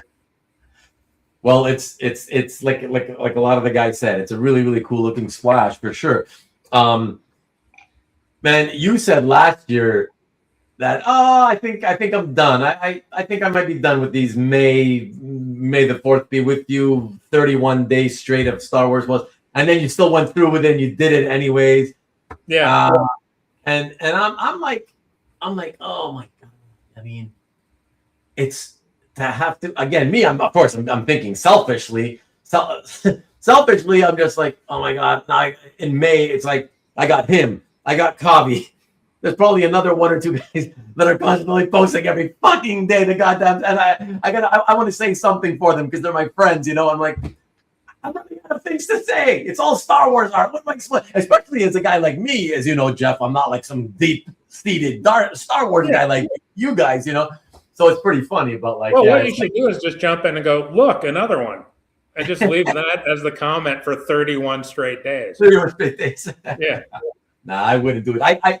I still like to try to, you know, if there's something about the art. There's a handful of days that, you know, we recognize as the Star Wars holidays in May.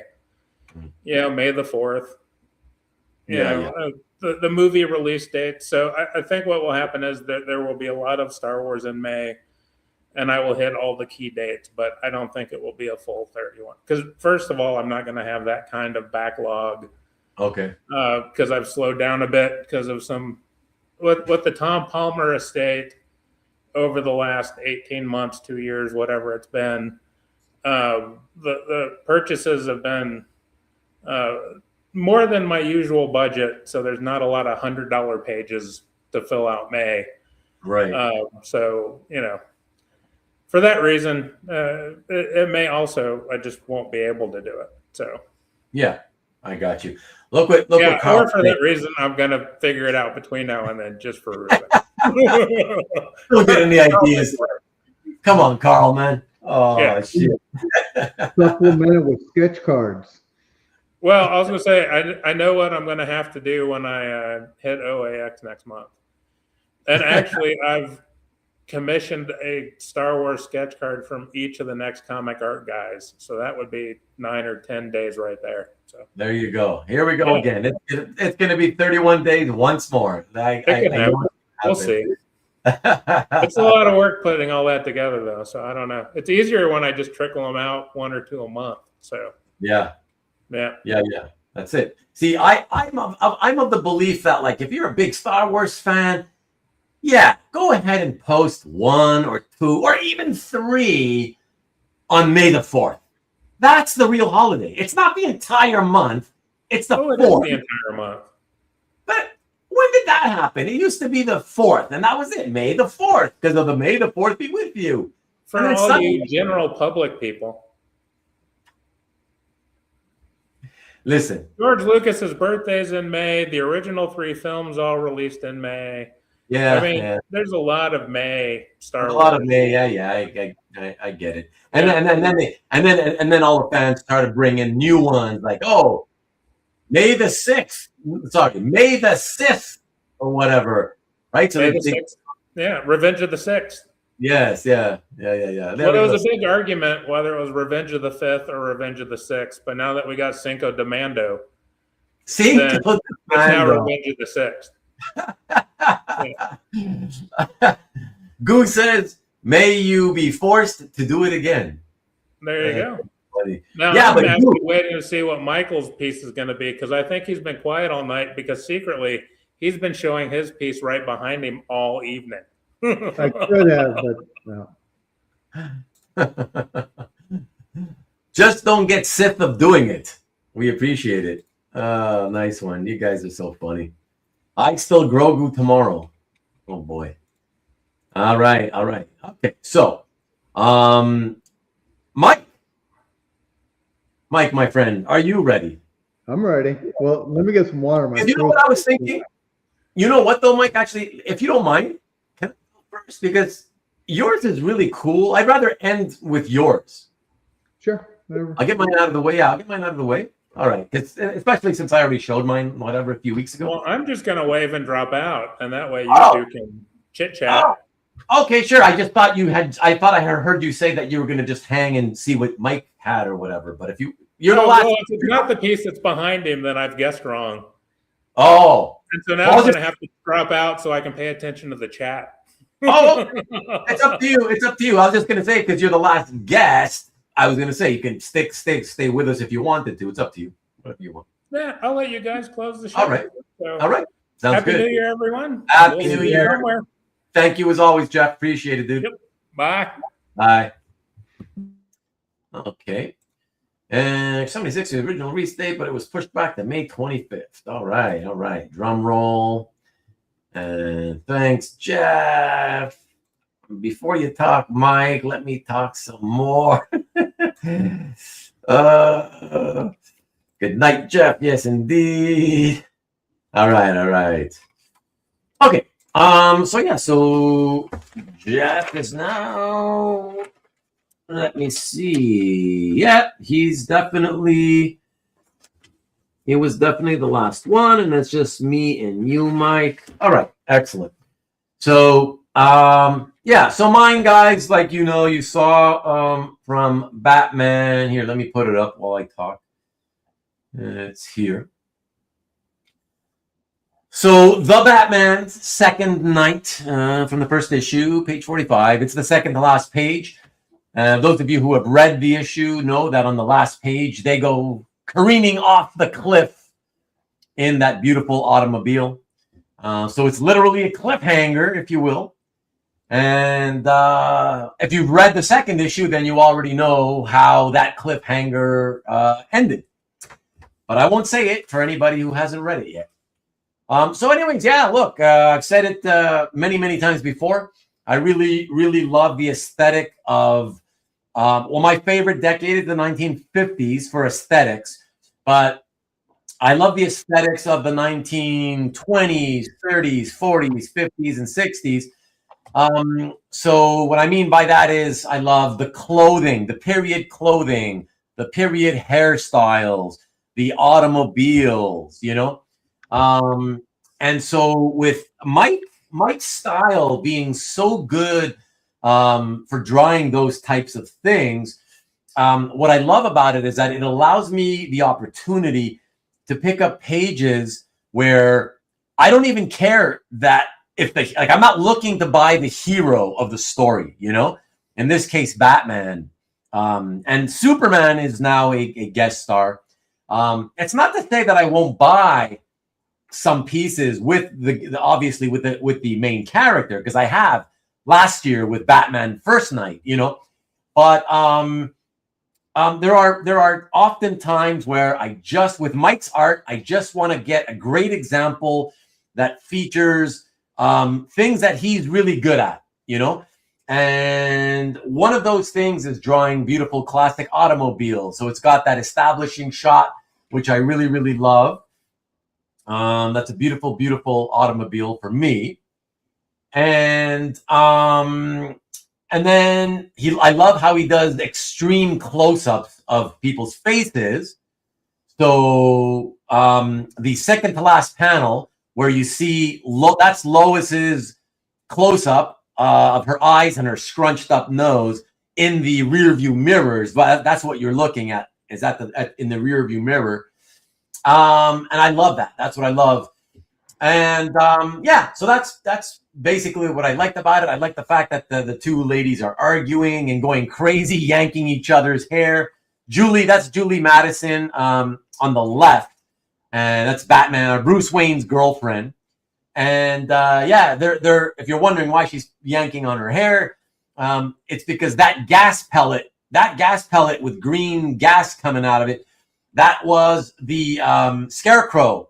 As they drove away, when they first got in the car, as they were driving away, the Scarecrow threw that pellet into the car and they didn't notice. And so the gas is driving them nuts and making them all, it's fear, right? Fear gas. So they're going nuts and getting crazy on each other and getting scared and so on and so forth. And yeah, I don't know what else to say, but I just really love it. And so that's it. Really happy to get the page. And so that's why I chose to show that tonight. That car, still great, but gonna need some body work. Yeah, now convertible. Nice, Mike. Mike, you don't say much, but when you do, you make it count. I try. Panel 5 looks like a horror movie poster. Yeah, exactly. I love that. Yeah, the terror. Exactly. That's what I love, Yeah. And there is plenty of Batman art to be bought. Indeed, Marcus. Indeed. It does. Those eyes are so good. Rubén wants Perkins' absolute Batman art. Well, he didn't draw any. That's what's funny, Marcus. He actually drew. It's funny. He drew an absolute and he drew an absolute Wonder Woman cover and an absolute Superman cover. But as of yet, he never got a chance to do an absolute Batman. So it's interesting. And hey, so you have a chance to tell us, is it Paisan.org or paisanat.org? I know it can't be pizza. But yeah, welcome. And the expressions are insane indeed. Yes. Yeah, I'm glad you like it, man. Glad you like it. And by the way, I haven't read the second issue myself yet. Read the first issue and I loved it. I loved it. I loved it even more than Batman First Night from last year. So the first issue alone, I hope it continues to be as good in the second issue. But yeah, love the first issue. Great choice of villain with not only the Scarecrow, but with the Hangman. Really, really cool. Vroom, yes, sir, Scott. Toon says would have been a better driver. Thank you, Tom. I appreciate it. Thank you, Rick. Yeah, so there we go. Let me remove that. Thank you. Okay, and that it is for me. And now to close out the show, we finish up with Mike DeLeRee. Not so nice, Mr. Not So Nice. We all know he's very nice, though. And he is going to show us a really cool... Hey, by the way, a really cool piece. Remind us all, Mike, because I don't remember. Is this particular one in your gallery or no? It is. It is. Okay. Thank you. But yeah, it's a great piece. But it's been a while since you posted it, so people may or may not remember. So yeah, so let me find that piece here. All right, and here it is, everybody. Check this one out. Detective Comics 1067, cover by Colleen Doran. Okay, so in sticking with kind of the theme of the night of buying a piece twice, I kind of did buy this piece twice. When Colleen was doing her covers for Detective Comics back in 2022, as soon as I saw this image, I contacted her, said I wanted to buy this cover, and she gave me the price, which was a little bit more than my impulse budget allows. So I ended up making payments to her, and when I finally got the art, it was a different cover. It was the Icarus cover that's in my Cap gallery. Oh yeah, I forgot about that. I'm like, I'm super happy with this cover, but I actually wanted the other one. Right. But anyway, so she told me the other one wasn't fully colored and all that. So then just earlier last year, she posted this scan, the pencils on the left. So I reached out to her again and said, if you have this still, I still want to get it. So she gave me a price. It was a lot cheaper than the fully colored one. So I ended up getting it. And I love it. Like I mentioned, one of my favorite homage themes is when they homage, and I'm going to use the term, fine art for comic covers. I mean, yeah, I love gallery art or museum art or whatever the term is that you want to use. So this is an homage to a famous painting, Ophelia. But then she added the details like the pearls in Batman's hands or hand right there. Oh, yeah. So to reference his mother. So that's it. I mean, to me, I like art. I can't talk about it very well. When I see it, I know I like it. Yeah. But, if you, Marcus mentioned Linnea Strid, the artist that I like, and I have a piece by her that kind of homages this same painting.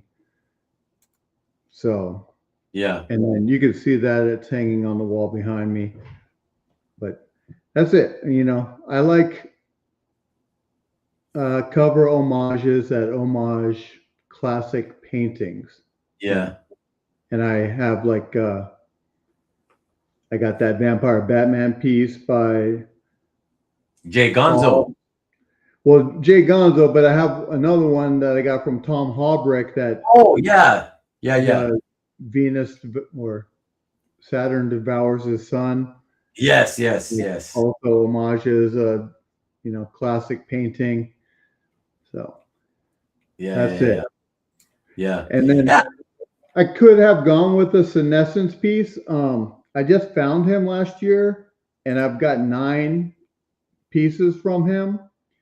But I wanted to go with something that was a little bit more comic centric.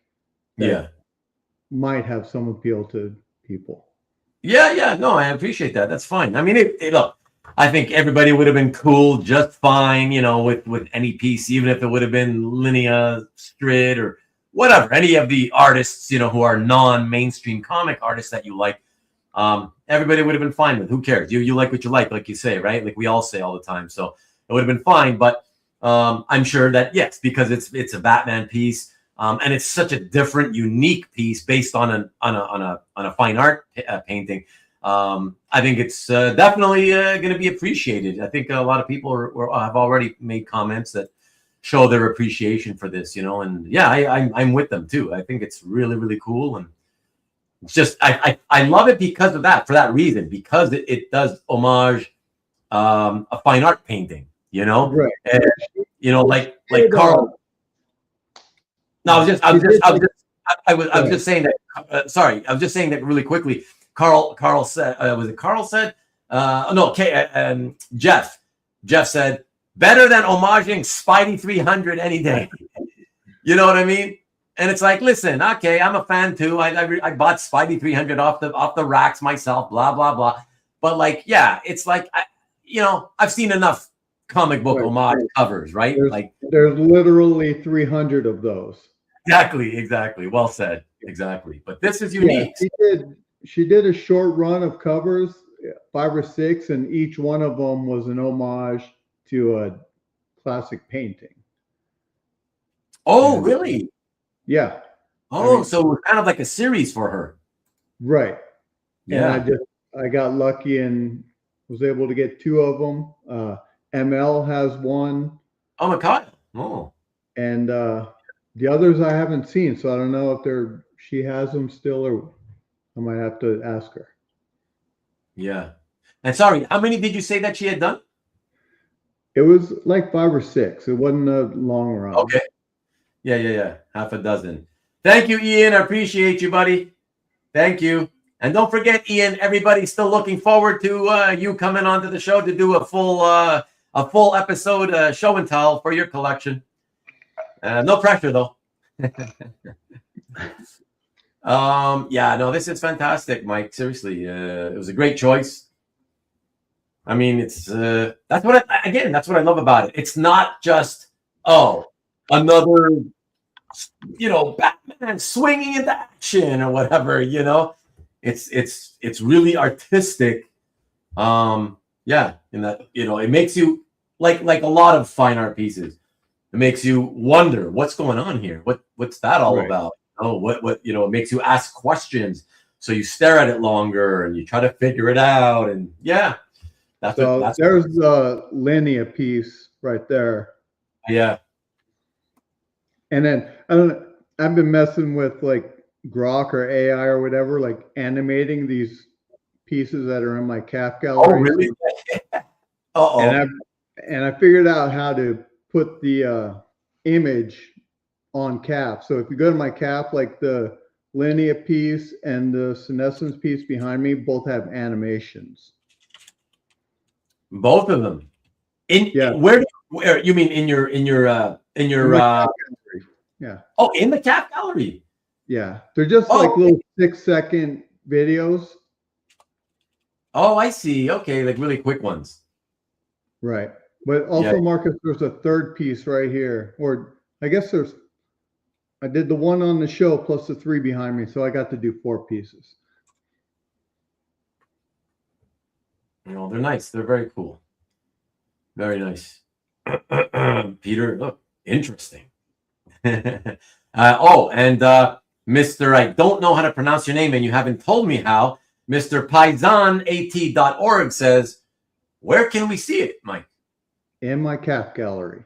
So, yeah. So, Paisan, sorry, I'm going to call you Paisan because I don't know how to pronounce that name until you tell me. If you go down below below my description of this video, you will see the direct links to every presenter's gallery. Everybody presented tonight. Their gallery links are down below, and they're listed in order of alphabetical by first name. So look for M. Go down until you see Mike under M, and you'll see his calf gallery, and you can check those videos out there. All right. The third piece is you using the middle finger for me. I'm not falling for it. Okay. Now are you responding now? Marcus, ask about my day. That's a reference to the piece in my calf gallery. Okay. Okay. Oh, you're very welcome, Paisan. I'm going to keep calling you Paisan. If you keep coming back to watch, I'm going to keep calling you Paisan until you tell me how to pronounce it. Carl says, all right, everyone, have a great week. Thanks for coordinating this awesome show again this year. You're welcome. I say thanks to my wonderful co-host, Mike. So thank you, Mike, as always, for doing this show with me. Yeah. Always a good time. I appreciate that, man.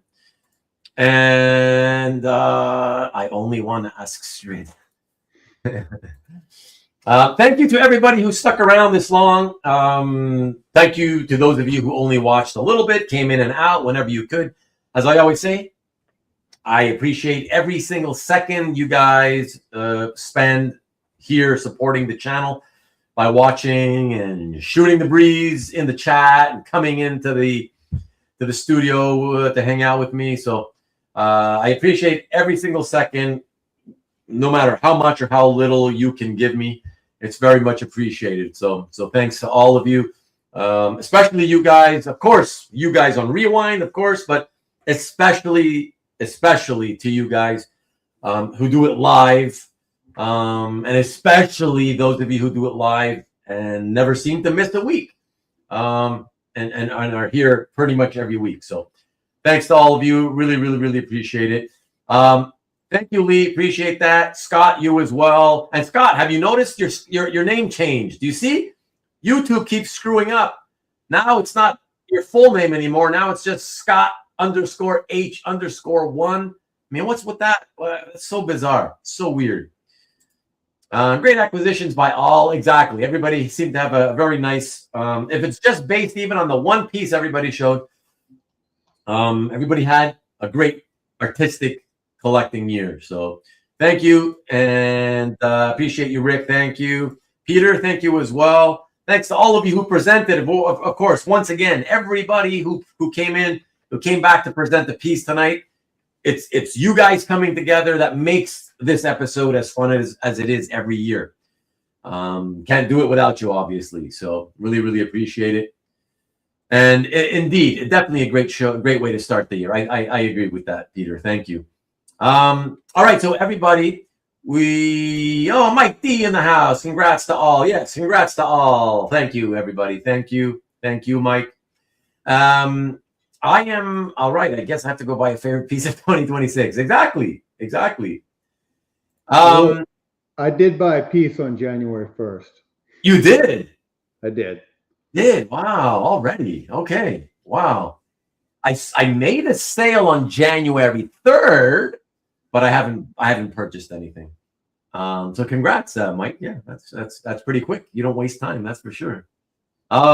So yeah, everybody, I'm gonna leave you out with haven't done this in months. because I've been going week to week for months. So I'll leave you with the thumbnail for next week's episode.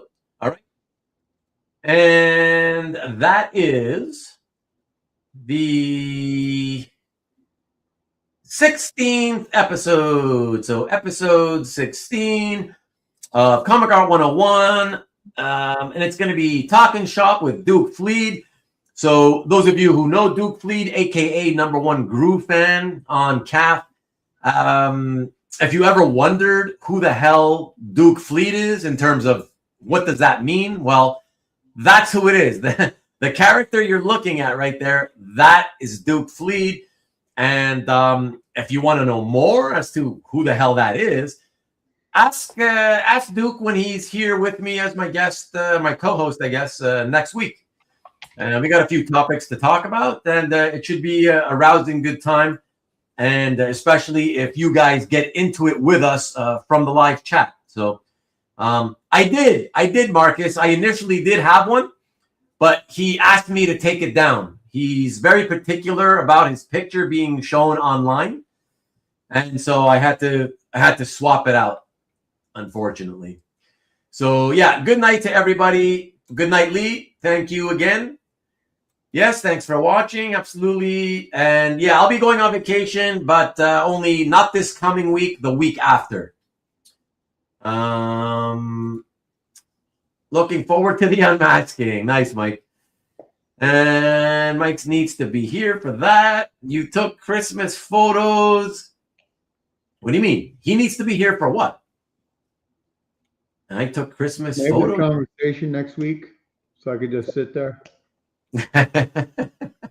You took Christmas photos. I took Christmas photos of what? Barely, actually. And what? His picture is already online? I know it is. Don't ask me. Like I said, ask him next week. You should bust his balls next week about it. Okay, how about that? That would be nice. Because to me, honestly, it is a little bit weird, but whatever. That's what he wanted. So I gotta respect it. What can I tell you? I am not excited for the airplane flight. No. Invite someone that's selling the BWS New Mutants 41 cover so I can go into debt. Who? I don't know that anybody's selling that. I don't know anybody who's selling that. But thanks for being here, and thanks for subscribing to the channel, Mr. Poseidon. And Dan's face already online. I know it's already online. I know. Like I said, bust his balls next week. All right. Good night, everybody. Thank you again. And please be back here. Don't forget Nicky B. Don't forget Nicky B on Friday. Gonna have the big sale with all those great Mark Bagley pieces. And he's also going to do a great giveaway, a big giveaway in his words, to celebrate the fact that he got 1,000 members on his Facebook channel. All right. So, yeah, check out Nicky B. And then after that, please come back here and hang out with all of us here again, as well as Duke Fleed, the actual Duke Fleed, the collector. All right. So thanks again, everybody. Peace out. Thank you again, Mr. DeLeRee. And, yeah, we'll see. Appreciate it, man. We'll catch you guys all next week.